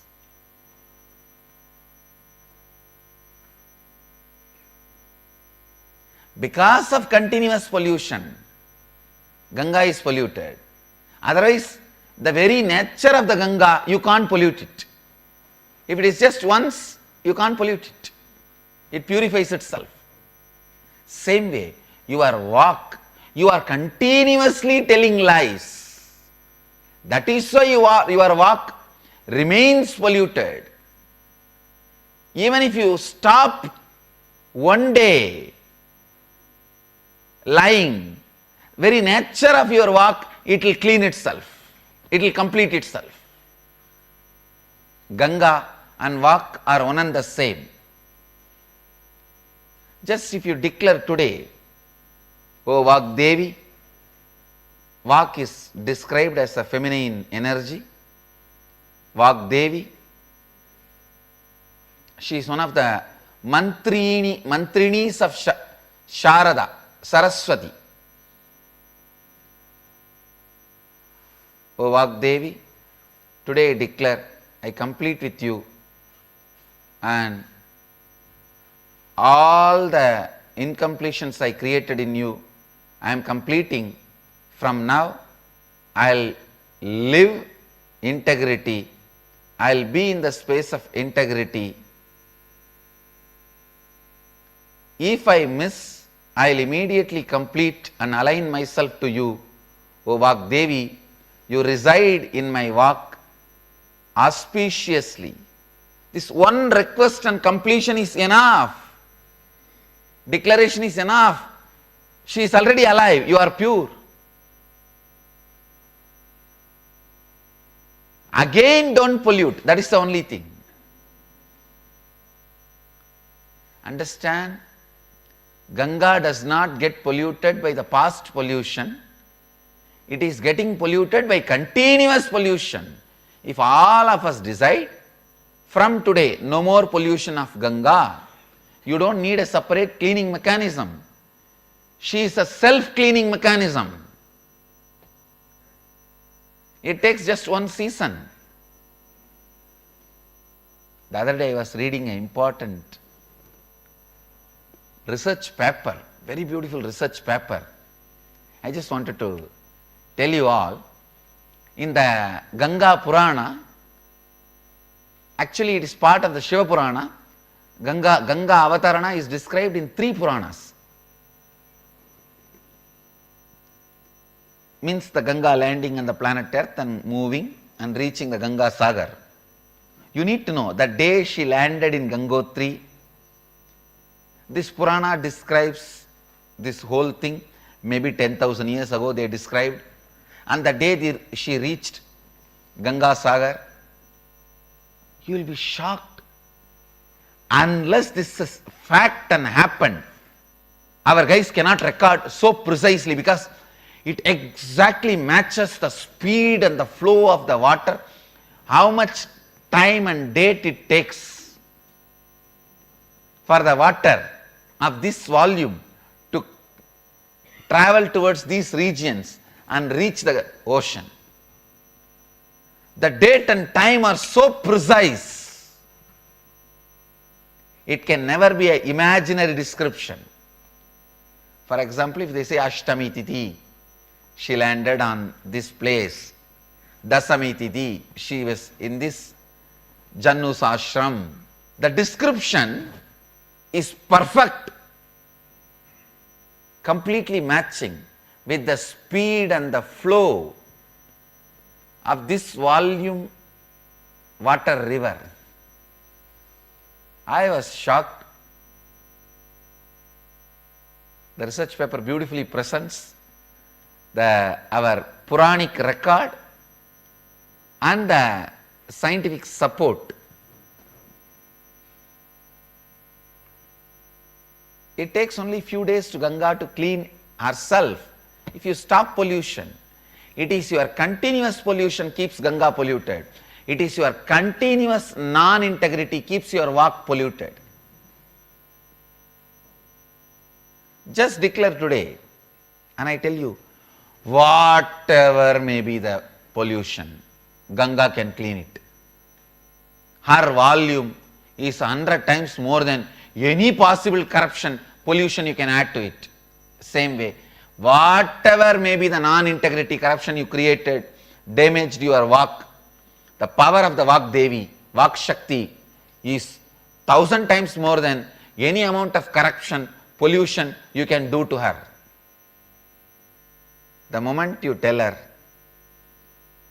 from this moment, O Mahadevi, Vagdevi, I decide I will not pollute you, corrupt you anymore with non-integrity. I will live integrity, and if I miss any time, I will immediately restore myself to my integrity, complete the non-integrity. O Mahadevi, Vagdevi, you reside in me, auspiciously, blissfully radiate the Vak Siddhi, Vak Shakti, Vak Siddhi in me. Immediately you will see she is alive, giving you Vak Siddhi. Ganga is not angry with you because you polluted her. She will be angry with you if you continue to pollute her. Vak Siddhi, Vak Devi will never be angry with you because you polluted her due to your non-integrity. She will be angry with you only if you continue to pollute her with non-integrity.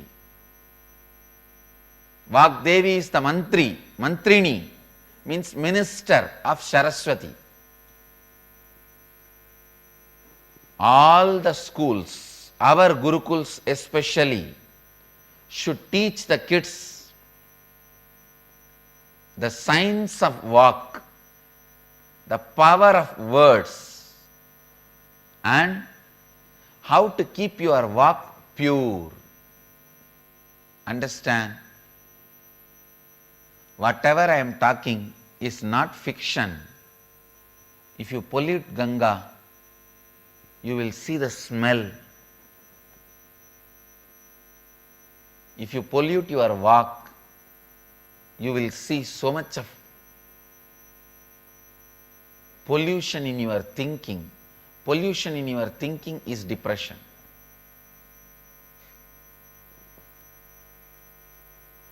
Pollution in your thinking is depression. At least in Ganga, if you pollute in Varanasi, the pollution does not come to Gangotri. It only goes down, Calcutta. It doesn't come to Gangotri. But in your Vak, if you pollute, it comes out in your word and goes into your thinking. Both. I request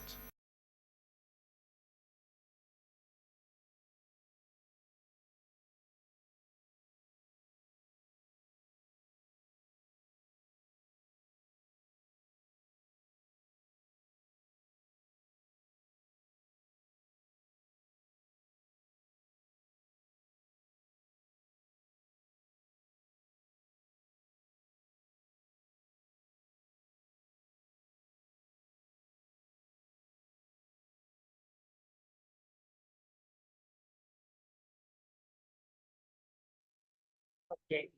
So we beautifully saw how Swamiji explained and how Swamiji gave us the clarifications about the Vak Shakti. So I hope all the participants were able to understand and were able to cognize what Swamiji was saying. Very beautifully, Swamiji explained, going to the source of the problem. It's not again and again trying to establish ourselves on integrity. We understand very clearly how Swamiji was saying. The source of the problem is not that we are not integrated. Swamiji says integrity is not something we have to be developed. The source of the problem is continuously being non-integrated.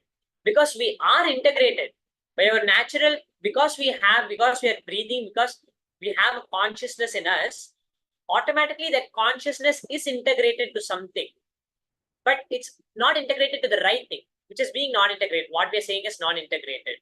It's being either integrated to the laziness, the boredom, or not doing what's supposed to be done. As Swamiji explained.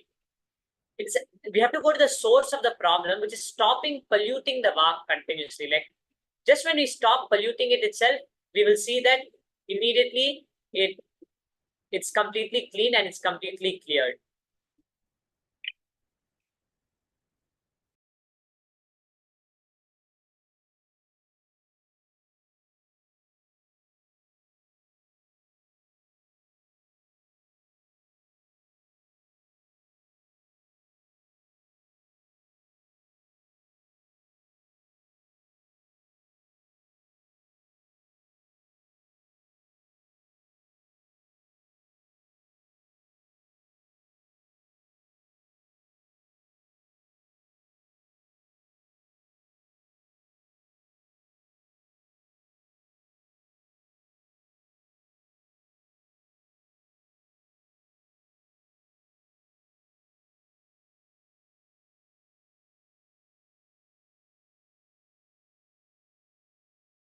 Paramashivoham Om Nithyananda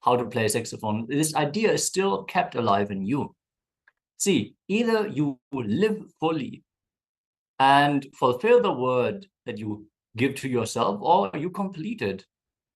You can decide, okay, I'm not going to do this. I know I'm going to do it. And I'm letting this go from my inner space now, so I can be freed of it.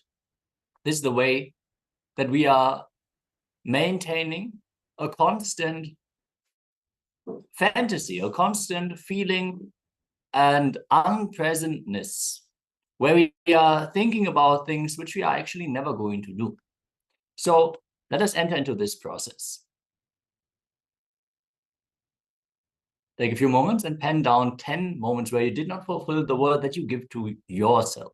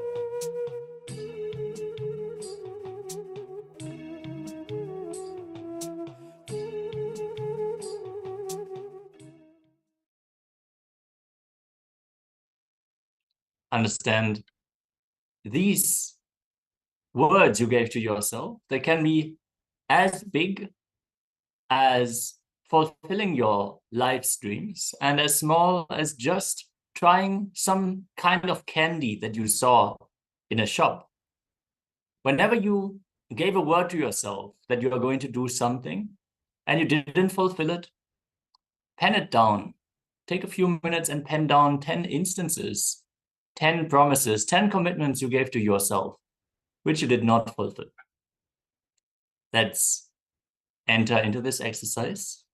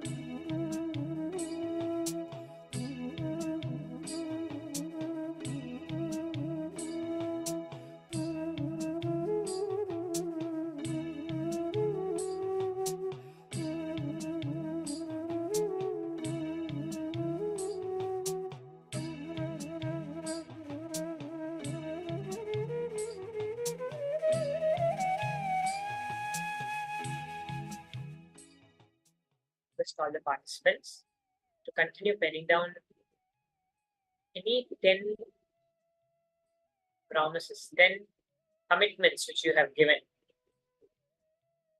to yourself and which you did not honor and fulfill.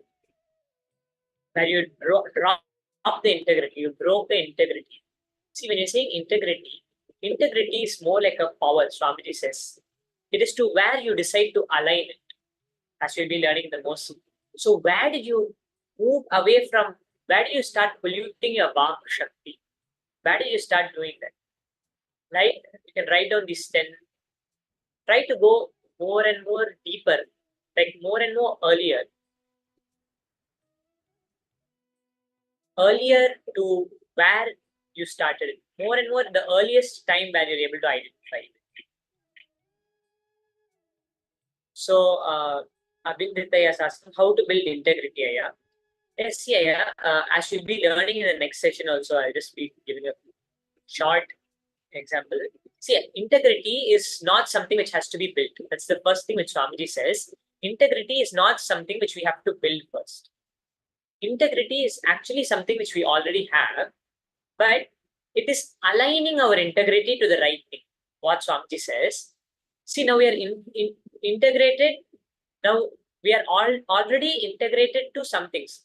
Now, if you are saying now I'm feeling bored, I'm feeling tired, I'm feeling confused, then you are integrated to being confused, you're integrated to being bored.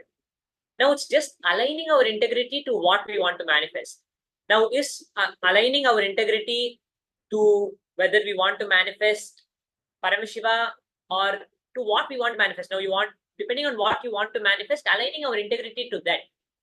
Holding that as our life. See, aligning all our thoughts, all our commitments, holding that as our life. Holding that again and again, empowering only that part in us. Not empowering the boredom and tiredness, but empowering that part is again and again building the integrity.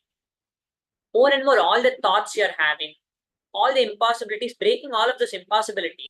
It's not giving power to the impossibilities, but giving power to what you want to manifest for it. This is what Swamiji says. So it's a very, we can finish this exercise. As in, when we do this exercise, we'll complete with all those non-integrities. See, we do not have to build integrity. We just have to complete with the non-integrities. That's all Swamiji says. So thank you, Aya, for asking. So we'll continue with this and then few more steps we have and then we'll move on to the next session.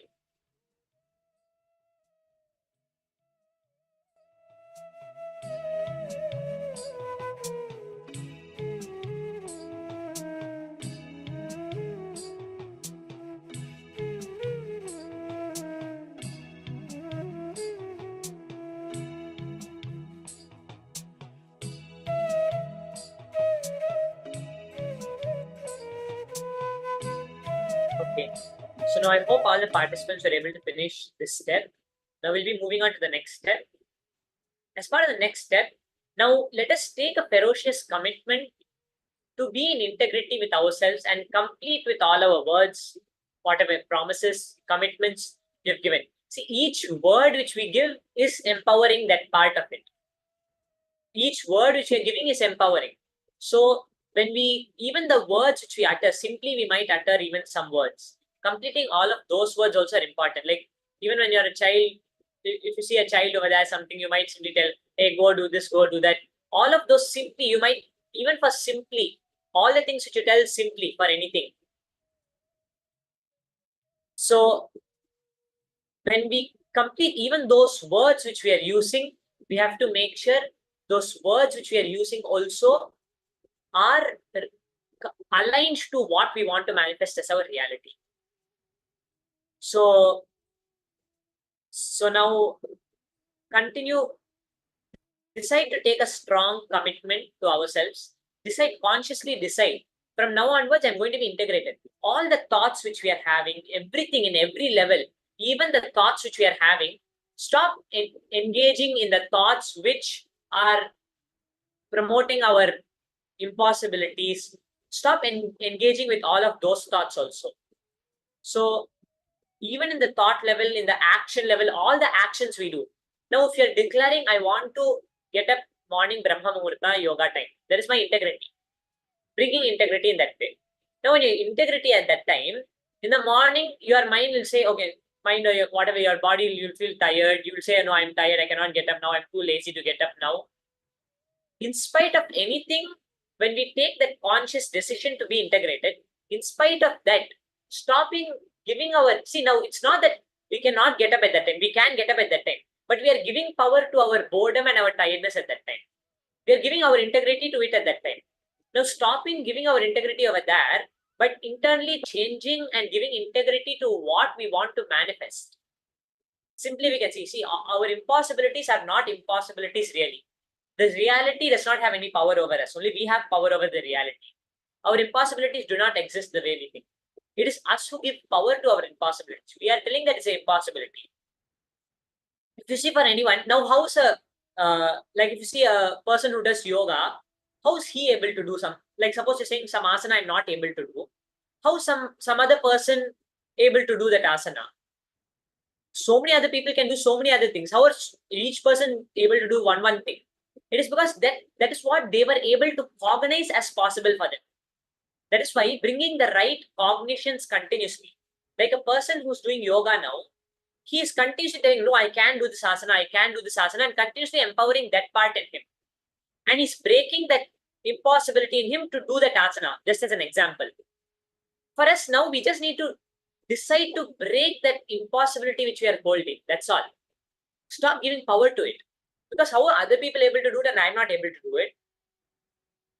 It's just like that. There's no factual reason why you're not able to do it. It's just we are giving power to that impossibility. So now deciding to stop giving power to that irresponsibility, non-integrity, which is the non-integrity is giving power to the impossibility that I'm not able to do something. So deciding to align it back. So that is the whole process, mainly what we're going to be doing.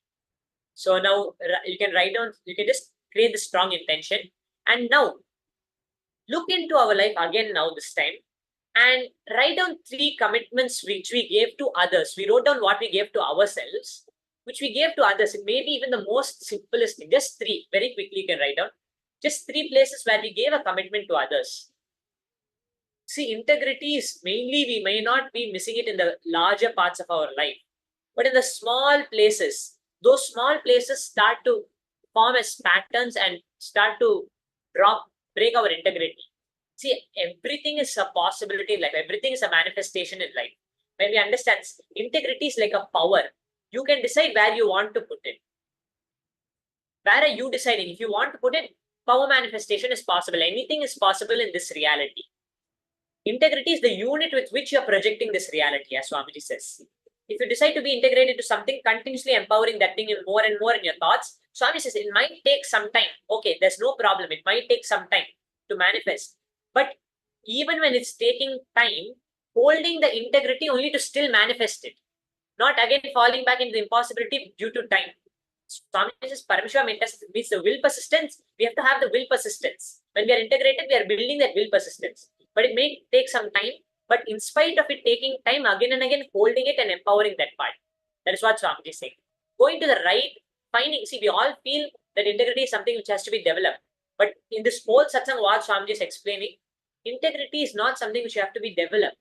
You just have to align it. Stop polluting. Stop again and again empowering those impossibles. That's all Swamiji was saying. So if we understand this clearly, it will be so easy for us to be able to bring our integrity to a higher identity, a higher possibility which we want to manifest.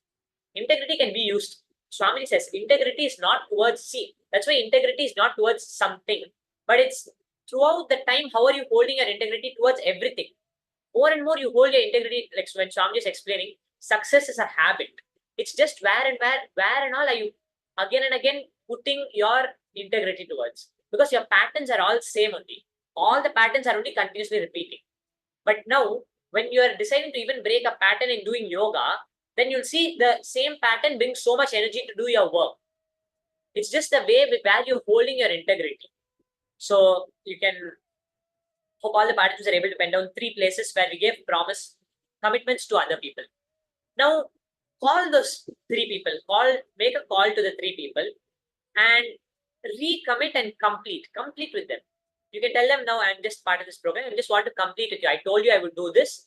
Now I'm completing with you. I'm re-establishing back my integrity.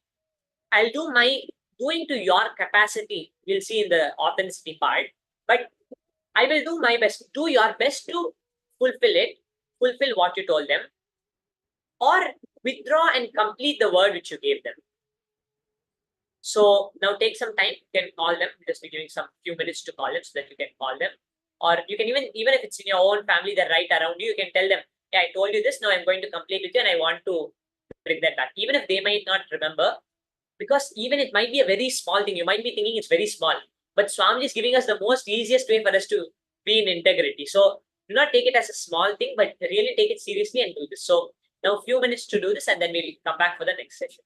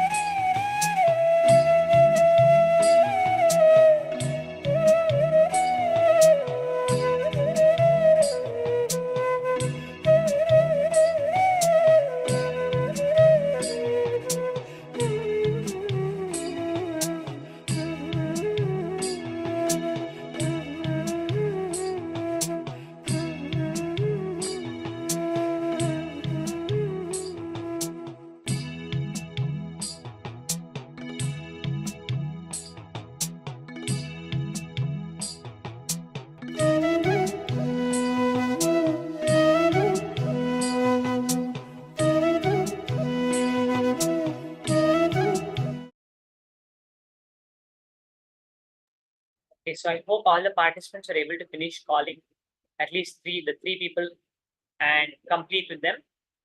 So now we are going to be entering into the next part of the program now. The next part of this session, it's going to be the power manifestation session. So I request all the participants now come back to the space of listening as we enter into the power manifestation session now.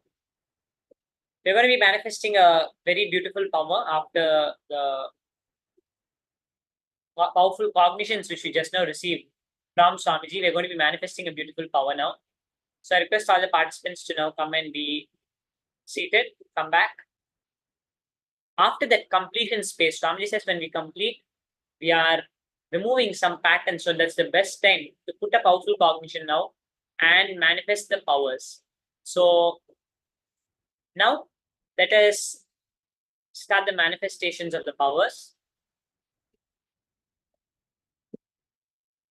Today we are going to be manifesting the power of body scanning. We are going to be scanning our own body. I'll just be chanting the Shastra Pramana. We're going to be doing the power of body scanning. So we are going to be chanting the Shastra Pramana now for the power of body scanning.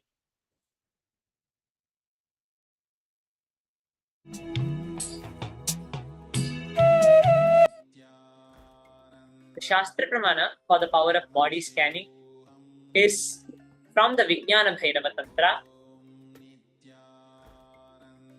and Sutra 48, Dharana 25.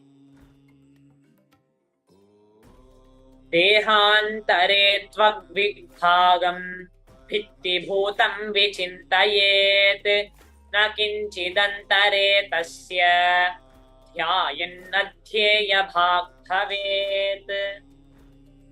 Bhagavan Parameshwar reveals beautifully in the Vijnana Bhairava Tantra. Visualize that your body is enclosed, completely enclosed, supported by a skin surface, and there is nothing existing inside the skin. It is empty. By that such restful awareness, one cognizes and attains the knower of the whole bodily substance, who is the source essence, Paramashiva, who cannot be known. So we can see very beautifully over here how the Shastra Pramana is explaining how we have to manifest this power of body scanning. I request all the participants can please be seated in front of your cameras now as we enter into this power of body scanning so that we can all manifest this power of body scanning. How Paramashiva is revealing. Now, like how you're seeing something in front of you, right? Now you're able to see something in front of you, your computer, your whatever is in front of you, maybe your phone or all the objects in front of you. Now, if you understand this very beautifully, how Paramashiva is explaining, we have to start witnessing the body. Like how you can see over here, how we are witnessing everything in front of us. Same way, we have to witness the body. How Paramashiva is explaining. Now, if you understand this beautiful truth, Swamiji explains this very beautifully.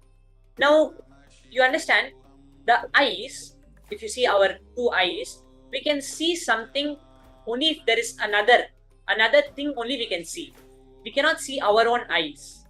We can never see our own eyes. Only there's a mirror. If there's something else, we can see our own eyes, even that. But we cannot see our own eyes.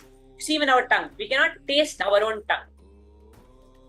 We cannot hear our own ears like that. We cannot feel our own self. Like we cannot feel in the spot where you're feeling, you cannot feel your own self. It is because there's something else. Same way Swamiji says, the way we cannot see something else unless there's another. The same way Swamiji says, we cannot exist in this body unless there's another thing.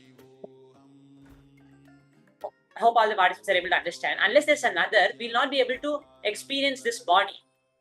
When we are saying we are experiencing this body, it's because we are the field, the consciousness from where we are projecting this body. Only because we are the consciousness, we can feel this body, we can exist in this body. We are the consciousness also. If you see, then you start to witness yourself. That's what Paramashiva is explaining beautifully in the Sutra. When we connect to Swamiji, we are literally becoming a witness of our own selves. We are saying, I am Swamiji, Om Nithyananda Paramashivoham. I am Swamiji, only Swamiji exists, I am Swamiji. You are connecting to Swamiji. Then when you are connecting to Swamiji, you are understanding, okay, Swamiji is the representation of that very consciousness. Because it's the Guru. Guru is that formless in form. So when you connect to Swamiji, you're connecting to that space of consciousness. When you connect to that space of consciousness, you start witnessing the body. And then what we can understand is, when you start witnessing something, how clearly, okay, now you can say in front of me the laptop, okay, it's the QWERTY keyboard. It has these many keys on the keyboard, how you're able to see it. Same way, when you witness your body, you'll be able to see completely inside your body whatever is there. It will be completely empty. When Paramashiva says that, it will be consciousness representing it. You'll just, when you're seeing your own self, when you're feeling your own self, you're completely empty. Like that, it will be consciousness itself. You'll be able to see as this body. And then you'll be able to see inside, like completely how you're able to see what is in front of you. You'll be able to see inside your body whatever is there. That is what Paramashiva is saying is the source essence. We have to fix ourselves on that source essence, which cannot be known, but like Paramashiva is saying, it cannot be known, but it can be experienced. We have to experience it by connecting to Swamiji, that feeling connection which we develop. That is what Paramashiva is beautifully explaining in this Shastra Pramana. Now we can see the Apta Pramana over here. The Apta Pramana is from the great sages and the great rishis from the past, how they manifested, the Siddhas, how they manifested this power, the 9 months. We can see over here, the daughter of the merchant Shivanesa Chettiar, Angam Poombavai was her name. She died when she was bitten by a snake. Tirajnana Sambandar, a famous saint, means one of the 63 Nayanmars, came to Tiruvottiur, where Angam Poombavai and her father Shivanesa Chettiar was. And at that time when she had died, she was bitten by a snake. She was actually the ashes. They had gotten the ashes of Angam Poombavai. And over there, Tirajnana Sambandar, he just sang a hymn, a padigam, as said, in praise of Lord Kapalishwara over there. And literally, she was resurrected from her ashes. She was resurrected from her ashes. We can see this is the ultimate manifestation of this power of body scanning. We can see over here, where Tirajnana Sambandar was able to just connect to Paramashiva, chanting that one padigam, one stotram, and he was able to connect to Paramashiva and manifest this process. Okay, I see a participant is asking, Acharya, can you repeat once more the process? Yes, surely I'll repeat the process here. Basically, the Shastra Pramana, what Paramashiva was explaining over here, we have to just start witnessing ourselves, see ourselves as another, see this body also as another thing. Like how you're seeing everything in front of you, see it as another. When you see it as another, like how you're able to see everything in front of you clearly, you'll be able to see, okay, this keyboard is in front of me. I'm able to see, okay, keyboard, laptop, camera, all of these various things are in front of me. Like how you're able to describe it, same way you'll be able to observe your whole body, the way your body is existing. When you witness it, basically witnessing. So when you connect to another, connecting to the consciousness, connecting to Swamiji, when you're witnessing this body, then you'll be able to witness the body and be able to see clearly the whole body and be able to scan the body basically. And he'll put together whatever needs to be fixed or anything. So now we can see over here the Apta Pramana. We saw the Shastra Pramana. Now the Apta Pramana. We saw how Tirajnana Sambandar manifested this power. And as Tirajnana Sambandar knew, this was the power of Paramashiva. It is just simply how people used to play with these powers in those days. We can understand. All these pramanas are given for us to come to a conclusion that we can manifest this power. For us to be convinced, for us to drop all the self-doubt, self-hate, self-denial, all the SDHD, and be able to know that this is a science, this is a power manifestation. It can be manifested. Now we can see over here the Atma Pramana, where Swamiji himself is revealing in one of the satsang. Swamiji says, only when I had a hand fracture, I went for surgery and I went for checkups due to poisoning. They detected heavy metal quantity in different organs. I used more of diagnostic centers than the medical facilities, and through the power of body scanning, I found out what the problem was, what the imbalance was, and where that balance has to be done. I used allopathy only as the second opinion to verify. You can see over here clearly how Swamiji was able to diagnose Swamiji's own body and able to completely see what the problem was and completely heal it. Swamiji has displayed this power in many times. Many times Swamiji has manifested this power, and many other people have manifested this power as Sakshi Pramanas. Using the powerful cognition, being able to manifest the power, many people have manifested this power of body scanning. And also on the first day of this Paramashivoham program, we literally experienced this power demonstrated by the Balas of the Nithyananda Gurukul. through Swamiji's presence, we saw the demonstration of this power. So now we are going to start manifesting this power. We are going to simply start it off by first scanning our own body. Let us scan our own body and identify all the various problems. See, we did the completion where and all we can see the integrity. Actually, we'll be learning in the next session also. Where and all where we are holding our integrity is very important. If you're continuously holding an integrity towards your frustration, your boredom, your anger, it literally reflects in your body. Swami is going to be explaining of this in the next satsang. All of those emotions which you're holding, whether it's boredom or whether you're holding frustration, anger, all of these, they literally start to destroy our own body. So now by scanning our own body, we'll be able to identify, it's not just the body part, but we'll be able to identify why that problem is there. We'll be able to see where we are not holding our integrity properly and where we have to realign and start holding our integrity properly to manifest this power. So now I request all the participants, come to that space of unclutching, unclutch completely, unclutch from this body, unclutch from all the thoughts which are coming inside our mind, completely unclutch. Just connect to Swamiji, visualize Swamiji, that's more than enough.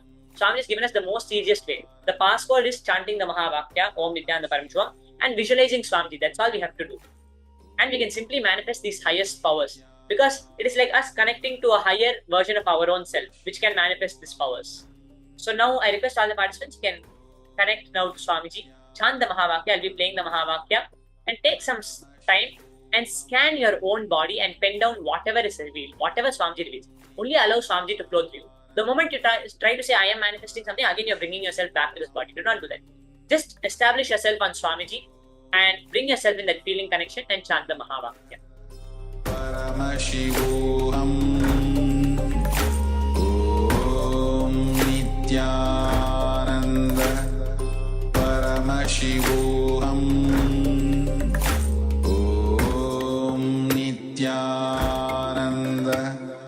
Paramashivoham Om Nithyananda Paramashivoham Om Nithyananda Paramashivoham Om Nithyananda Paramashivoham Om Nithyananda Paramashivoham Om Nithyananda Paramashivoham Om Nithyananda Paramashivoham Om Nithyananda Paramashivoham Om Nithyananda Paramashivoham Om Nithyananda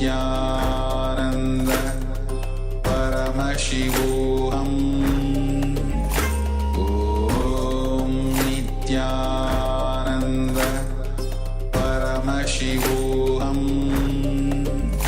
Om Nithyananda Paramashivoham Om Nithyananda Paramashivoham Om Nithyananda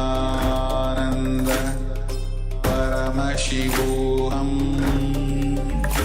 Om Nithyananda Paramashivoham Om Nithyananda Paramashivoham. I request all the participants, slowly you can just open your eyes.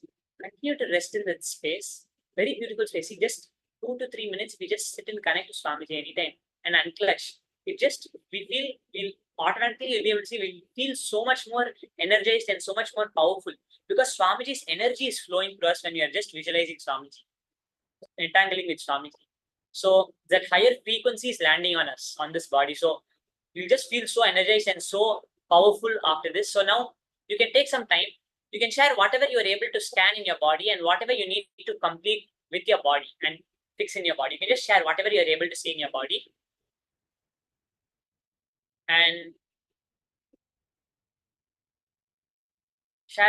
you can share it in your social media. You can share it over here in the chat also so that you can read it out. Whatever you are able to see, whatever Swamiji revealed to you in seeing this body. Very beautifully, like we should not hold any identity. That sutra which Paramashiva was explaining. Not holding any identity on our body, feeling empty in our bodies, not holding our identity on the body. Only when you are not seeing. Because you're saying now, I am not this computer, you're able to see it now. If you say, I am this computer, you see, because you're continuously associating yourself as a body, you're not able to see how you are manifesting this body again and again. But when you relax from that, you go into that space of consciousness, then you start to see how you are projecting all the matters.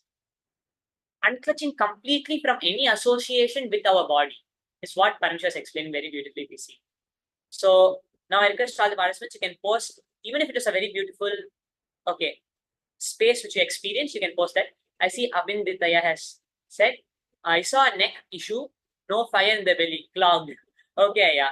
Yes. So whatever Paramashiva revealed, Paramashiva, just see even the solution, whatever Paramashiva revealed, you can start doing that. Whatever Paramashiva revealed as the solution, either having more haritaki or doing some fasting, whatever Paramashiva revealed, you can see your third eye and you can just use it as the same issue. And we're going to go further into more and more power manifestation. This is just the basic point of just us scanning our own bodies. So that we know how our body, where and all we are holding the incompletions or where and all needs to be broken. And now we'll be moving on to the next session.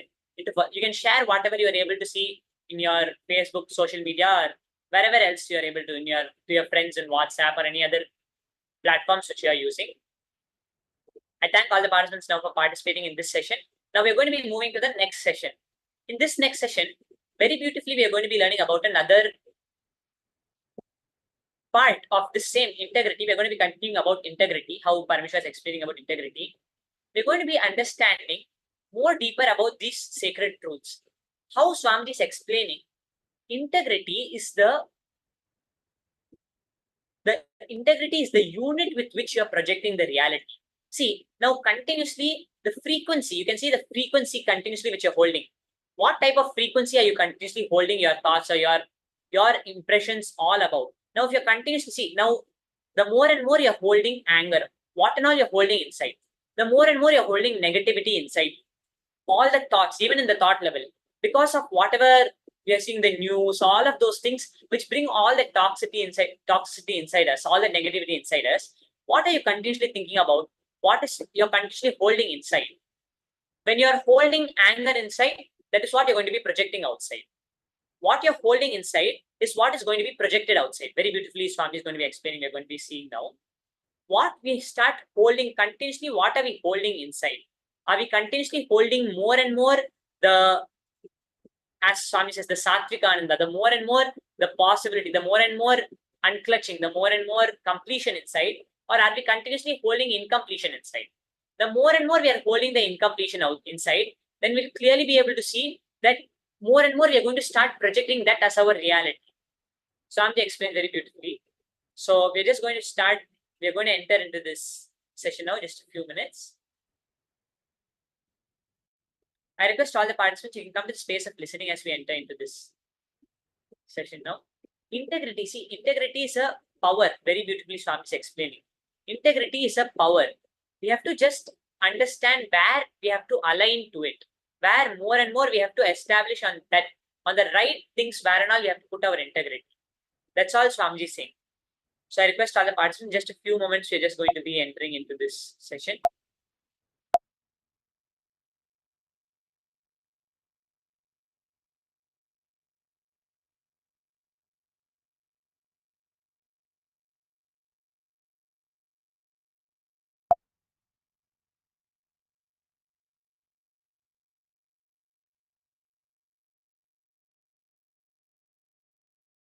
Om Nithyananda Paramashivoham Om Nithyananda Paramashivoham Om Nithyananda Paramashivoham Om Nithyananda Paramashivoham Om Nithyananda Paramashivoham Om Nithyananda Paramashivoham Om Nithyananda Paramashivoham. Okay, all the participants, sorry for the English just now, the time it took to get the video ready. So now, see, as I was just now explaining, what Swami is explaining in this, where are we continuously putting our integrity? Now, the more and more we are putting our integrity on Swamiji, on Paramashiva, then we are starting to manifest bliss inside our own selves. We start to manifest more and more Paramashiva in us. We start to project that as our reality. But the more and more we are again and again only in that boredom, tiredness, holding all of that, then that is what you're going to manifest, because it's only inside. What and all you're cherishing inside, the thoughts which you're cherishing inside. That is the frequency. Integrity is like a frequency. Where are you putting? If you put that, are you tuning? It's like a radio box. Are you tuning that frequency to a lower frequency, or are you tuning it to a higher frequency? Very beautifully, Swami is going to be explaining it. Continuously, where are you tuning your frequency? And now, when you tune it to that higher frequency, the highest frequency you can tune it by connecting to Swami, that feeling connection to Swami, you're continuously being integrated to Swamiji, continuously being integrated to Guru. That's the most easiest way for us to be integrated, because automatically when we are integrated to Swamiji, to Guru, to that component, then we are automatically integrated to everything else. Automatically everything else is aligned in our lives. When we tune ourselves to that frequency, so that tuning that frequency is that integrity. So now let us understand the deeper truths what Swamiji is explaining, and then we'll go more deeper into what Swamiji is explaining and to the completion which Swamiji is telling us to do. So let us now come to the space of listening and listen to what Swamiji.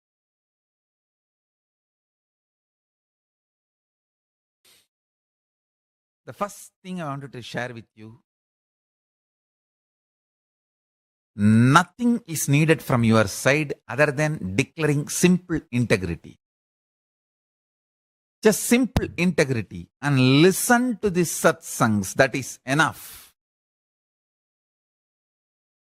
This system is now fully ripe with extreme compassion and life positive attitude. Understand? When I declared my simple integrity to my Guru, Arunagiri Yogeshwara, all I know is what he loves, I will love. What he hates, I will hate. What he wants, I will want. What he does not want, I will not want. That's it. That's what I call simple integrity. You don't even need to struggle, because I am going to give you the most powerful logic in which Paramashiva functions. Understand? Please, all of you understand this one point. We always think we are too smart. Just by coming to conclusion, we can execute the conclusion. Whenever I try to speak elaborately about vegetarian lifestyle or compassion, people try to intervene and say, Swamiji, what do you want to say? You mean I should be vegetarian, I should drop non-veg, that's all, na? Okay. But whoever talks like that, I've always seen they fail when they start executing. Understand? Listen very carefully. If you try to jump to conclusion without loading yourself with enough powerful cognitions, your conclusions will not be powerful enough to break your patterns. So when you struggle, when your conclusions are not powerful enough to break your patterns, when you struggle, when your conclusions become powerless, you enter into frustration and your anger turns towards Guru and the whole system, science. Understand, whenever you are not able to make your conclusions into reality, gather more knowledge, more powerful cognitions. The higher logic with which the powerful cognitions can be realized in your system, can become reality in your system. Gather them.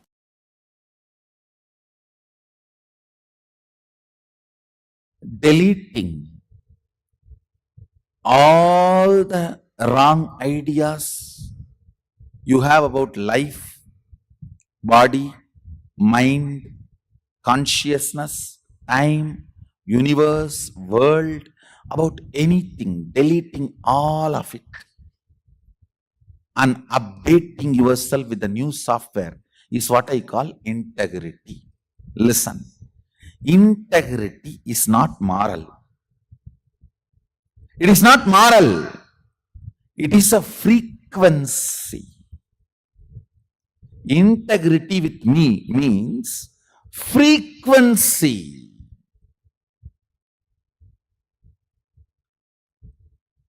You will not come late to the class. Moral means you will be struggling. You really want to come and you will have a reason why you should not come.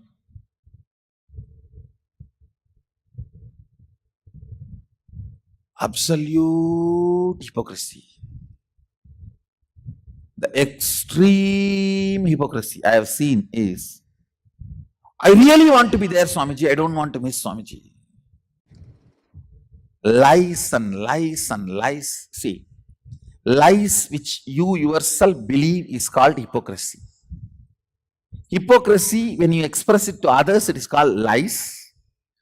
Lies which you believe is hypocrisy. Hypocrisy is the worst smell. Listen,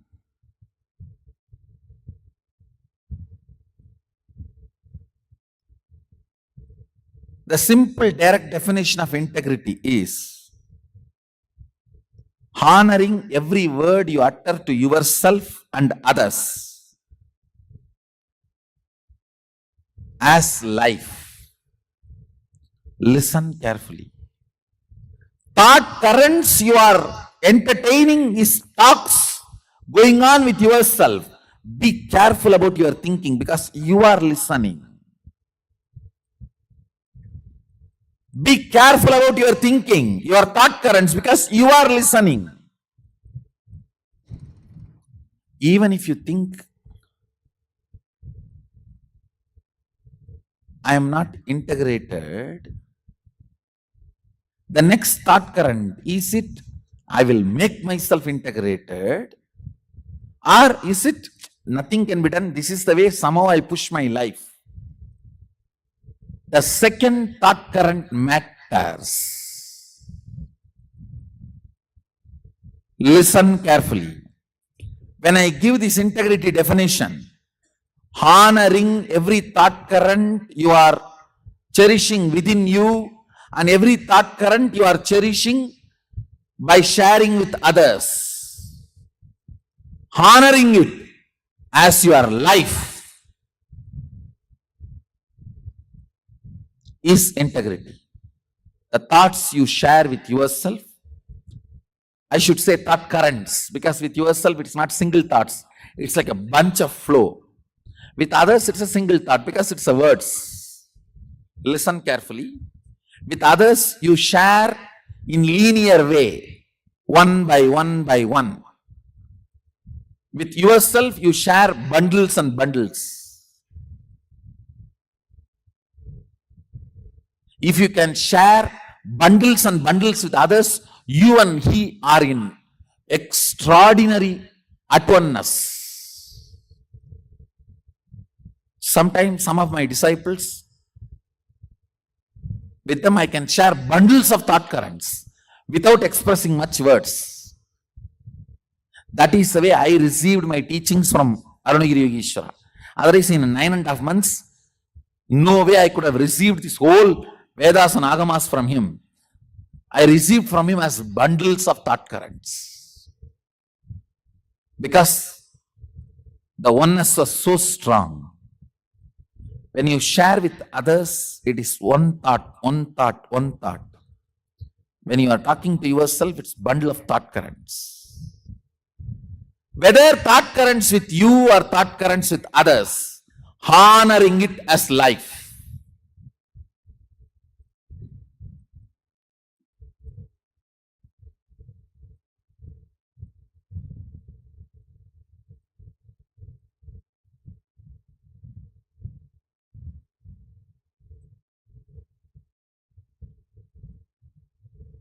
Integrity is a frequency. Just integrity is enough for you to manifest Sadashiva's state, space, powers, everything. Nothing else is required. Just integrity is enough.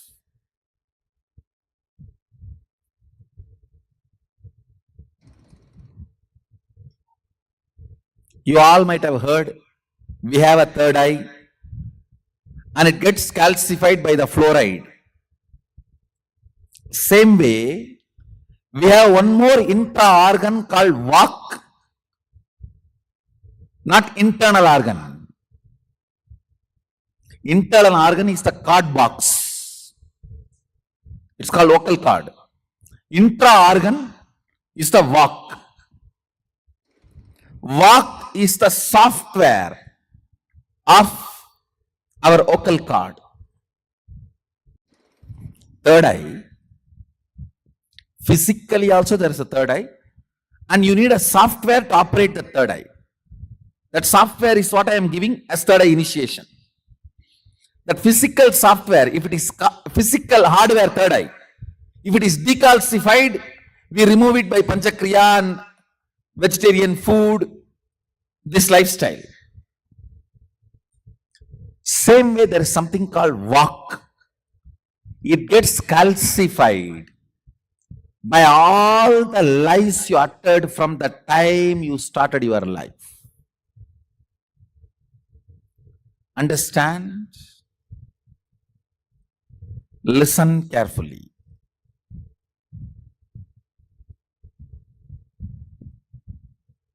Anything you know and you change, the vak gets affected. Means the frequency of vak comes down.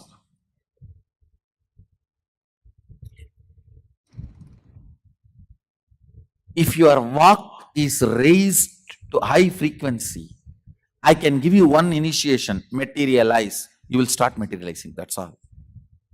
Why the Balasans, the moment I initiate, start manifesting powers, and why many of the adults are struggling? It is because the vak is in such frequency, the frequency is not even matching. I am in Jupiter, you are in somewhere, Patala, means underworld. Understand, it is a frequency.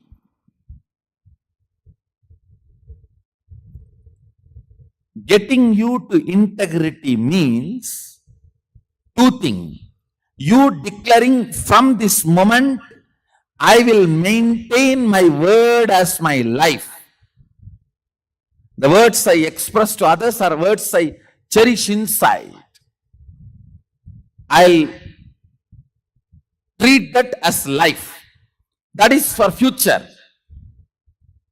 Past decalcification need to be cleaned. Detoxification need to be done. That can be done only by you remembering all the lies you uttered which you are able to remember and completing with them.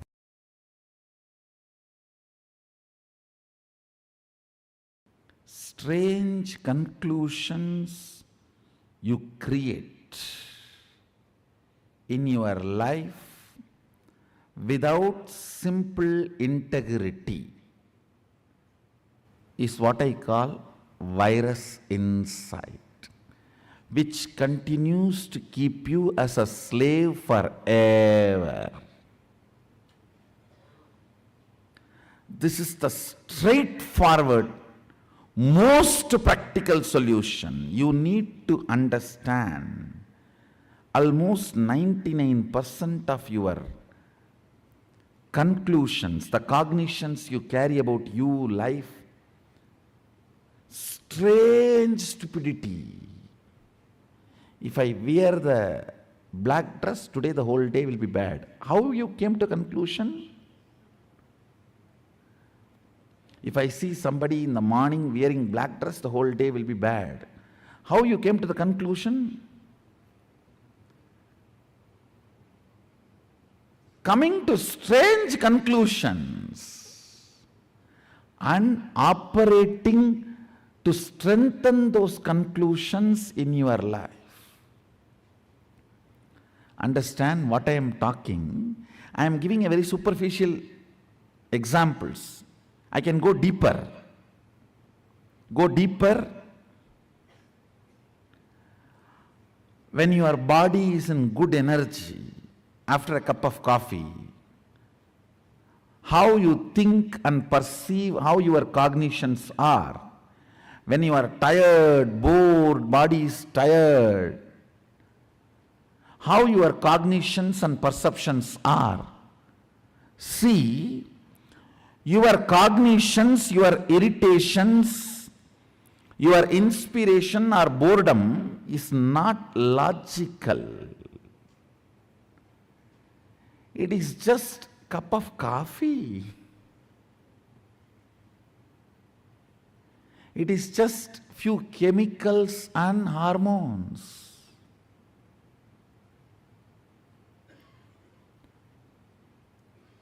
Distrusting your cognitions and trusting integrity as your software. Listen.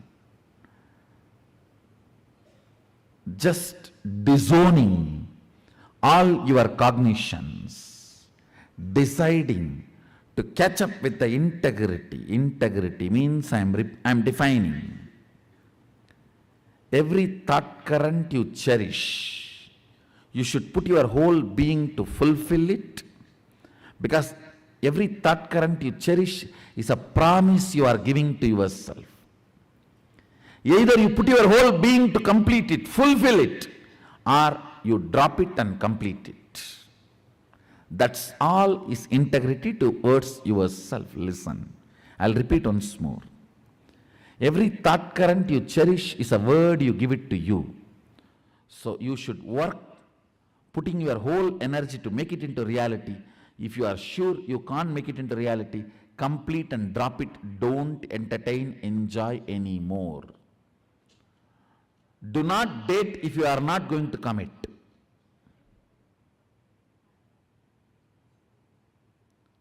Same thing outside. Give a word only when you are going to live it. If not, drop it. Just this one, only one, integrity, replace all your cognitions. Your cognition about God, your cognition about world, your cognition about life, your cognition about society, your cognition about your body, your cognition about your mind. Replace it just with this simple, straightforward integrity. The kind of a transformation you will go through, I tell you. In Ayurveda, there is a very simple one verse by a great Siddha. He gives deathless life, the art of deathless life. Take care, the throat is always clear. You will not have death.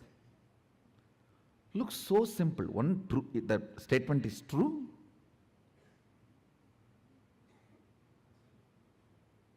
Second,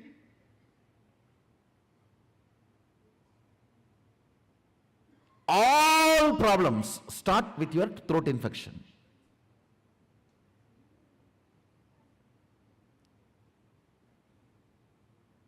If you can take care, the pashana, the medicine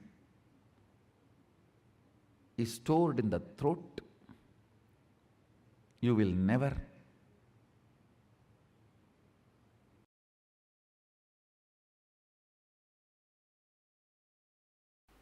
in anything you do, you know the first principle. Am I right? First statement. For example, lawyer, he is committed to his client. Doctor, he is committed to life. Engineer, he is committed to the product he is delivering. The first principle of your existence, being integrated to the first principle of your existence without the fine print footnotes.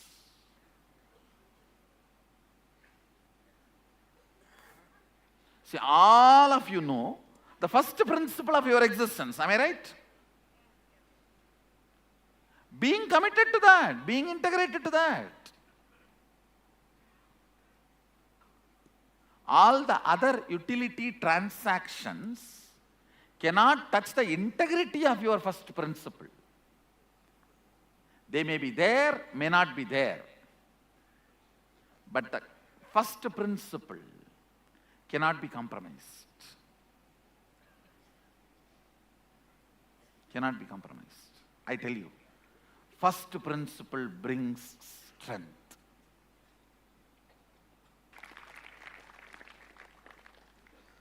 Understand? Integrity to first principle is strength. That is what Sadashiva calls it as Swadharma. He uses the word Swadharma in Agama. Means your first principle is Swadharma. All of you are very clear about your first principle. Am I right? What is your first principle? Means your declaration about you to the world. All of you know your first principle. Being integrated to that, that's all. Swamiji, when you say we know the first principle, it's something that changes from time to time, isn't it? Time to time. Yeah. I should say, the practical application may change time to time, but not the first principle itself. First principle itself does not change time to time. Surely it doesn't change. Like you said, if someone becomes a doctor, or then he wants to become an engineer, then Oh, no, what I am saying, that time what I said, multidimensional. That I used. Here what I said is, your main commitment. Even if you are doing multidimensional, then your first principle should be, when I am declaring myself as a doctor, I am committed to life. When I am declaring myself as a lawyer, I am committed to client. When I am declaring myself as an engineer, I am committed to the delivery of the product. That's all. So that's the first principle. What I am declaring, that forms my first principle. Your first principle is your Swadharma. And being integrated to your Swadharma without shaking or letting your integrity to be shaken by any of the outcomes and side effects. Whether you are praised or blamed or showered, supported or beaten, being integrated to your first principle.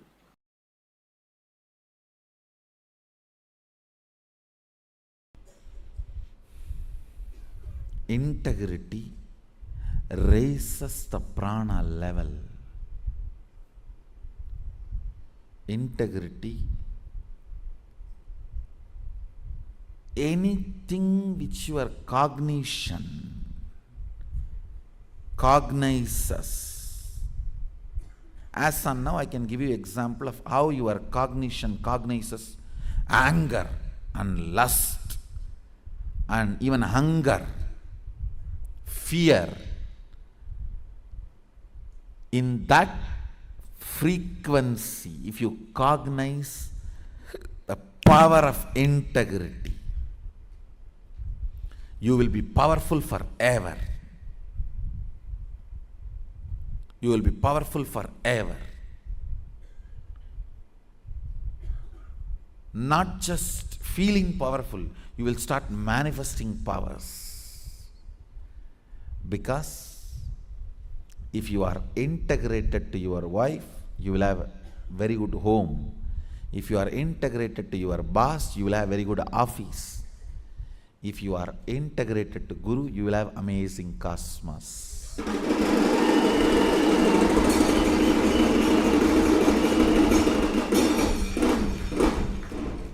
Your integrity is directly integrity to me.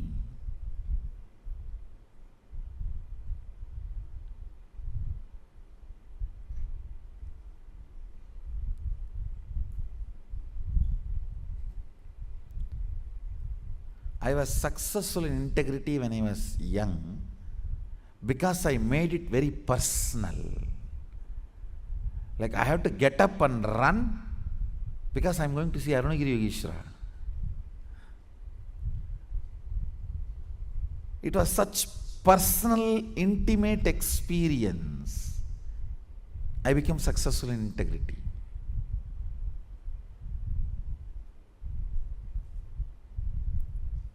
Not any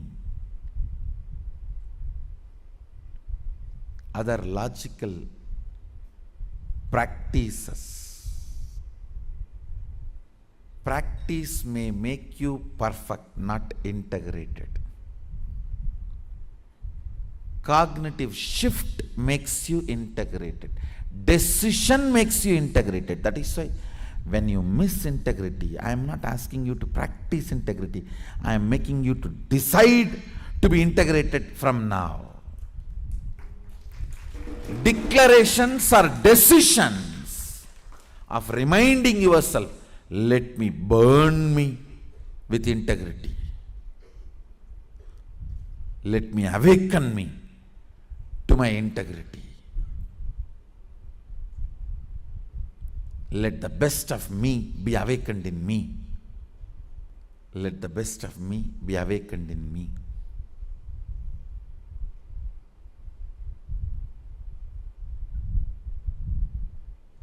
Let's make integrity as a cognition today. See, once it becomes cognition, your chemical change, you see, all your sleep, everything is just chemical change, nothing else. If you keep your tube in your mouth and early morning pour the coffee, you will just wake up. Your sleep is nothing but, your struggle with the whole sleep is nothing but half a cup of coffee. No,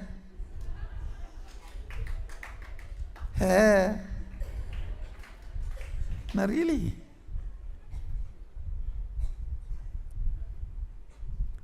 Romanceless relationships are all nothing but masturbation. Understand? That is why in any relationship, romance is more important than the physical component of it.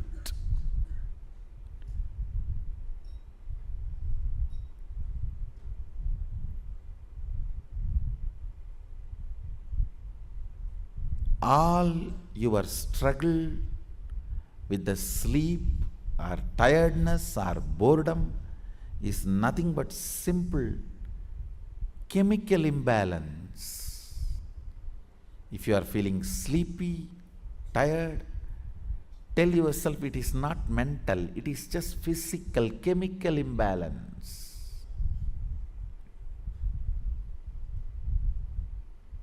Integrity will clean it up. When you clear chemical imbalance using integrity, you bring tremendous health to your system. Understand? If you don't sleep because you are watching movie or some other entertainment, Facebook or something else, you may fall sick. But if you don't sleep because you are practicing certain integrity or tapas, you will never fall sick. Only your body will become healthy.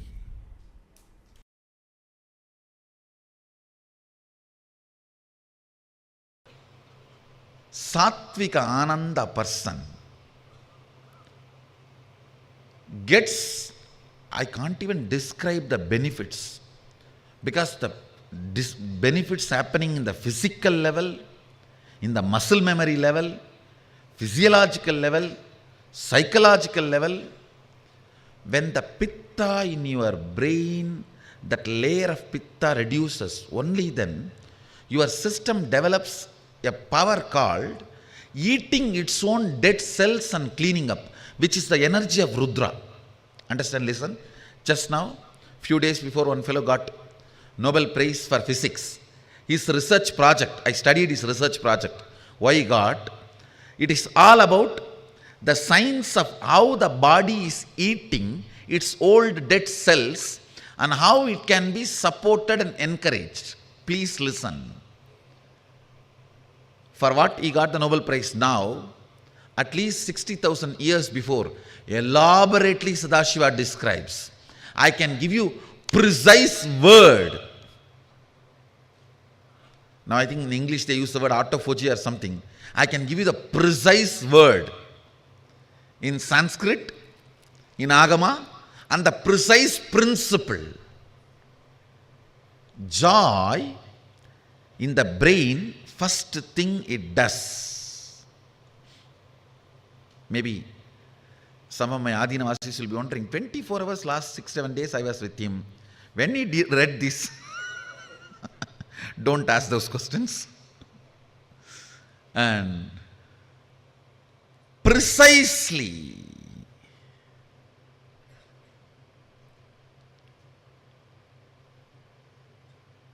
the Sattvika Ananda,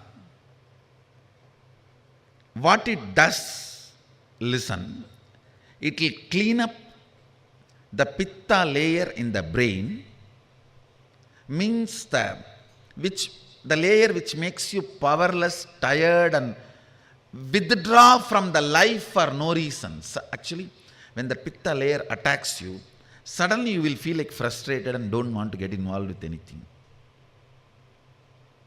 If you come face to face with your mother-in-law or boss,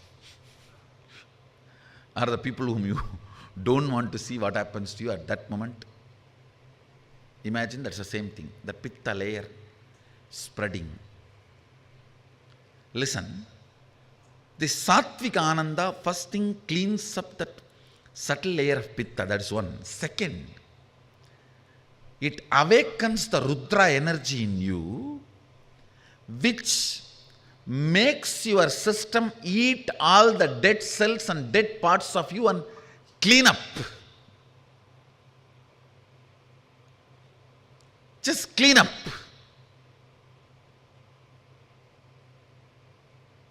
And this cleaning up is very important to keep you young, to keep you energetic, to keep you healthy, to keep you blissful. As long as this Rudra energy is alive in you, you will not die, you will be immortal.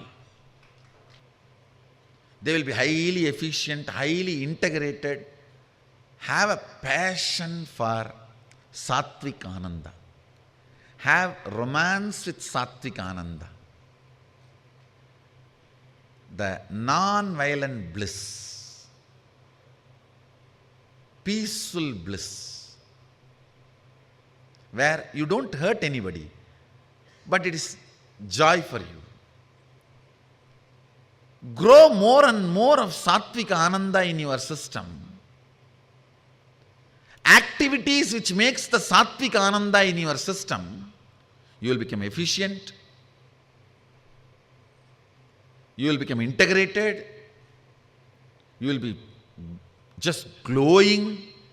You will be completely healthy. The Rudra energy in you will be so alive. You will be young forever. It's an amazing beauty technique. Actually, if you are a participant in the Kirtan and jump, I tell you, so much of Sattvika Ananda, biomemory will get into your system. It will help you in every process so powerfully. See, especially when you jump and all, the bliss is inhaled by every pore of your body. Every pore of your body, the bliss is inhaled. It becomes part of your muscle memory and biomemory. Of course, doing puja is surely Sattvika Ananda, but you don't use the whole body to do puja. But with these kirtans, it's like a whole body is used. The way your body flows with that, I can tell you, the level of integrity you have and the efficiency are the vision about life.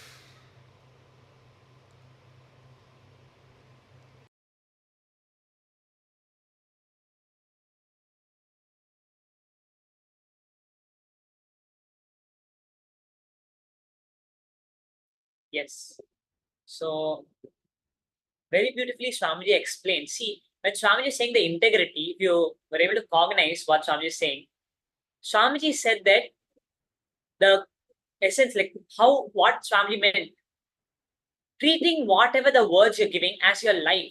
Basically, not thinking it is someone else who's you're giving a word to someone else, but understanding it's like how much when you want to do something, how you will do it.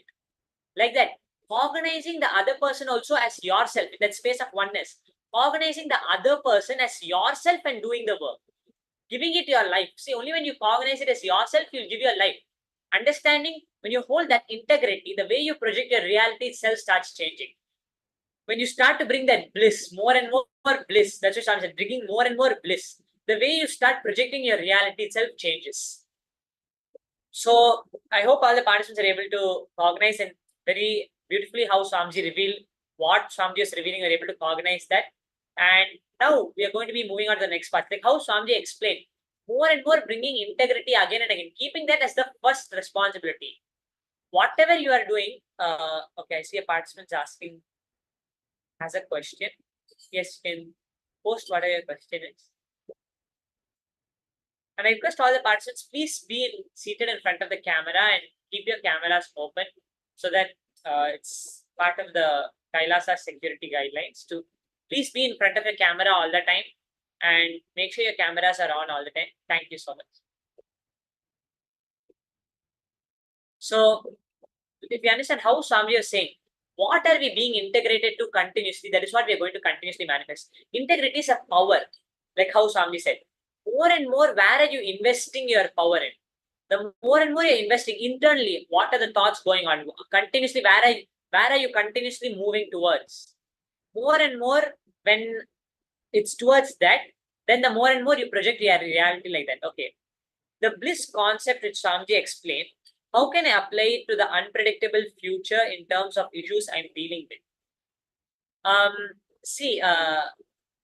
I request you to also, the participant who has asked this question is, you can place your original name or say your complete full name so that be able to relate it to your original name. And okay, can you please rename yourself in that way and keep your camera on there? Thank you so much. Can you please, you can just rename yourself and you can keep your cameras on. Okay. So, I see that you've asked question. The unpredictable future, the more and more you start to bring bliss, when you stop again and again, see, even what you're saying, the unpredictable future, it is only based on what you are seeing as the circumstance. I'm just trying to explain completely. Only you are seeing it in this reality now.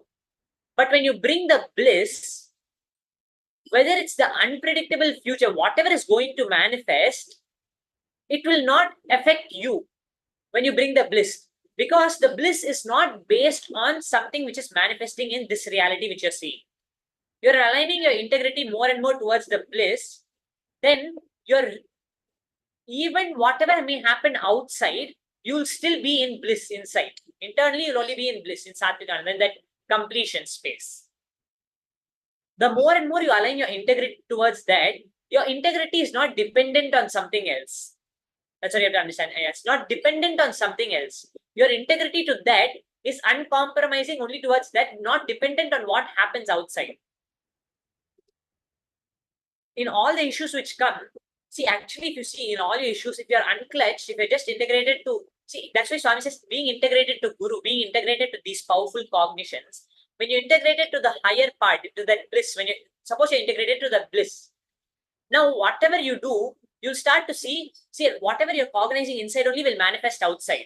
So when you're integrated to that bliss, that is what you'll start projecting outside. No, the issues, all the problems will not be projected outside anymore. What you're projecting now inside, what continuously you're holding now as that bliss inside, more and more you'll start to project that only outside. So that it will not be unpredictable future in terms of issues. There will be no problems like that. But automatically when you're in that bliss, you'll have that trust that maybe Swamiji is manifesting my reality, depending on to what you're integrated to, aligning more and more to what you're integrated to. Hope you're able to understand. Maybe you can explain what you want to ask more clearer also. Yeah. Any other question you have? Are you integrated more and more to that bliss, not dependent on the matter which you're seeing outside? Being integrated more and more to Swamiji. That's why the last part is basically saying we have to be integrated more and more towards Swamiji, more and more towards these cognitions, holding consciousness more higher than anything which is happening outside. Okay. So, thank you for asking the question here. So now we are going to be entering into a short exercise. I request all the participants now to come to space of listening now as we enter into the next part of this exercise. We are going to be doing a short exercise as how Swamiji said. We are going to be on our integrity, how our integrity is manifesting. We are going to be doing this exercise.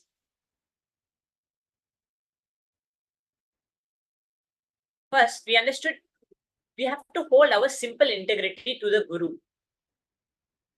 Oh, just a minute. Now, you should be able to open it. Thank you.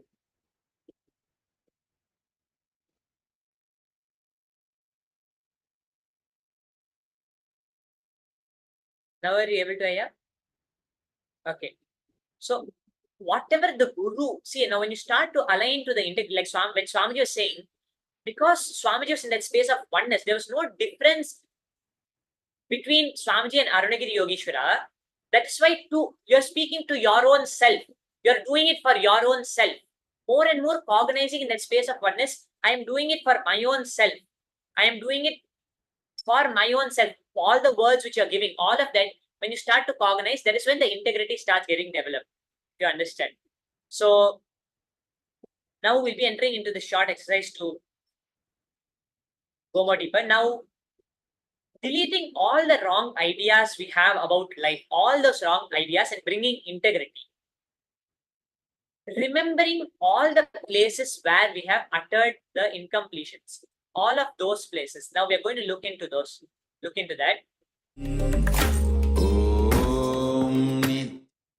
I request all the participants, you can see over here. Remember, getting to integrity, two things we have to do now. Declare from now onwards. We will maintain our words as our life, cognizing that it is me. There's no other person who's going to get affected by it, but it's you, because whatever you do, the intensity with which you do things reflects as your own power in your life, as your own reality. You'll see the other people reflect the same way. How you are to yourself reflects as other people around you, how they are. So understanding this cognition now, I request all the participants now declare, like how Swami said, when you start to do this, you start to become Rudra. So now declaring strongly that I'll be integrated to every word I give to others and to myself. I treat that as my life. This is for the future. Now for the past decalcification, for whatever has happened in the past, declaring from now onwards, and now from the past, whatever we are carrying, all the patterns we are carrying, holding from the past, deciding to be clear all of it, deciding to complete with all of it.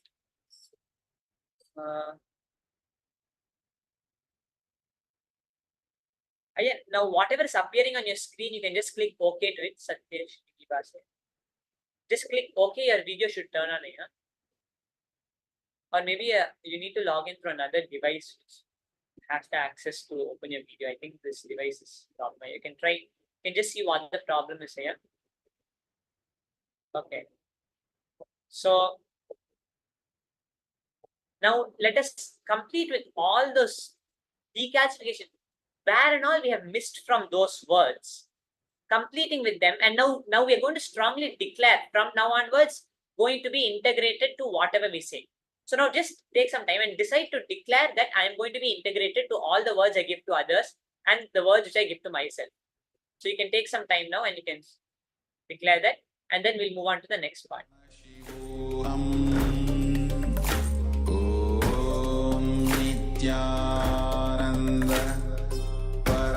Paramashivoham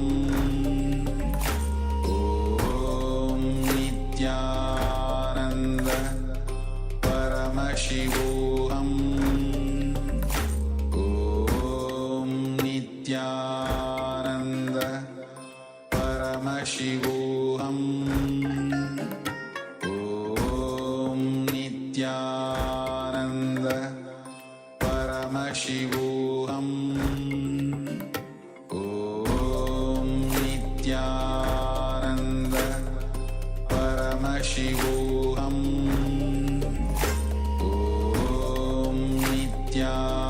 Nithyananda Paramashivoham Om Nithyananda Paramashivoham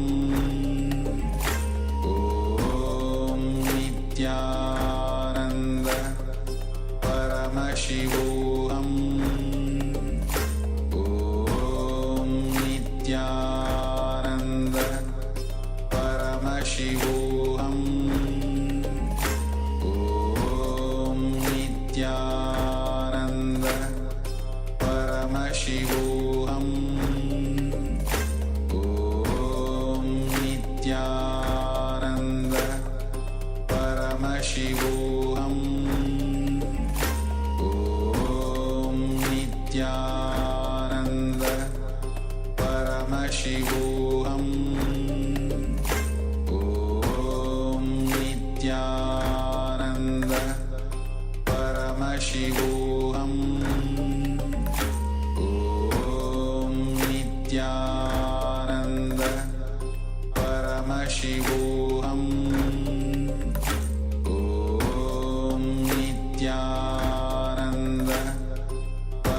Om Nithyananda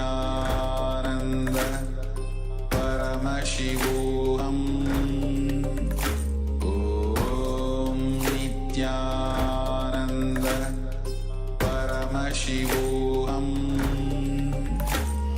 Om Nithyananda Paramashivoham Okay. So Om I hope all the participants please take the declaration now.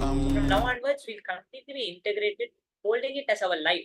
Basically, holding it as our own selves. We have to do it for our own selves. Like in that, how you relate to yourself, relating to everything in that context, like that, holding those words as your life now. So with that, now we're going to be entering into the power manifestation session. I hope all the participants were able to complete the exercise and were able to cognize the powerful cognition which Swamiji was giving. So with that, let us enter into the power manifestation now.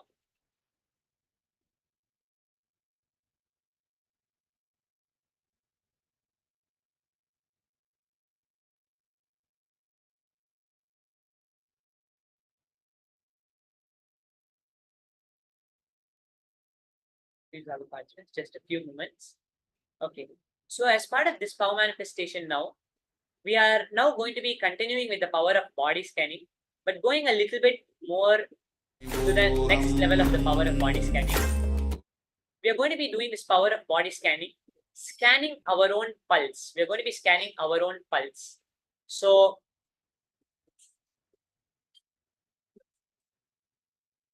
I completed all the participants, sorry.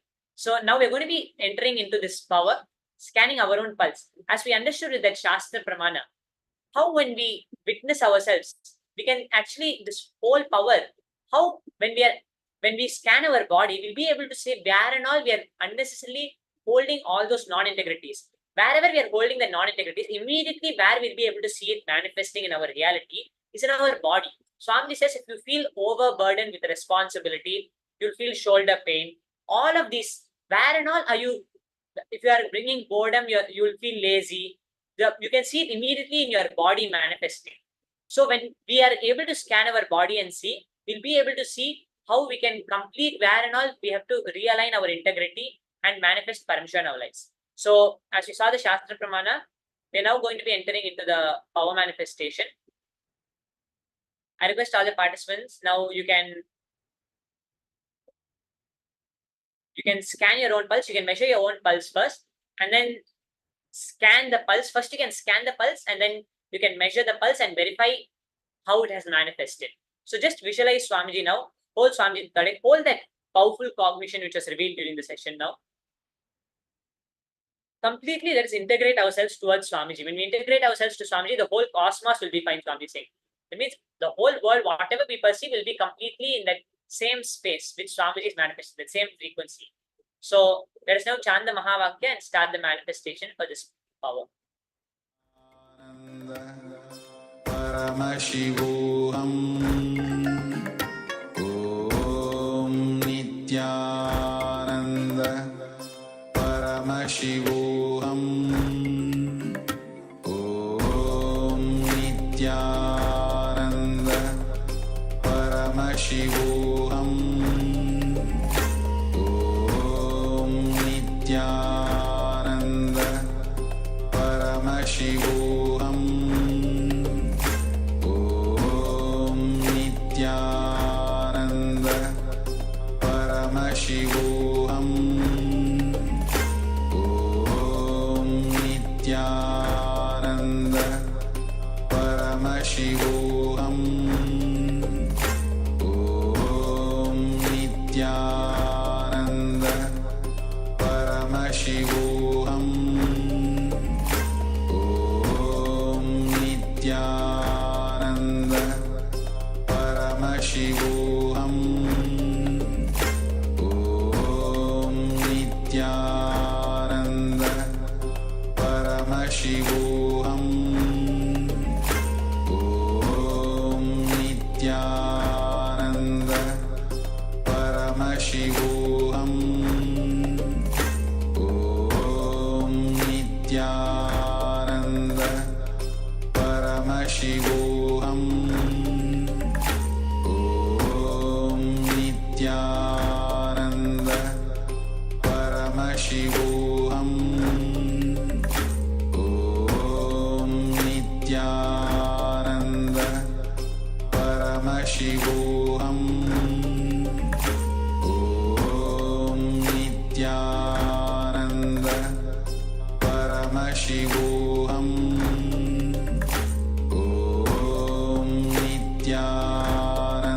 Nithyananda Paramashivoham Om Nithyananda Paramashivoham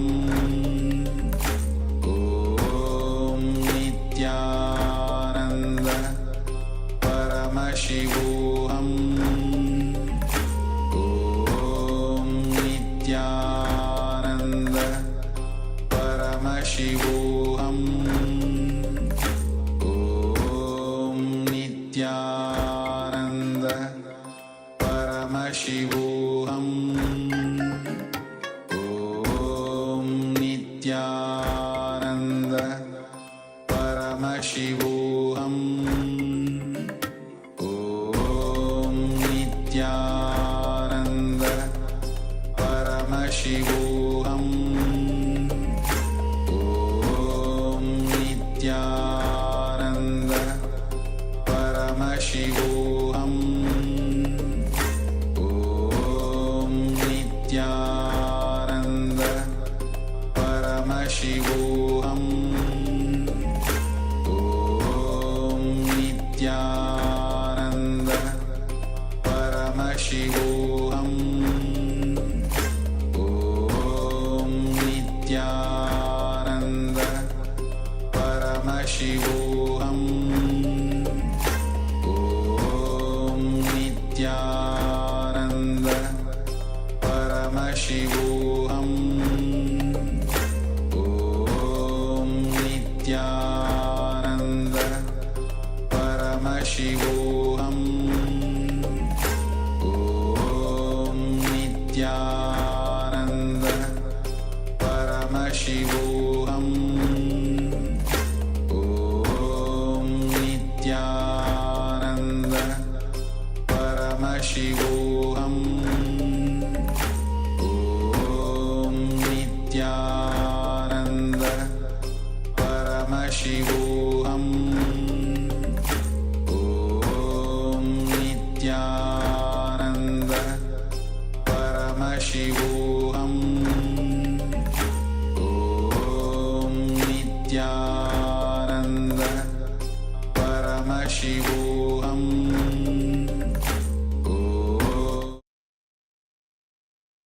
Okay. So I request all the participants can slowly relax now, and you can measure your pulse and post anything which manifested. Even if it's very close, you can post whatever Swamiji revealed. You can post and you can measure the pulse and check if it manifested. You can feel it towards the wrist over here. You can feel your pulse. You can place your index finger and middle fingers on the wrist and at the base of the thumb. You can place it like this over here, and you'll be able to measure your pulse. And you can check, does it match to the number which Swamiji revealed? And you can post any manifestation which has happened. Just a few minutes to verify the answer. I request all the participants to verify the answer which you're able to see. It's manifested.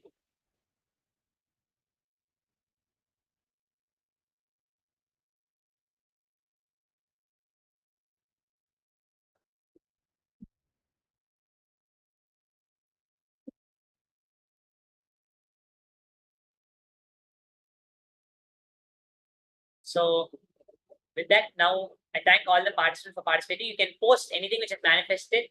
Make sure you post it, enrich to others, and post whatever you are able to see as the manifestation. And we are now going to be concluding this session, and we'll be joining back shortly for the next session. Thank all the participants for participating in throughout this session. Please stay back now for the next session, which will be conducted by the next Acharya. We'll just end with the Purna Mantra, and then we'll be concluding this session with the Purna Mantra. Om Purnamadav Purnamidam Purnat Purnamudachyate Purnasya Purnamadaya Purnamevavashishyate. Om Shanti Shanti Shanti. Harihi Om Tat Sat. Sarvam Bhagavat Shri Nithyananda Paramashiva Padukarpanamastu. Om Nithyanandam. Thank all the participants, and please stay tuned for the next session, which will be conducted by the next Acharya. Om Nithyananda Paramashivoham Om Nithyananda Paramashivoham Om Nithyananda Paramashivoham Om Nithyananda Paramashivoham Om Nithyananda Paramashivoham Om Nithyananda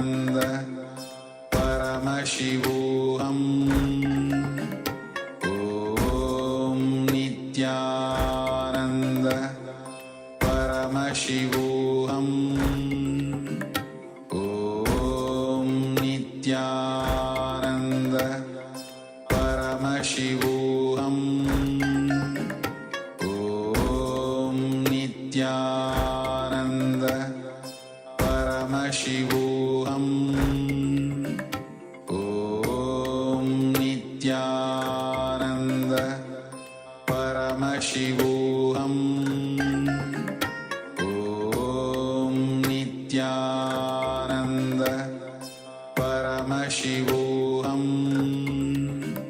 Om Nithyananda Paramashivoham Om Nithyananda Paramashivoham.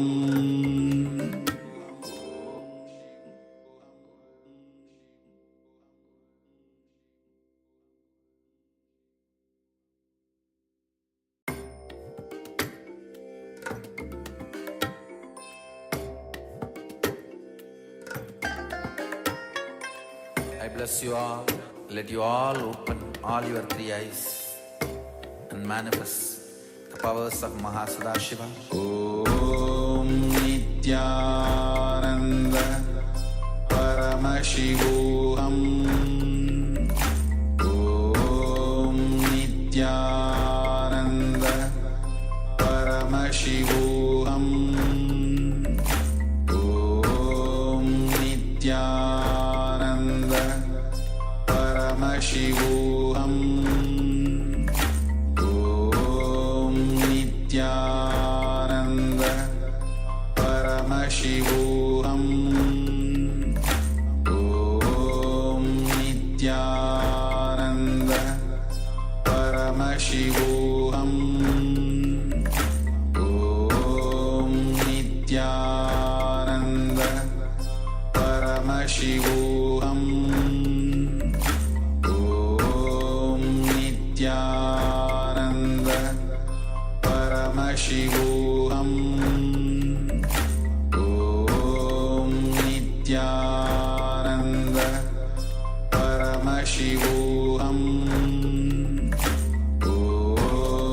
Nithyananda Paramashivoham Om Nithyananda Paramashivoham Om Nithyananda Paramashivoham Om Nithyananda Paramashivoham Om Nithyananda Paramashivoham. Nithyananda, and welcome. I welcome all the participants to the session again. And in this session, we are going to be learning deeper, powerful cognitions into the next of the four powers of integrity, authenticity, responsibility, and enriching. Before we move further, I would like to introduce myself. I am Srinitya Paramashananda. I'm going to be the Acharya for the next few sessions to help you and guide you through the understanding of these four powers. In this session, we are going to be learning about authenticity. What is authenticity and how to live an authentic life? So, I request all the participants to be in the space of listening as we go through this beautiful process of understanding the science of authenticity. So, let's understand this beautiful power. Authenticity means living at your peak. Whatever you believe as you, what you project yourself to others, what you fulfill others' expectation about you, how you experience life for yourself, living at your peak in every dimension of your life is authenticity. Meaning that in every stage of your life, you have to try to live at your peak. Meaning, for example, there's a difference between burning yourself and living authentically. Burning yourself is like in your job or in your workplace, if you have to do a particular task, sitting day in and day out and not giving yourself any rest and making the whole process of completing that project so torturous on you that is called burning yourself. On the other hand, living authentically is doing your best, doing your peak capacity, doing to how much you can actually do without straining yourself, being in the highest space of completion. That is authenticity. There's a difference between honesty and authenticity. This is the next understanding that we need to have, because the understanding about honesty that we all hold is just that, not telling lies and being honest. That is the basic understanding we have about honesty. But authenticity is 100 steps further. There's a difference between honesty and authenticity. Honesty is a socially good quality where you don't tell lies and you tell the truth. But authenticity is a spiritual quality. It is a quality that raises the level, raises the standard of your life. Authenticity means living the spiritual truths authentically to the highest capability of you. Now let's understand what is authenticity. Continuously expanding your outer image, inner image, and fulfilling others' image is authenticity. Let's take a moment to understand this and go deeper.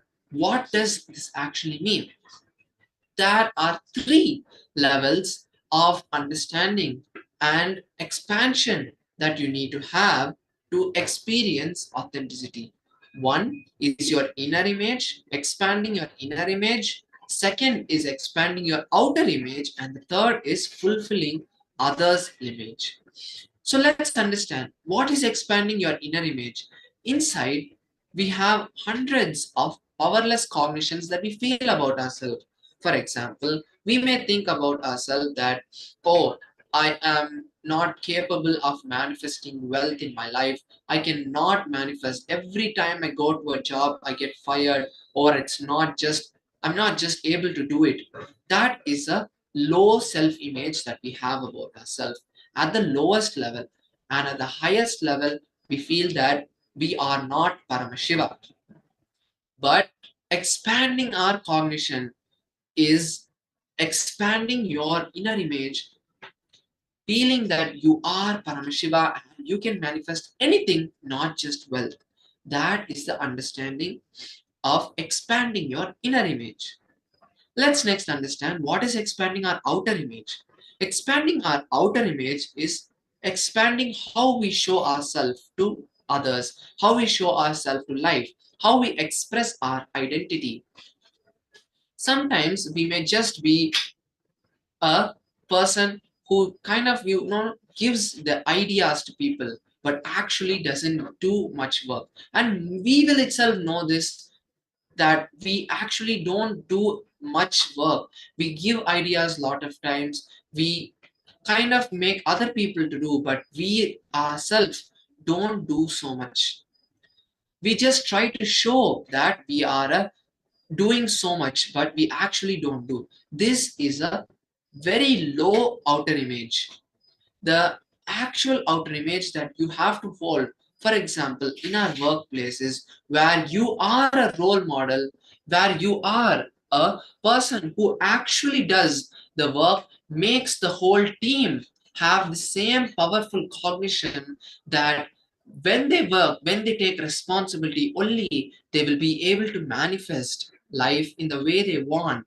And holding the highest cognition and manifesting the highest possibility around you is holding the highest authentic image, which is I am Paramashiva. This is holding a high authentic image, others' image. And finally, is fulfilling others' image about you. What does that mean? This can have to be understood in a deeper way. When we see that others' image, it is not just what people think about us. Like each person will think that you have to be like this, you have to be like this. That is not fulfilling others' image. Fulfilling others' image is when you start to understand that you can encompass all of their visualizations about you. For example, one person, your mother will be like, you have to be good to others, you have to take responsibility for your life. Your father will be like, you have to study well, you have to work hard, you have to find a good job. All of these are expectations about you. You fulfilling all of them is making your space so powerful that you manifest all of their realities, and also make them understand that the inner image and outer image that you hold about you, that whatever you want to manifest in life, that is the same way they all have to think about you. That is holding the highest others image. And now let's move on to the next understanding.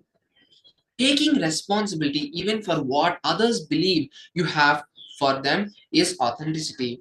With authenticity, because there is no more space for unconscious living, you will always be aware of the cause and effects playing in your life. Authenticity destroys your fear of failure. It is due to this fear of your possibility that you can get into the space of manifesting the ultimate. So, with this understanding, let's hear from Swamiji in this short clip about what the Upanishads share about authenticity and what is actually living authentically. Let's listen to what Swamiji has to share.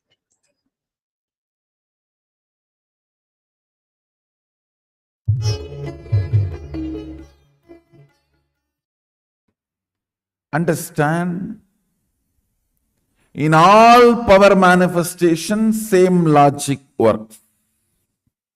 All of you are empowered with some powers from the time you happen. Nobody comes without any powers. Of course, very rarely, like Skandamata, kids come with all the powers. That is different. But nobody comes.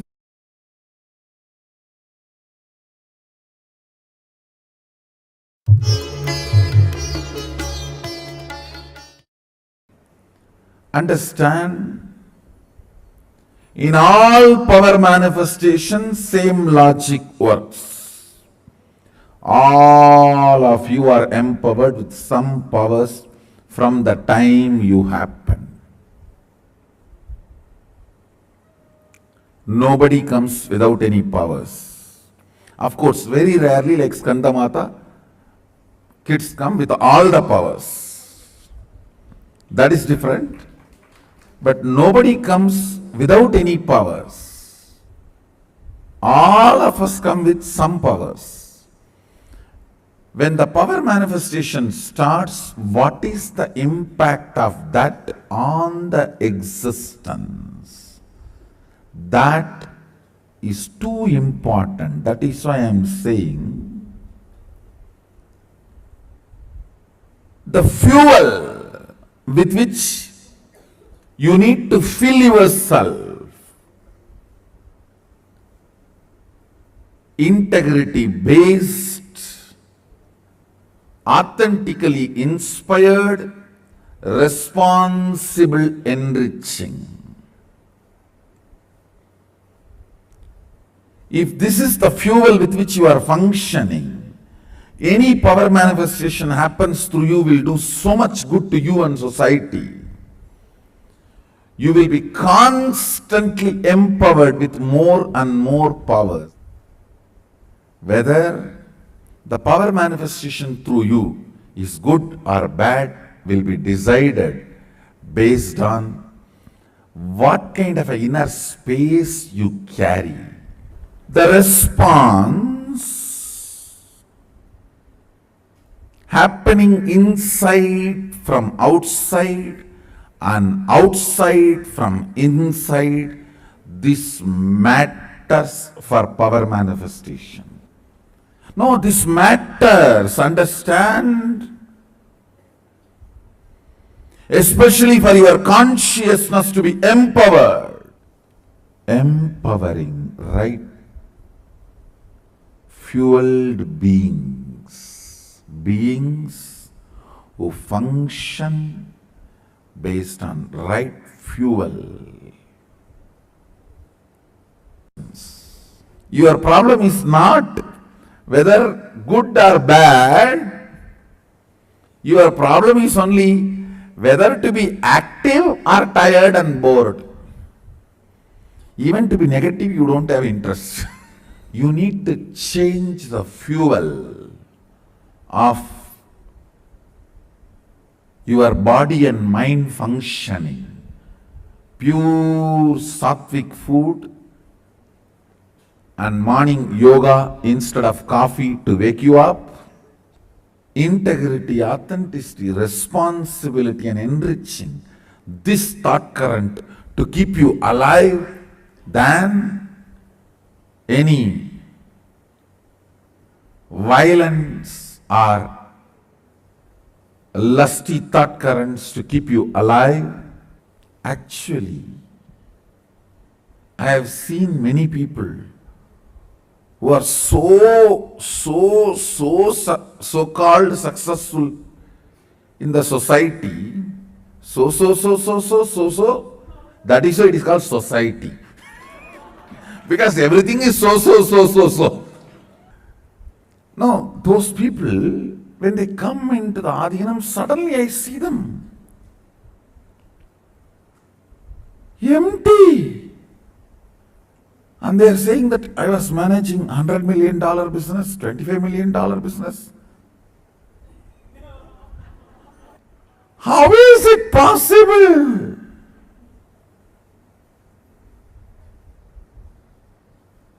No, it was possible there because the fuel was coffee to wake you up. And the intense greed, lust, violence, peer pressure, all that was the fuel. And the whole matrix, Vatavarana, the ambience of absolute stupidity, celebrating the sick mentality. When this kind of ambience happens, yes, you were active. But now suddenly the whole fuel change is happening. Lubrication is different, fuel is different, oil is different. What is the way to wake up in the morning? Not coffee. Yoga. But I tell you, what a way to wake up.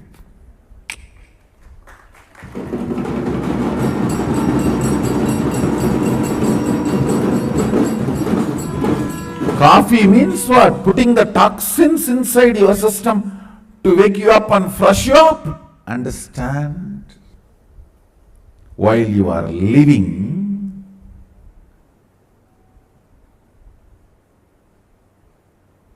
whether coffee wakes you up or yoga wakes you up matters.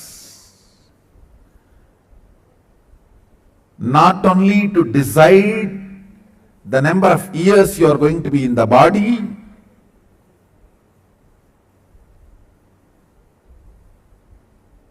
but also the quality of life you are going to have while you are in the body. Understand? Same way, the power manifestation,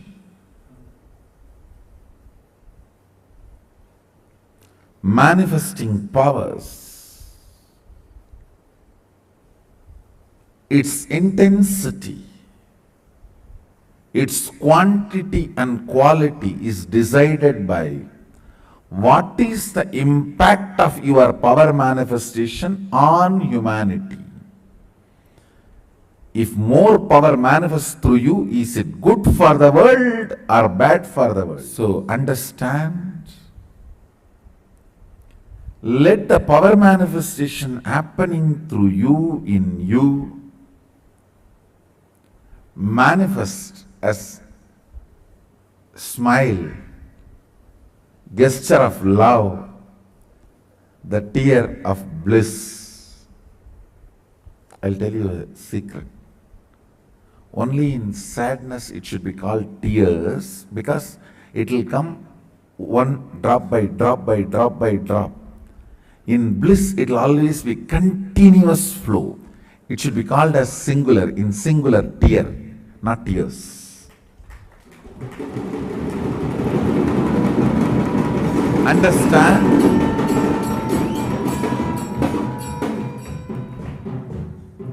If your blood is churned with sadness, it will be memories of past and hopelessness of the future. So the churning will be to and fro. How the spindle is churned and butter is taken out of buttermilk. It will be to and fro. If your blood is churned with bliss, it will be one machine mixing. So it will be a continuous flow. Understand? Bliss does not have opposite effect. It will be just either clockwise or anti-clockwise, just one intense spindling movement, that's all. Understand? What I am describing, if you just look in, yes, when there is no looking back, it is bliss. When you look back this side and that side, it is pain. Whenever your blood is churned with the suffering, it will be pains of the past and hopelessness of the future. That is the way the spindle will be churned. And that is why the tears, few, then few minutes, then few, then few minutes, then few, wet, dry, it will be going on. But the bliss tears are not like that.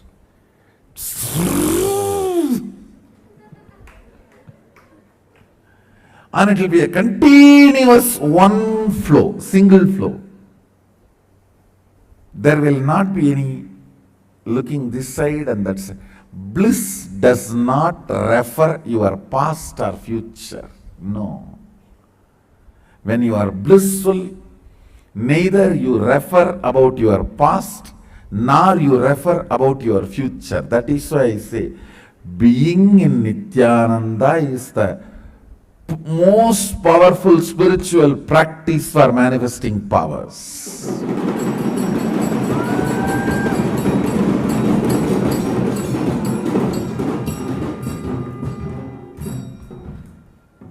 That's the most powerful way of manifesting powers.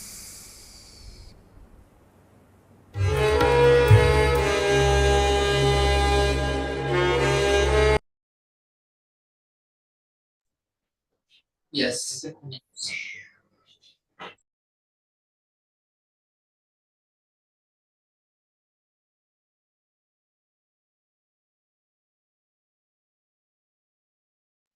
Yes. So in this satsang, we understood about the science of authenticity, how it was revealed in the Upanishads. And now let's continue with the understanding and put this understanding that we got in a small exercise here. Let's spend the next few minutes writing about the all lack of authenticity moments where you displayed the lack of authenticity in the last 24 hours. Let me rephrase that for you to make you understand better. Now, write down in a piece of paper or wherever, in your laptop, in your phone, wherever, in the last 45 minutes, in the last 24 hours, what were all the moments when you were in lack of authenticity? Meaning, whether it was supposed to be in the smallest place where you are supposed to tie your shoes, but instead of tying your shoes, you just stuff the shoelaces inside your shoe. This is just an example. or even at the highest level where you were supposed to give something to a person where they needed medical attention, but you were neglecting the whole responsibility and you did not do it even though you had the ability to do it. All of these are situations where you have expressed the inauthenticity. Each of these situations, find a way to realign yourself back to authenticity and write it down. So there are two steps. In the first step, write down all the situations in the last 24 hours where you did not be in the fullest of your authenticity. And then write down for each situation what you should have done in that moment. Please take a few minutes to do this process now.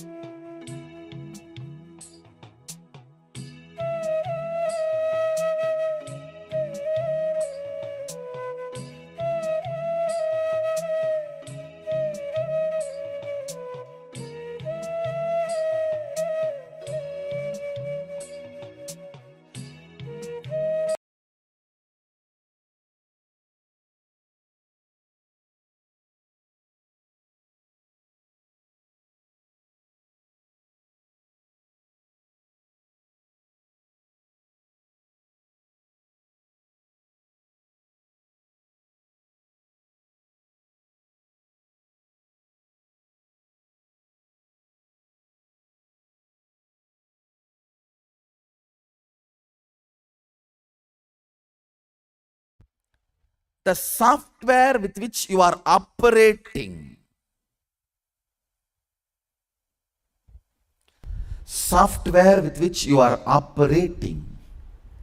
contains certain limitations, because the fellows who wrote the software itself could imagine only this much. They can't perceive which they don't know. The softwares with which your body and mind is operating may not have faults but has a lot of limitations. If you are in a listening space enough, I will tell you there is even fault. The software with which your body and mind and consciousness is functioning has a lot of limitations. The cognitions you carry has a lot of limitations.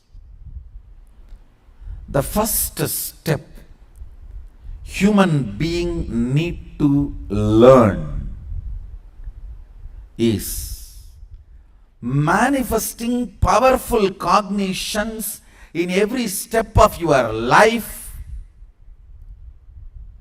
is authenticity. Manifesting powerful cognitions in every step of your life, whether it is about your wealth, health, relationships, energy, intelligence, anything you have in your life, manifesting powerful cognitions about it.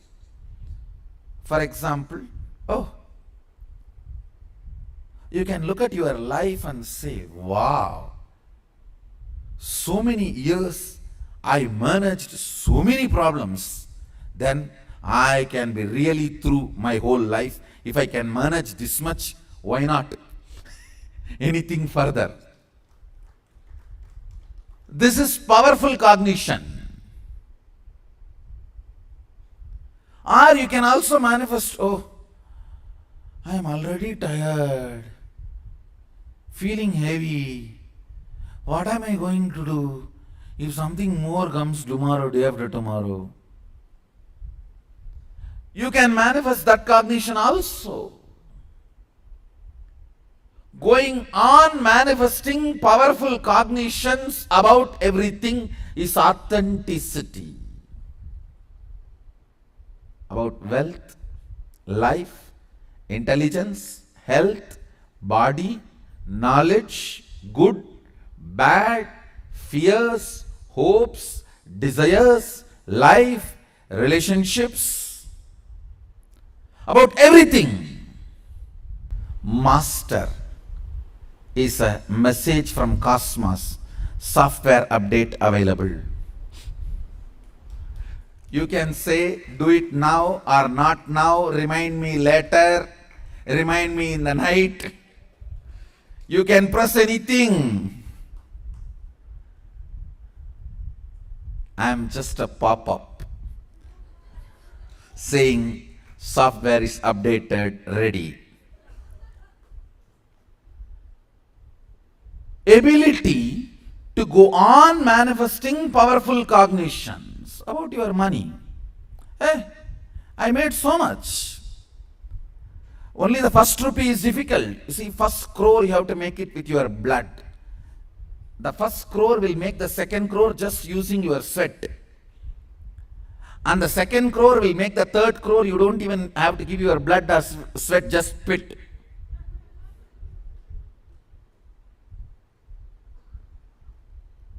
That is the way life is. If you decide to live, or you can say, this 1 crore itself is paining my back. What am I going to do? You can manifest powerless cognitions. You have a freedom. Understand it is time. You do realize that the software with which you are operating has some faults and limits. deciding to manifest powerful cognitions continuously about everything. Immediately say, I don't know how to manifest powerful cognition. I can't practice, I am tired and bored, Swamiji. Even about this, start manifesting powerful cognitions. If you can find your problem, that itself is a proof you can solve it.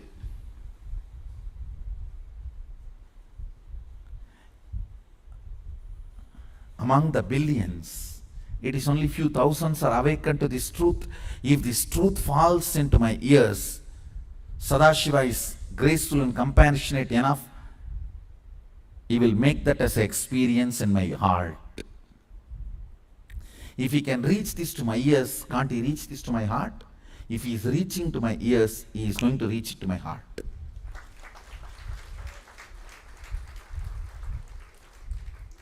If he is reaching it to my ears, he is going to reach it to my heart. Otherwise, why in the 7 billion? Only in these few thousand, I am also part.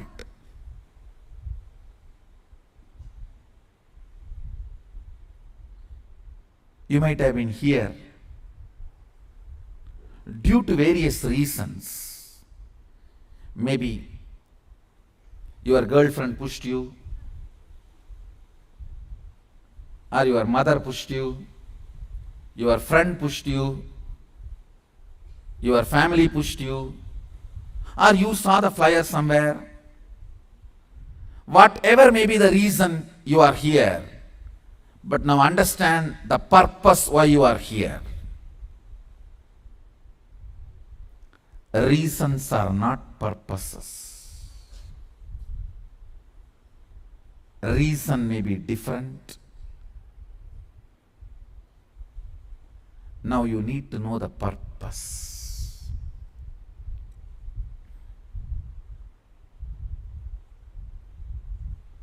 Purpose is to start manifesting powerful cognitions about life, about everything in which you are stuck. Powerful cognitions are not positive thinking, no.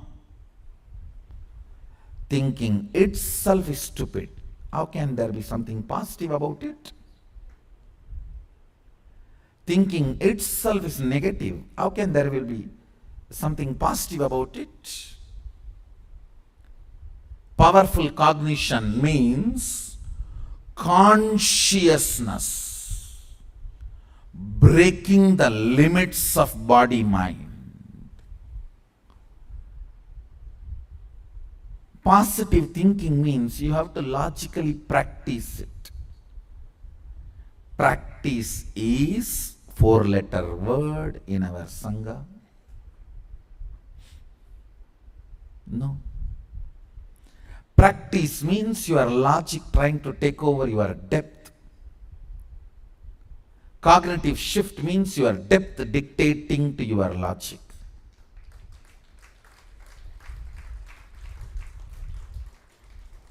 Practice means you think of integrity and say, from tomorrow I am going to practice integrity, 4 o'clock yoga.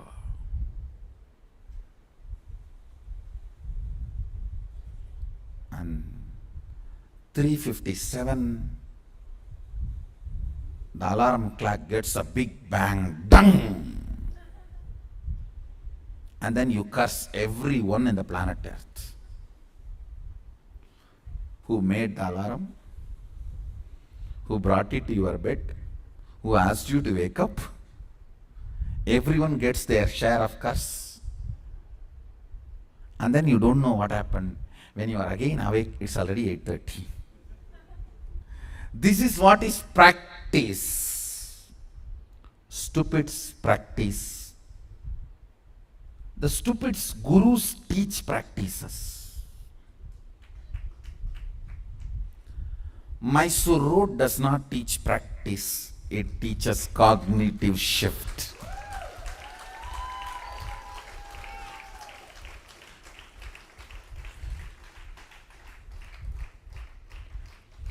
For practice, choose another road. For cognitive shift, choose Mysore Road.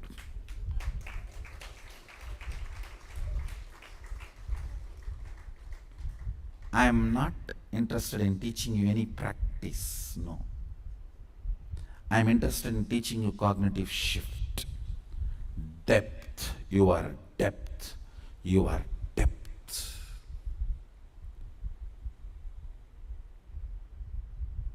Only that need to decide.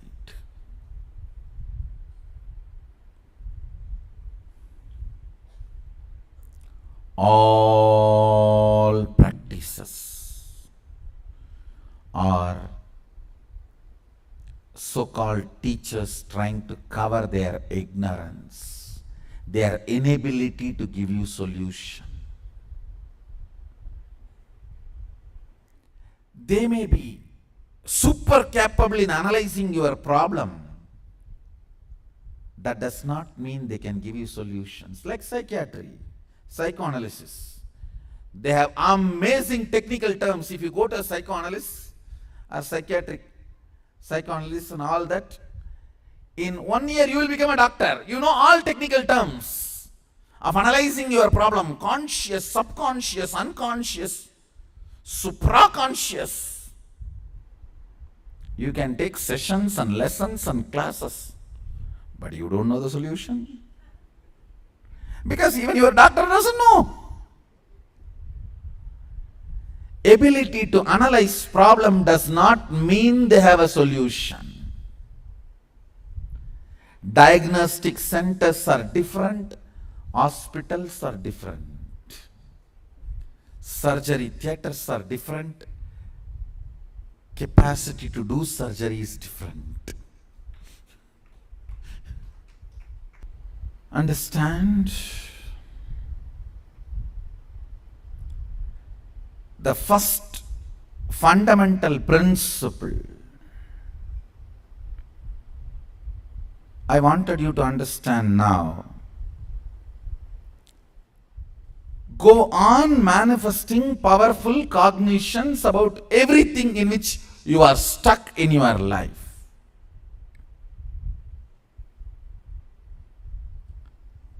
Sit for a few minutes and pen down all the powerless cognitions in which you are stuck, the memories which puts you in powerlessness, whether remembrance of money, remembrance of relationship, remembrance of your health, or remembrance of yourself. That's, I think, worst thing.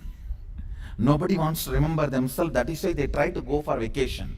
They jump here, they jump there, they go here. Unfortunately, they carry themselves with them. What to do?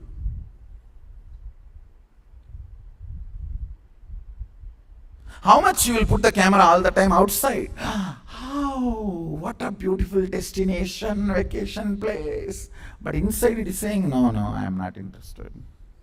Whatever remembrance or thought currents puts you in powerlessness, pen down.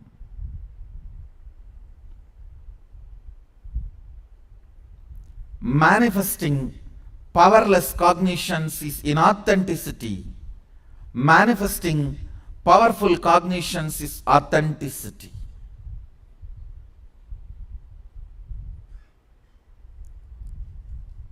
Positive thinking is so-called self-development. I am not interested in it.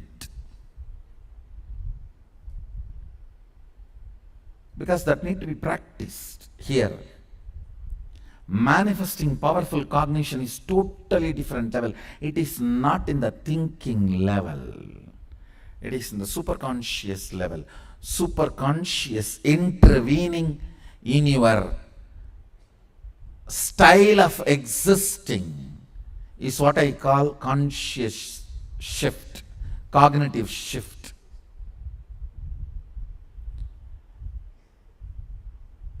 Your intelligence intervening in the style of your thinking is positive thinking.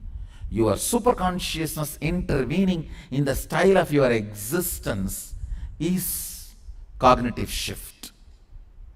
It's different level.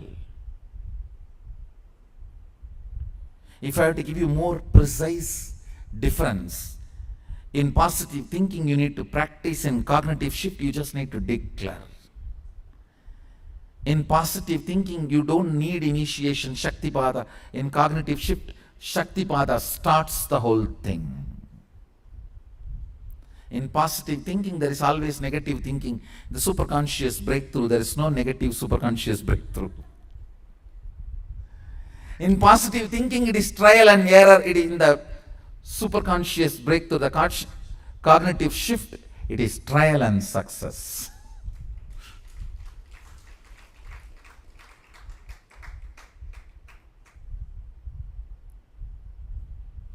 The first step I want you to do,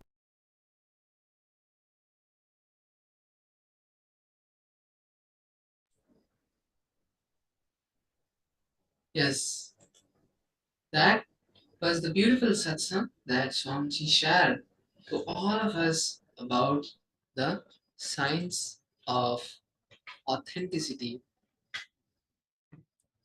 The science of authenticity is the way and the door to making our lives much, much more powerful.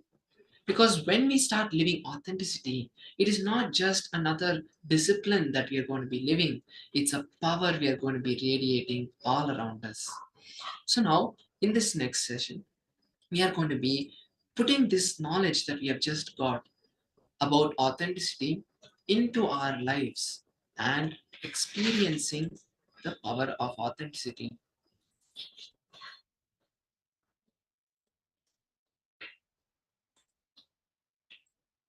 So now let us take another few minutes to once again continue that beautiful exercise that we were doing before, where we wrote down different incidents in the last 24 hours and we experienced inauthenticity. We were inauthentic with our different images of our lives, and write down what you were supposed to do, how your authentic self would have acted at those situations. So now I request all the participants to once again continue doing that exercise. Please begin now.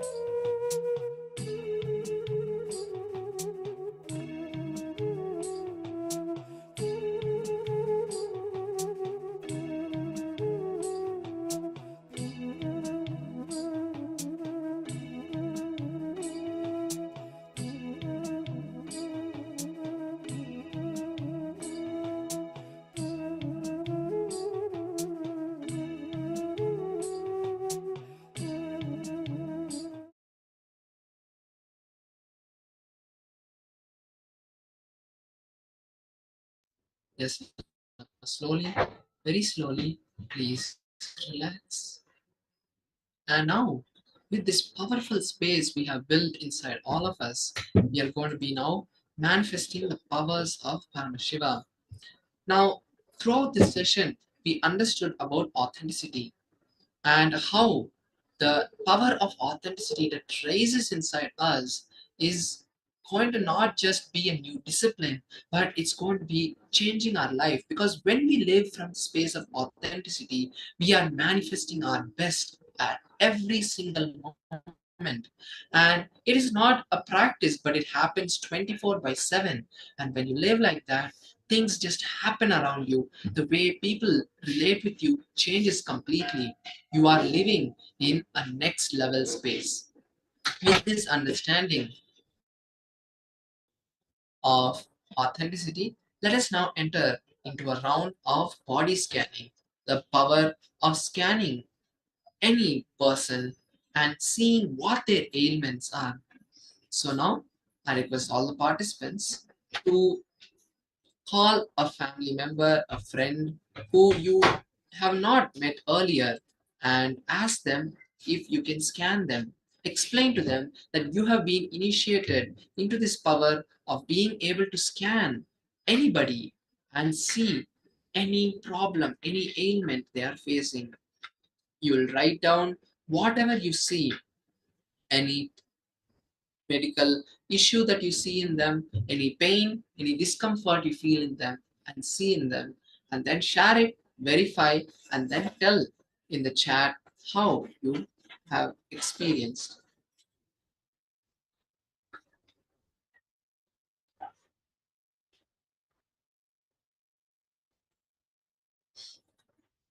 Yes, so now let's take a few minutes to call a partner, to call a family member, and ask them if you can scan their body, and then we'll be continuing to the next step. So once you connect with that particular person, the technique to manifest this power is very simple. Just visualize Swamiji and the Mahavakya will be playing for all of you. Listening to that Mahavakya, just enjoy and enter that space and ask Swamiji for the answer of what the person is currently facing, whether physical or mental distress, disease, or pain. And then share it with that partner, verify, and that will be the process of the manifestation. So let's enter the manifestation. Let's all sit straight and call a family member, ask them if they're okay, and manifest the power of body scanning with them. Please begin.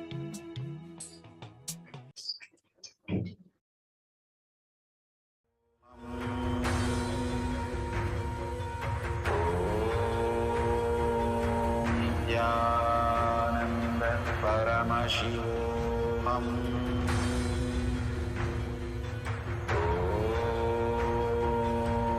Nithyananda Paramashivoham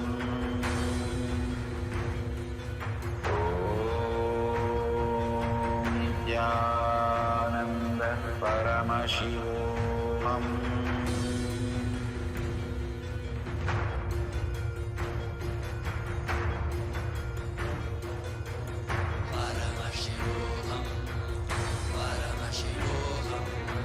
Let Paramashiva's third eye manifest in all our third eyes.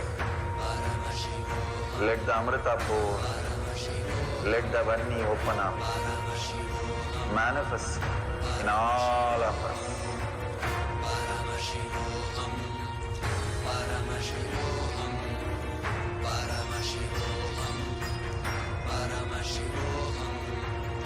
Let Paramashiva overflow, manifest the powers in all our third eyes. Om Nithyananda Paramashivoham Om Nithyananda Paramashivoham Om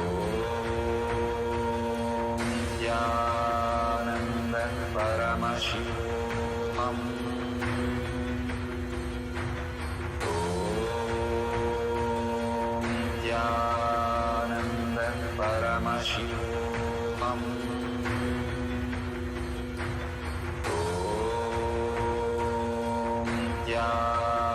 Nithyananda Paramashivoham. Om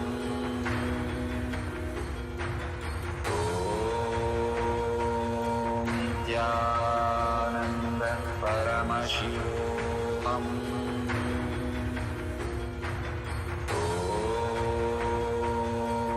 Nithyananda Paramashivoham. Om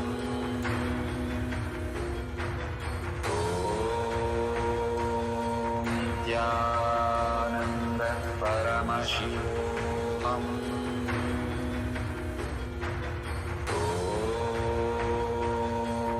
Nithyananda Paramashivoham.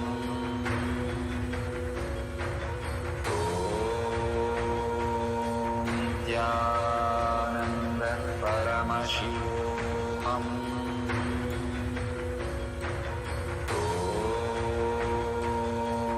Nithyananda Paramashivoham.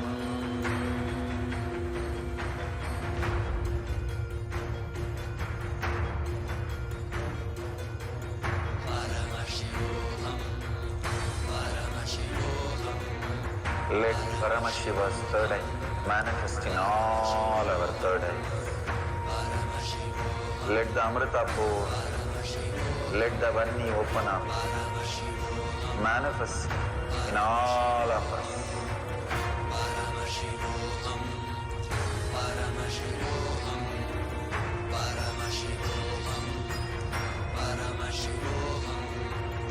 Let Paramashiva overflow, manifest the powers in all our third eyes. Om Nithyananda Paramashivoham. Om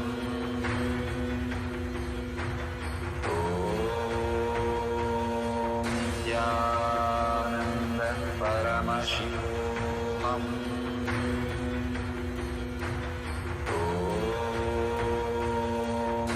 Nithyananda Paramashivoham. Om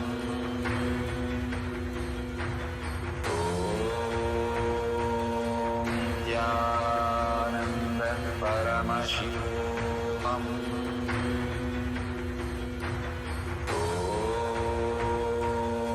Nithyananda Paramashivoham. Nithyananda Paramashivoham. Om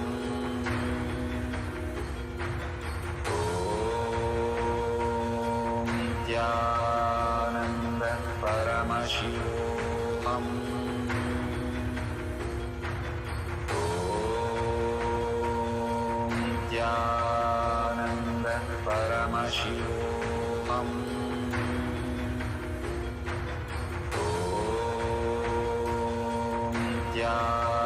Nithyananda Paramashivoham. Om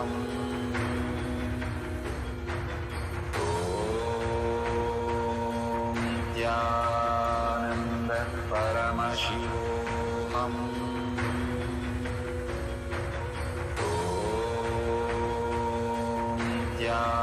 Nithyananda Paramashivoham.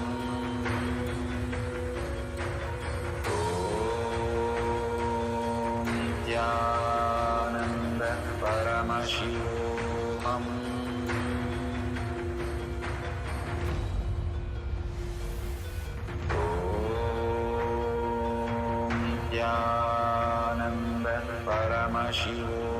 Om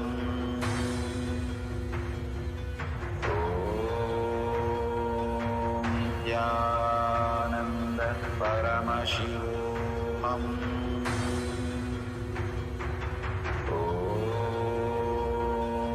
Nithyananda Paramashivoham.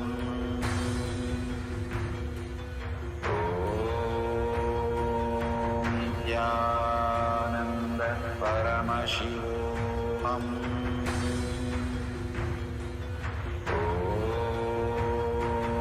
Nithyananda Paramashivoham. Om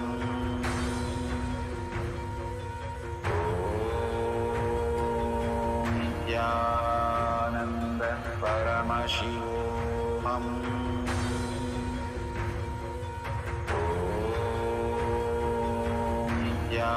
Nithyananda Paramashivoham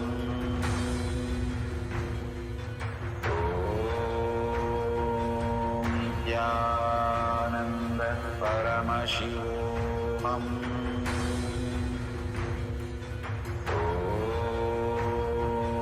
Nithyananda Paramashivoham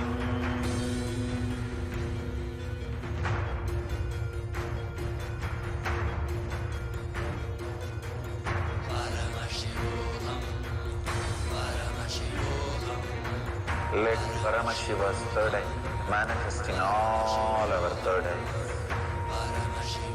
Let the Amrita pour, let the Vanni open up, manifest in all of us.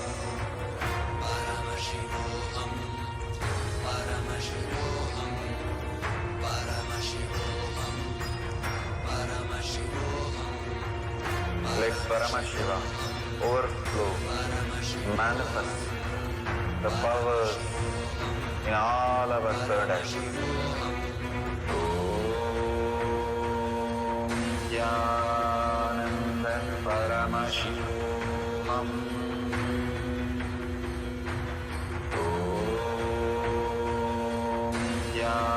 Nithyananda Paramashivoham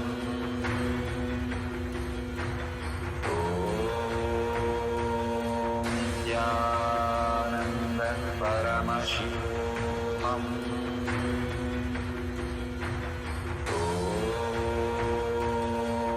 Nithyananda Paramashivoham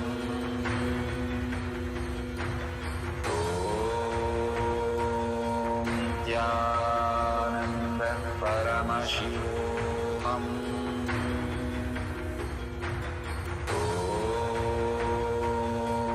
Nithyananda Paramashivoham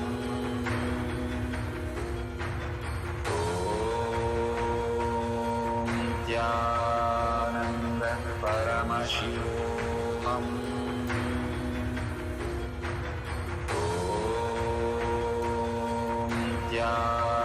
Nithyananda Paramashivoham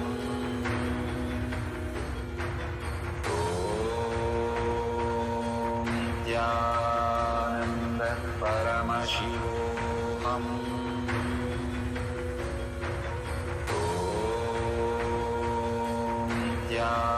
Nithyananda Paramashivoham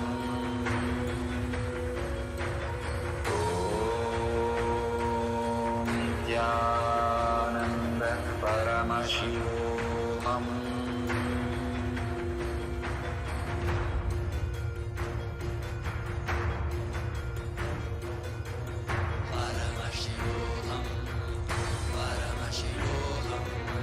Let Paramashiva's third eye manifest in all our third eyes. Let the Amrita pour, let the Vanni open up, manifest in all of us.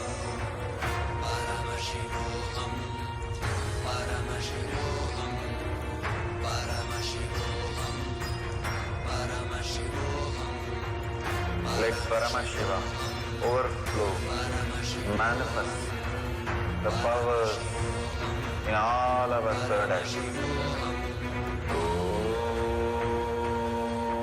Nithyananda Paramashivoham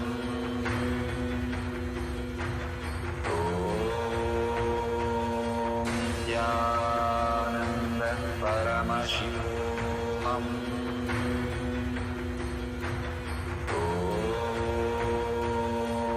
Nithyananda Paramashivoham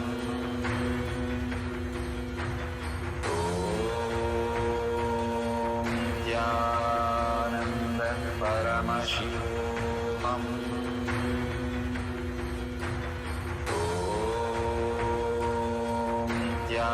Nithyananda Paramashivoham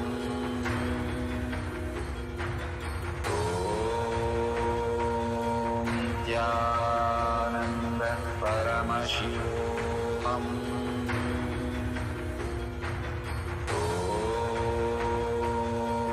Nithyananda Paramashivoham. Om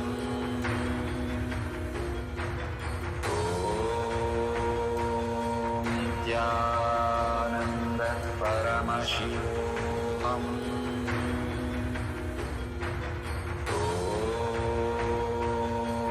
Nithyananda Paramashivoham. Om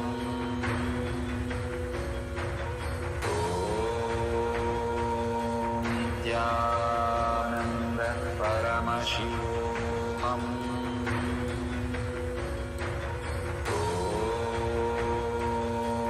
Nithyananda Paramashivoham. Om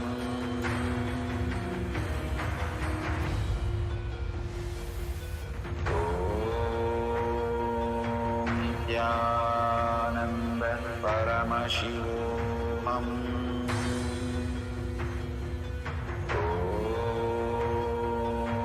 Nithyananda Paramashivoham. Om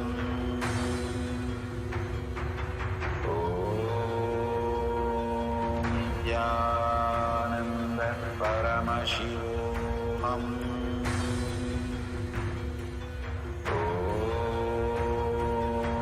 Nithyananda Paramashivoham.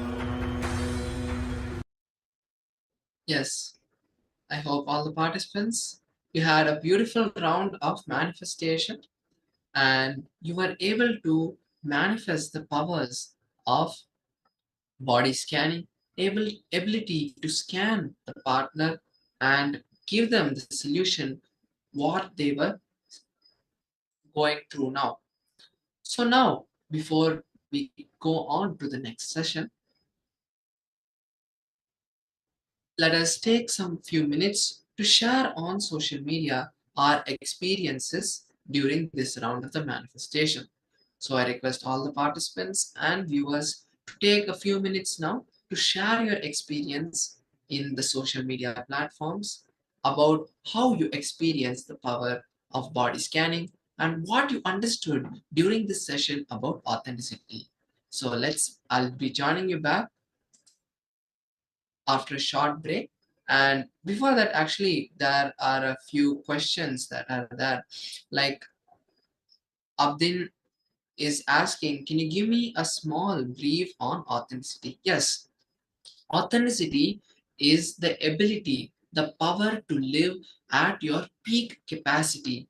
So how when we have a battery, it when it's full, it works very efficiently, but as it gets drained it works very less. In the same way, when we are authentic we are working in the highest capacity, but the power of authenticity does not work like a battery. It is continuously charged forever. There is no expiry date to the battery. In more simple words, the power of authenticity is the ability for you to always be working at your highest potential, whether at work or at home, not being lazy, not being powerless, and being workaholic continuously, having the ability, the inspiration from within to work at your highest capacity. That is authenticity. So, also, there's another question which was there, the participant is asking if they can just watch the YouTube video and be initiated into Shiva Diksha because they were not there on the first day of the program. um, to you, I would say that you cannot just watch the video because you have to be in the in this Zoom room, having the direct vision by Swamiji and Swamiji seeing you. That Nayana Diksha has to happen. That is the most important part, where Swamiji also sees you during the initiation. So it is okay that you have missed this level 1 initiation, because the next season that is starting, you can join on the first day of the Paramashivoham program happening next season. The dates are not yet announced, but soon they will be announced, and on the first day you can join and receive the initiation. And yes, with this we'll be having a short break to post our experiences and our powerful clicks and cognitions that we had during this session. Thank you all, and we'll be joining back after a short break. Paramashivoham Om Nithyananda Paramashivoham Om Nithyananda Paramashivoham Om Nithyananda Paramashivoham Nithyananda Paramashivoham Om Nithyananda Paramashivoham Om Nithyananda Paramashivoham Om Nithyananda Paramashivoham Om Nithyananda Paramashivoham Om Nithyananda Paramashivoham Om Nithyananda Paramashivoham Om Nithyananda Paramashivoham Om Nithyananda Paramashivoham Om Nithyananda. Nithyananda, we are on a mission to revive the Enlightenment civilization. If you resonate with our message and want to be part of us, be sure to like, share, and subscribe. And don't forget to click the bell icon.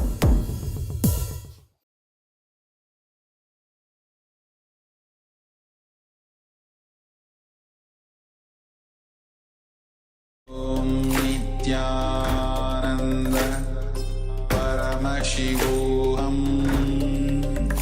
Om Nithyananda Paramashivoham Om Nithyananda Paramashivoham Om Nithyananda Paramashivoham Om Nithyananda Paramashivoham Om Nithyananda Paramashivoham Om Nithyananda Paramashivoham Om Nithyananda Paramashivoham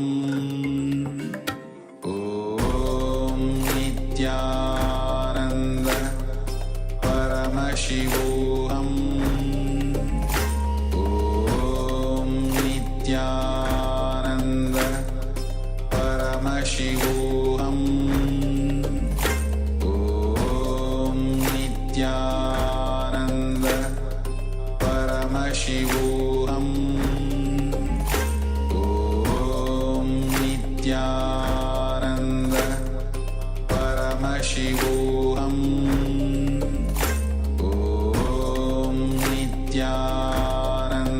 Nithyananda Paramashivoham Om Nithyananda Paramashivoham Om Nithyananda Paramashivoham Om Nithyananda Paramashivoham Om Nithyananda Paramashivoham Om Nithyananda Paramashivoham Paramashivoham Om Nithyananda Paramashivoham Om Nithyananda Paramashivoham Om Nithyananda Paramashivoham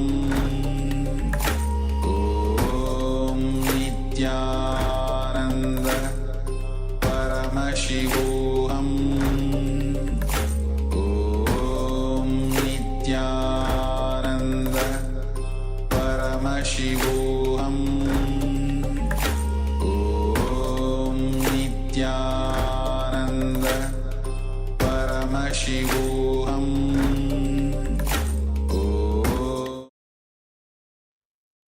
Yes. So now we'll be moving into the next session where we'll be understanding about the cognitions of building the highest thought currents we can have, building the power of unlocking the power of thinking and aligning our identities to the highest identity. Before we move further, there's a question from Abdin. He's asking, so integrity is taking a decision and authenticity is being our fullest version. I would not say integrity is taking a decision.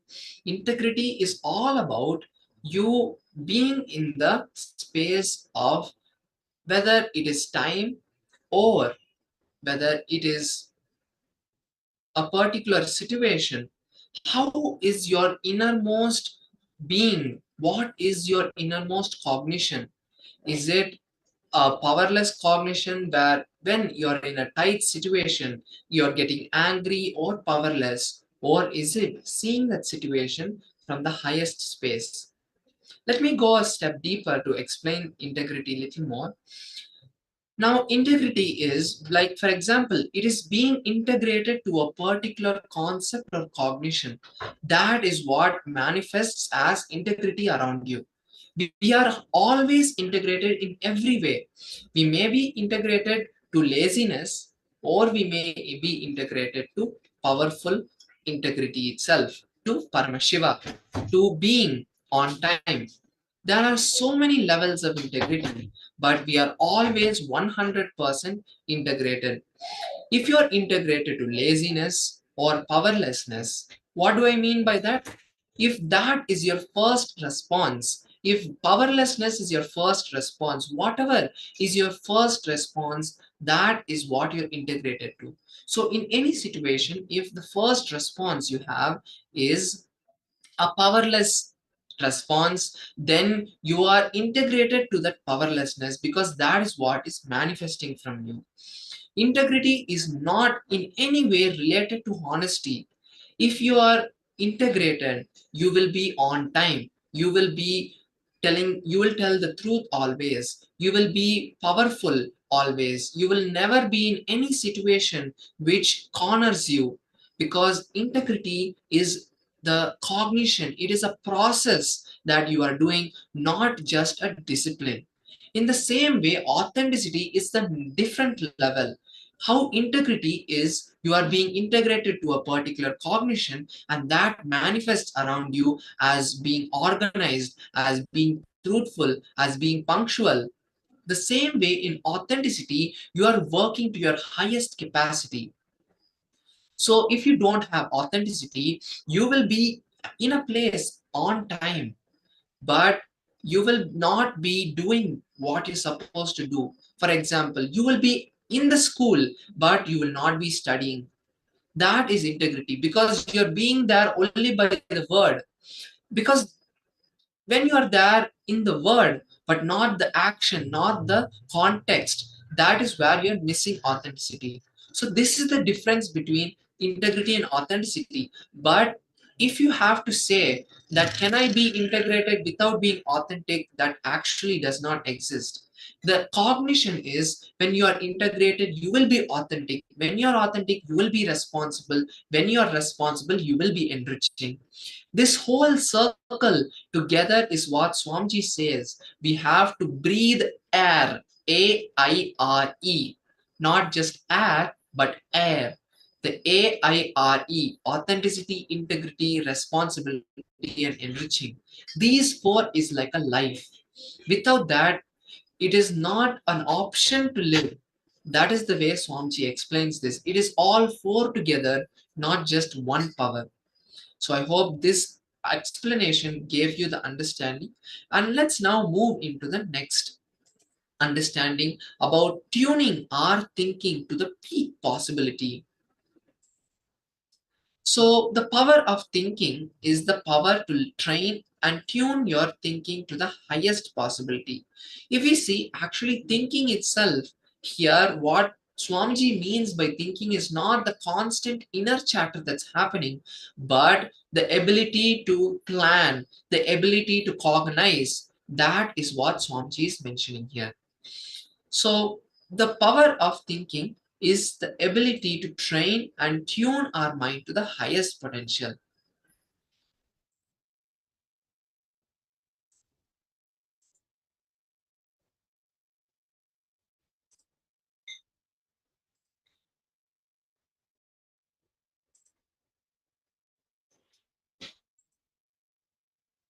Whether you know it or not, whether you believe it or not, you control your mind.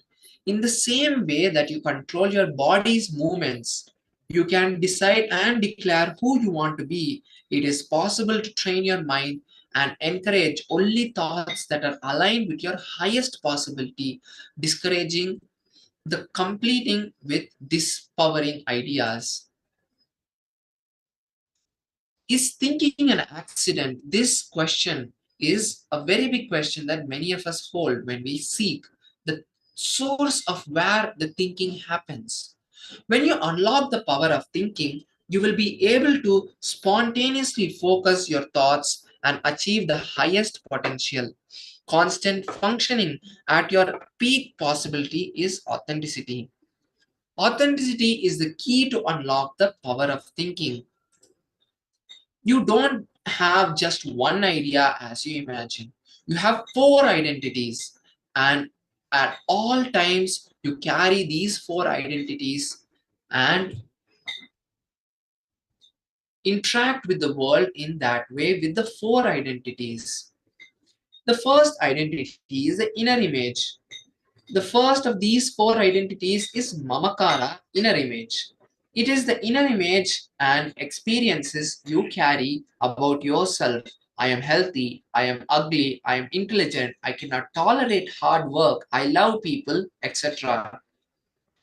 You carry many such inner identities and ideas about yourself. Unfortunately, the ideas you carry about you is always less than what you project yourself to be for others. The second identity is your ahankara, outer image. It is how you project yourself to others.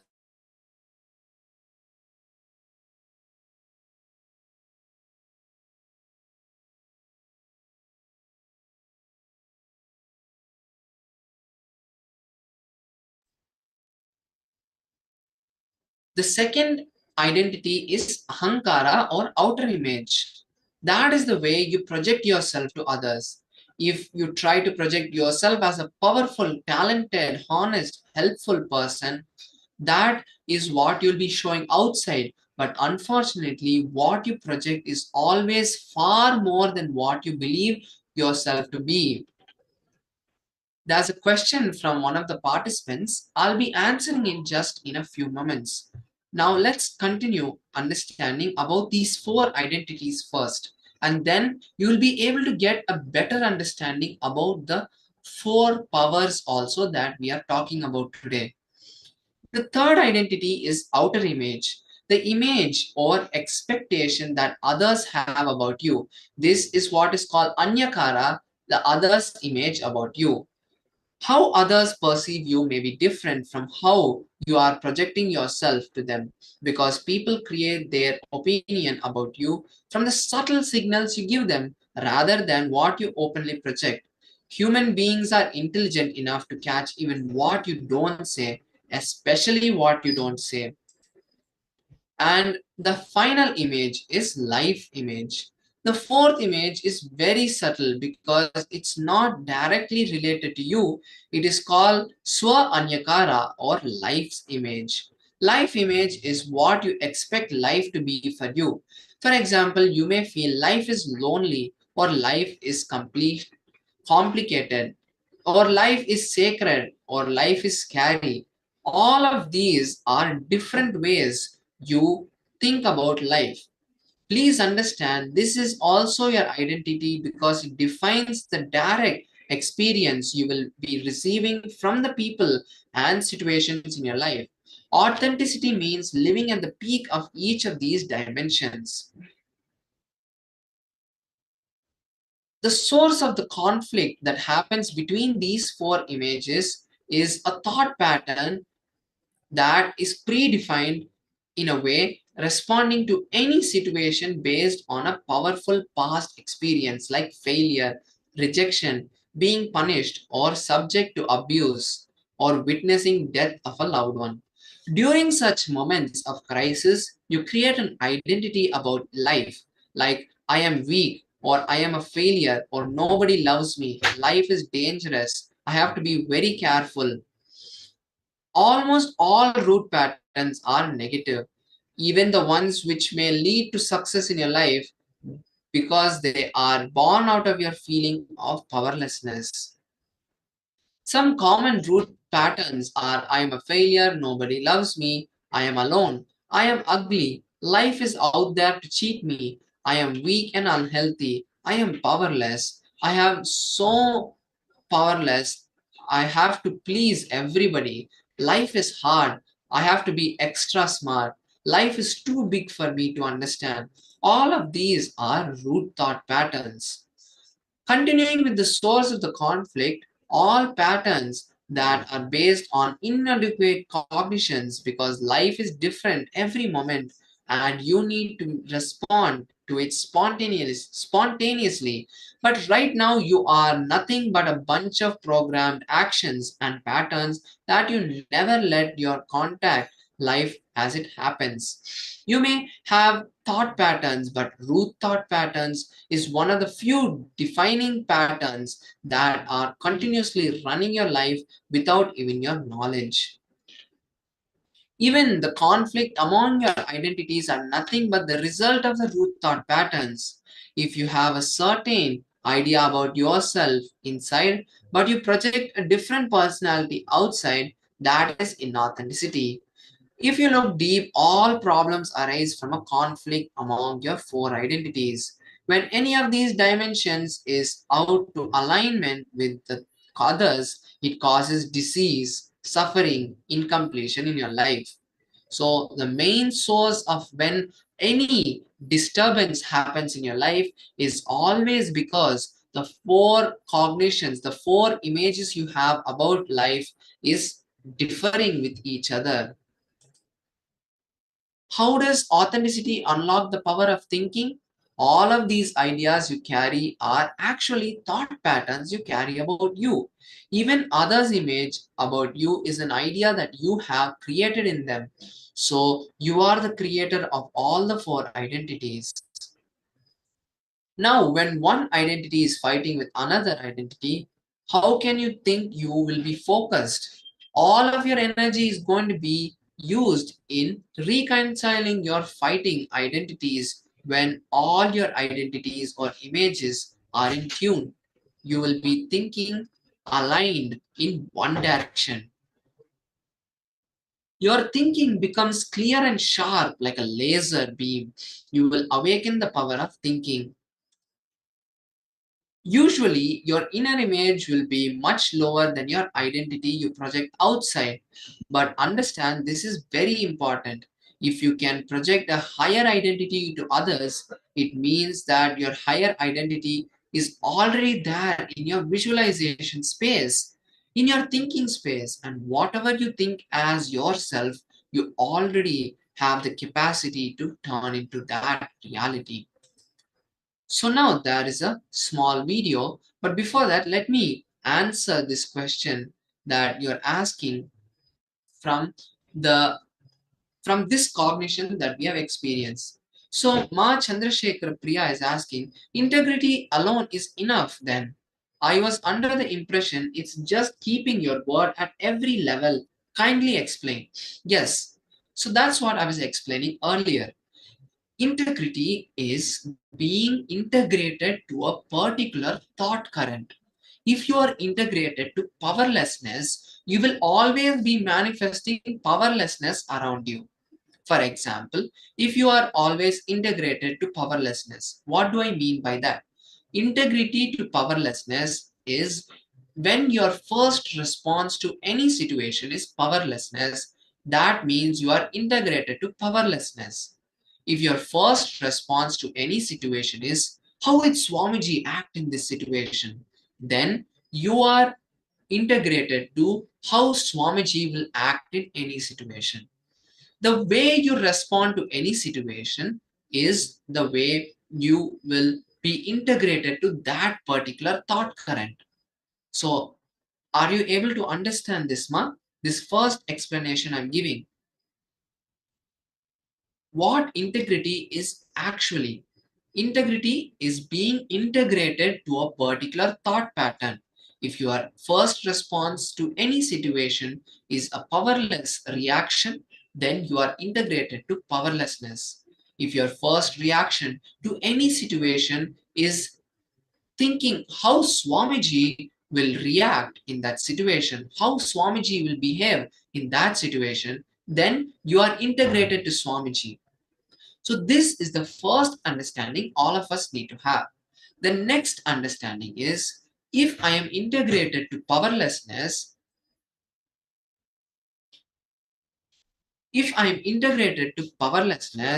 then how will the situations around you manifest? You will not be integrated to time. You will not be punctual because you will be in some other thought current, some other situation will happen where you will be stuck in that. You will not be able to be punctual. You will not be organized in life. You will not be in any way going forward, expanding yourself. But when you are integrated to the thought current, I am Swamiji, I am Paramashiva, then that sort of incidents, that sort of situations start revolving around you. That is the way you will be expressing life around you.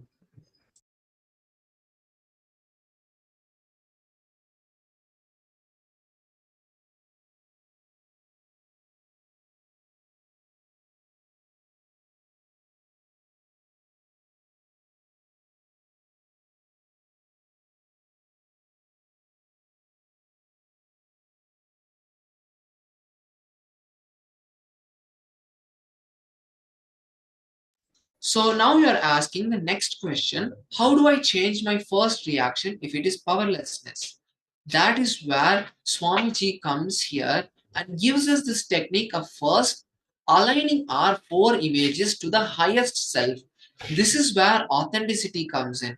When you start living an authentic life to your highest possibility, that helps change your integrity, that helps change what you are integrated to, because every moment you will be thinking, how will Swamiji be, how will Swamiji be, how will Swamiji react, and at that time you start building this tendency to be integrated to that cognition.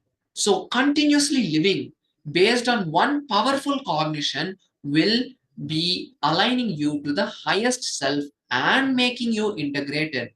See, this example that I gave of aligning yourself to how will Swamiji react is one. There are so many powerful cognitions that are there. One is complete completion. One more is power manifestation. Another powerful cognition is I can never be disturbed by life. So each of these are different powerful cognitions. So take one powerful cognition from Swamiji, and in every situation, see how to implement that powerful cognition, and that will become your integrity, and that will manifest outside as your authenticity. So I hope I'm clear in this understanding of how to be integrated, how to change our first reaction, and what integrity is. Let us now listen to this beautiful clip from Swamiji, and then we will be moving into an internalization exercise to implement these powerful cognitions we have learned.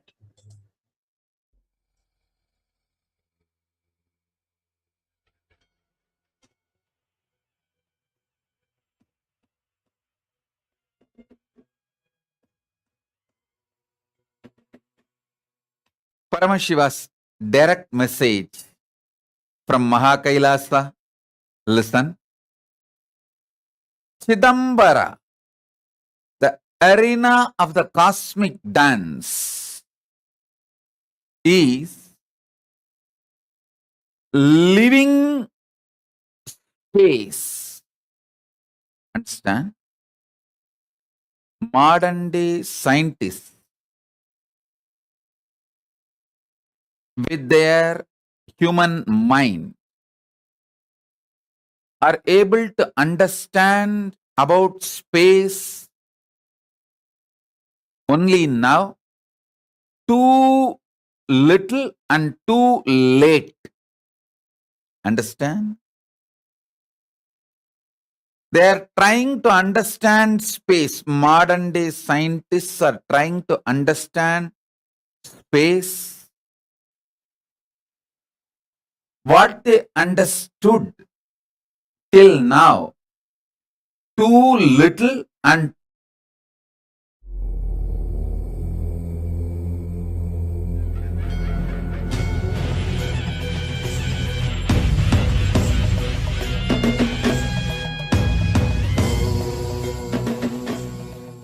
Paramashiva's direct message from KAILASA. Listen. Chidambara, the arena of the cosmic dance, is living space. Understand? Modern day scientists, with their human mind, are able to understand about space only now, too little and too late. Understand? They are trying to understand space. Modern day scientists are trying to understand space. What they understood till now, too little and too late. Thousands of years before, Hindus had a clear understanding about what is space. Space is living existence, living entity. I should say closer to consciousness. Space is very closer to consciousness. I'll give you some of the important, powerful cognitions about space. Just if you internalize this, you can use the power of space in your day-to-day life in a very practical way, simple and very practical way. First, space is a living entity. It's not emptiness, it's not dead, it is living. Second, it is very close to consciousness. Third, the space you are carrying inside you, where the thoughts manifest, is directly connected to the space where this universe is established.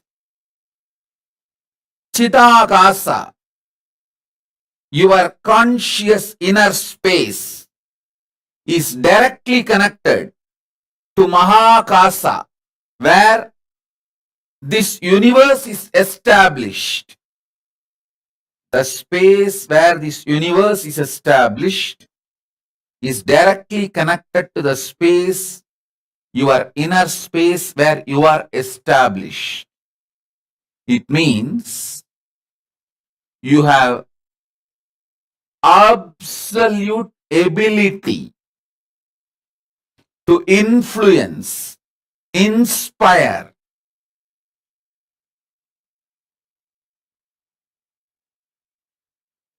directly intervene with the outer space on which the world is established. Any mass has a power to influence the space. When you are able to influence space through which you can influence anything which is established in the space, and just by sheer power of thoughts, you can raise, lower your mass through which you can influence the space, through which you can influence anything established in the space. Please understand.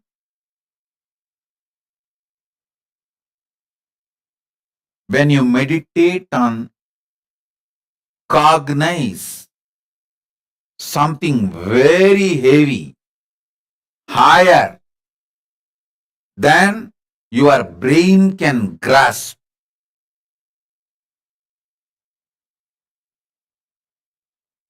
your space becomes powerful,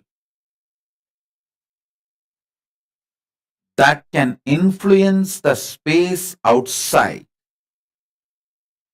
and anything established in the space outside.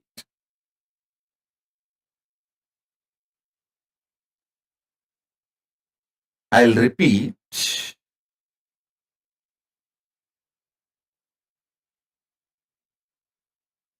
Very recently, modern day scientists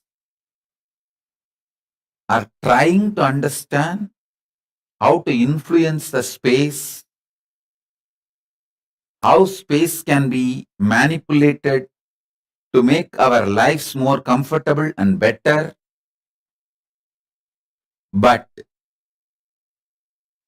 thousands and thousands of years ago, Hindus had clear knowledge.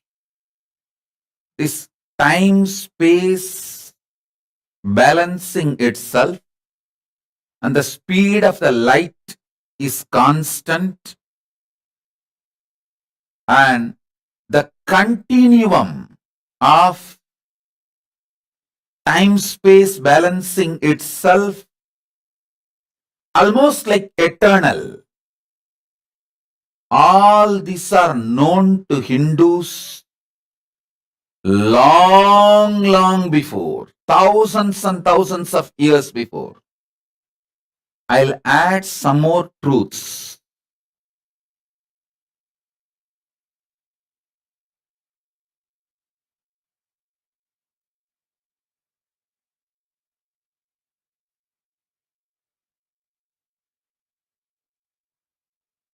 Thoughts can travel using space as medium.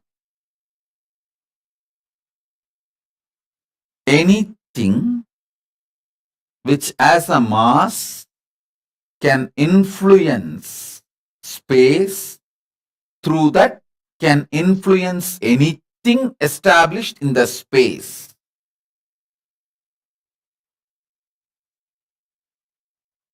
Let me be more clear and straight. Just through your thought, power of cognition, the power of your inner space, Chidambara, you can influence anything established in the space, whether sun or the moon or the universe or the black hole or the Big Bang, anything established in the space can be influenced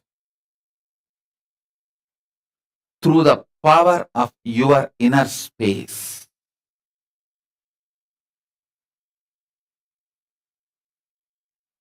Contemplate on this.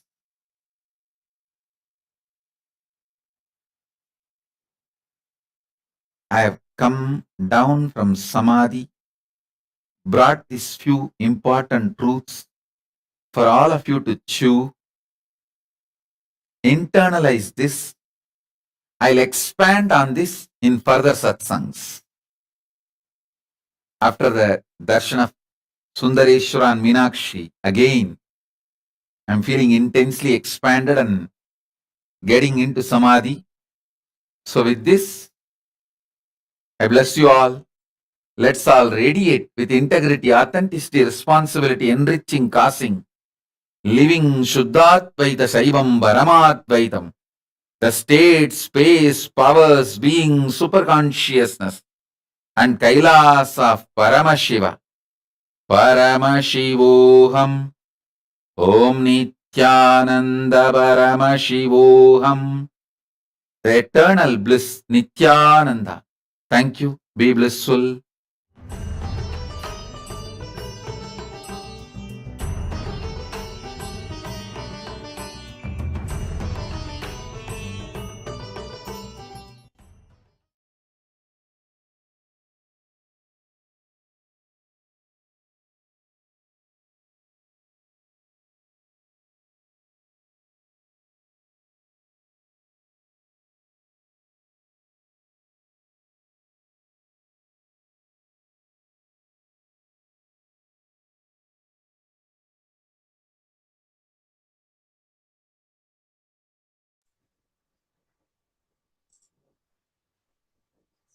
Yes, that was a beautiful video where Swamiji shared how our thought currents can change the world around us. So now we'll be entering into a small internalization exercise to understand this and actually put this into cognition, into our understanding.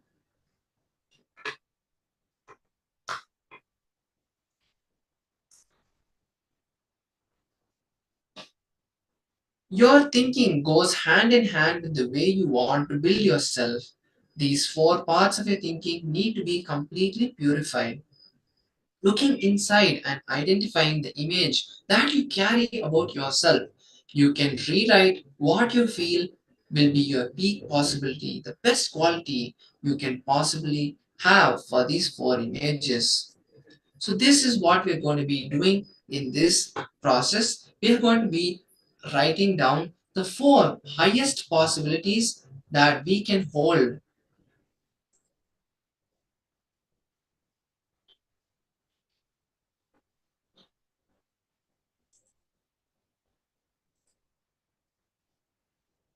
Now,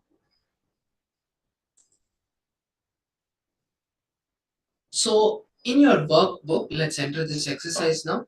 In your workbook now, let us make two columns. One title our inner image and then the outer image. And then in the first column, make a list of your top inner image that you have, belief about yourself.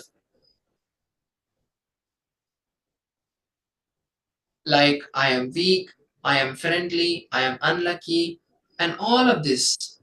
In the second column, write the corresponding outer image. For example, what are you feeling inside when you just close your eyes? What do you think about you? You can write down anything, even if it's like I'm a good cook. What you feel about yourself inside? I am unhealthy always, I always get sick. All of these, write them down.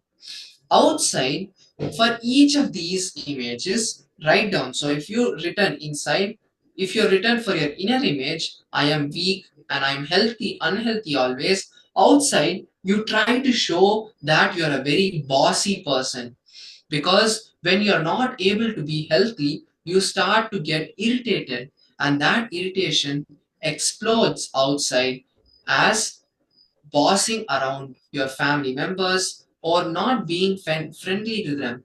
That is the outer image you hold. So, write for 10 inner images. What are the 10 outer images? Let's take 5 minutes to write this down, and then we'll be moving into the next step. Please.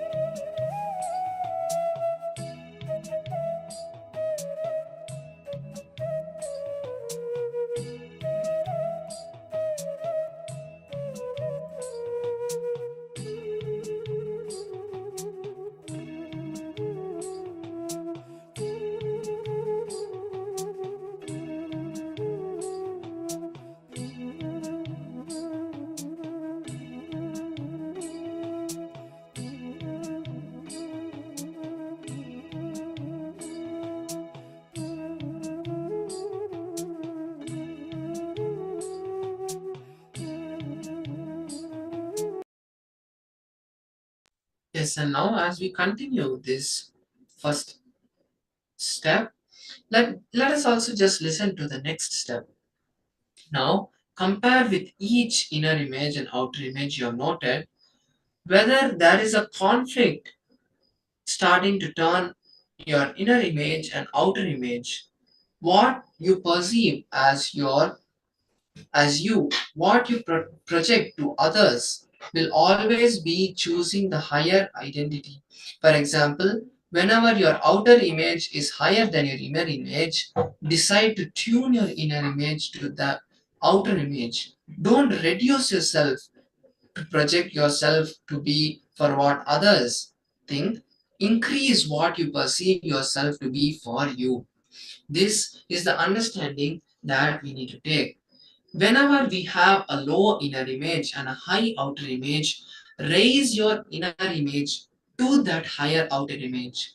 Finally, your highest image is I am Paramashiva inside, outside, to others, and I feel life is Paramashiva. This is the final understanding all of us need to take. Now, let us enter into a small round of power manifestation, as once again we'll be manifesting the power of body scanning.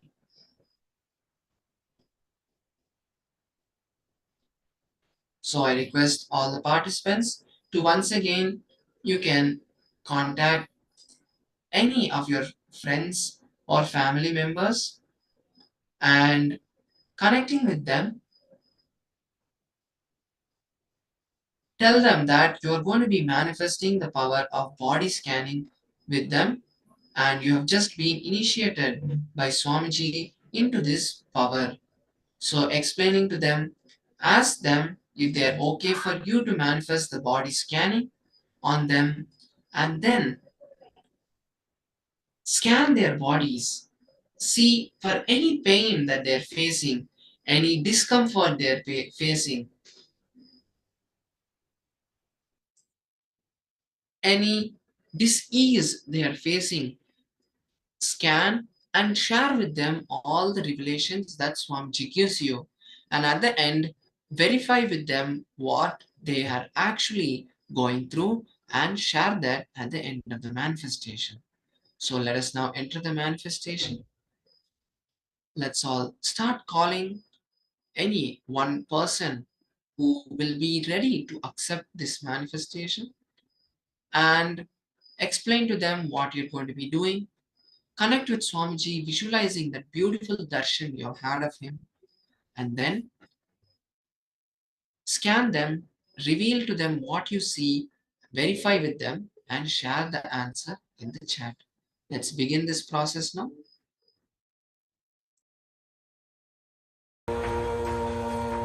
Nithyananda Paramashivoham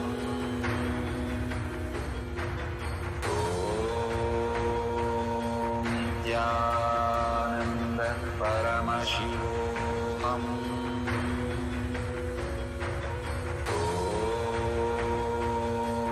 Nithyananda Paramashivoham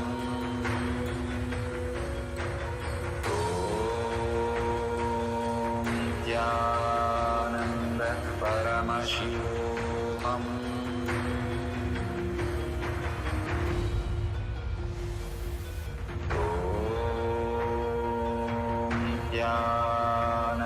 Paramashivoham Nithyananda Paramashivoham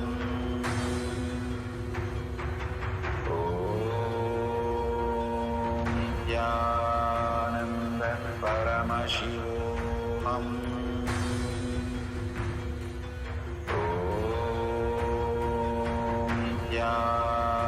Nithyananda Paramashivoham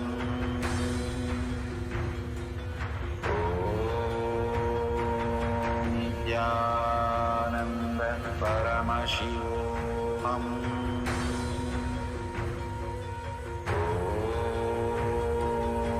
Nithyananda Paramashivoham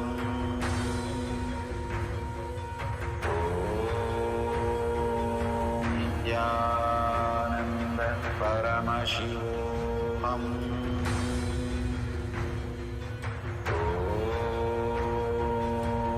Nithyananda Paramashivoham Paramashivoham.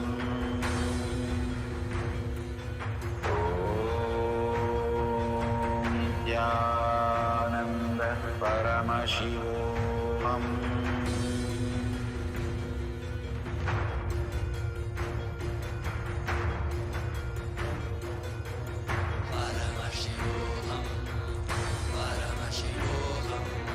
Let Paramashiva's third eye manifest in all our third eyes. Let the Amrita pour, let the Vanni open up, manifest in all of us.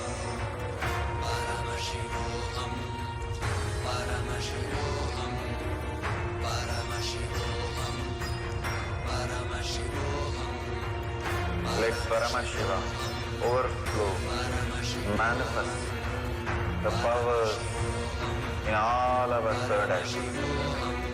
Om Nithyananda Paramashivoham. Om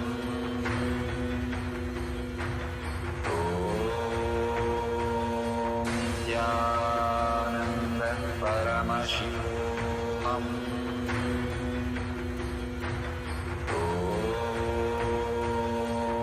Nithyananda Paramashivoham. Om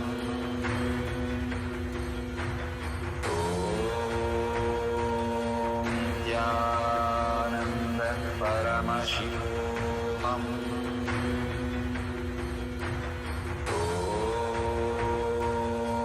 Nithyananda Paramashivoham.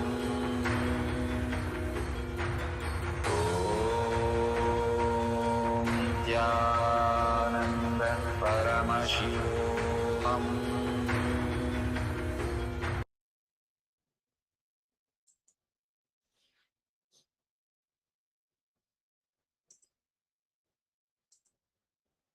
And yes, with that, let's slowly relax and open our eyes. Now, in these few minutes that we have manifested the power, whatever you have experienced, you can share.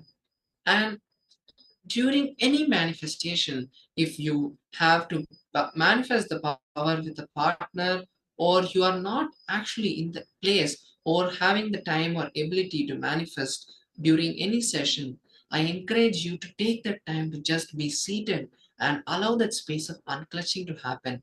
Heal yourself or hold a particular reality you want to manifest and intensely visualize that happening. That is the best manifestation you can do for your own life. So, with this, we come to the end of this segment. I thank all the participants for your beautiful participation throughout this program. And now take this time to once again share in the social media all your experiences during this session and tell the world what you have experienced and understood. So, with that, we'll be moving into the next session after a short break. I request all the participants to continue being seated, logged into the Zoom. The next Acharya will be joining us shortly and leading us into the next understanding about the other powerful powers of enriching, responsibility, and more. So let's all be seated and we'll be back after a short break. Thank you. Nithyanandam. Nithyananda Paramashivoham. Om Nithyananda Paramashivoham. Om Nithyananda Paramashivoham. Om Nithyananda Paramashivoham. Om Nithyananda Paramashivoham. Om Nithyananda Paramashivoham. Om Nithyananda Paramashivoham. Om Nithyananda Paramashivoham.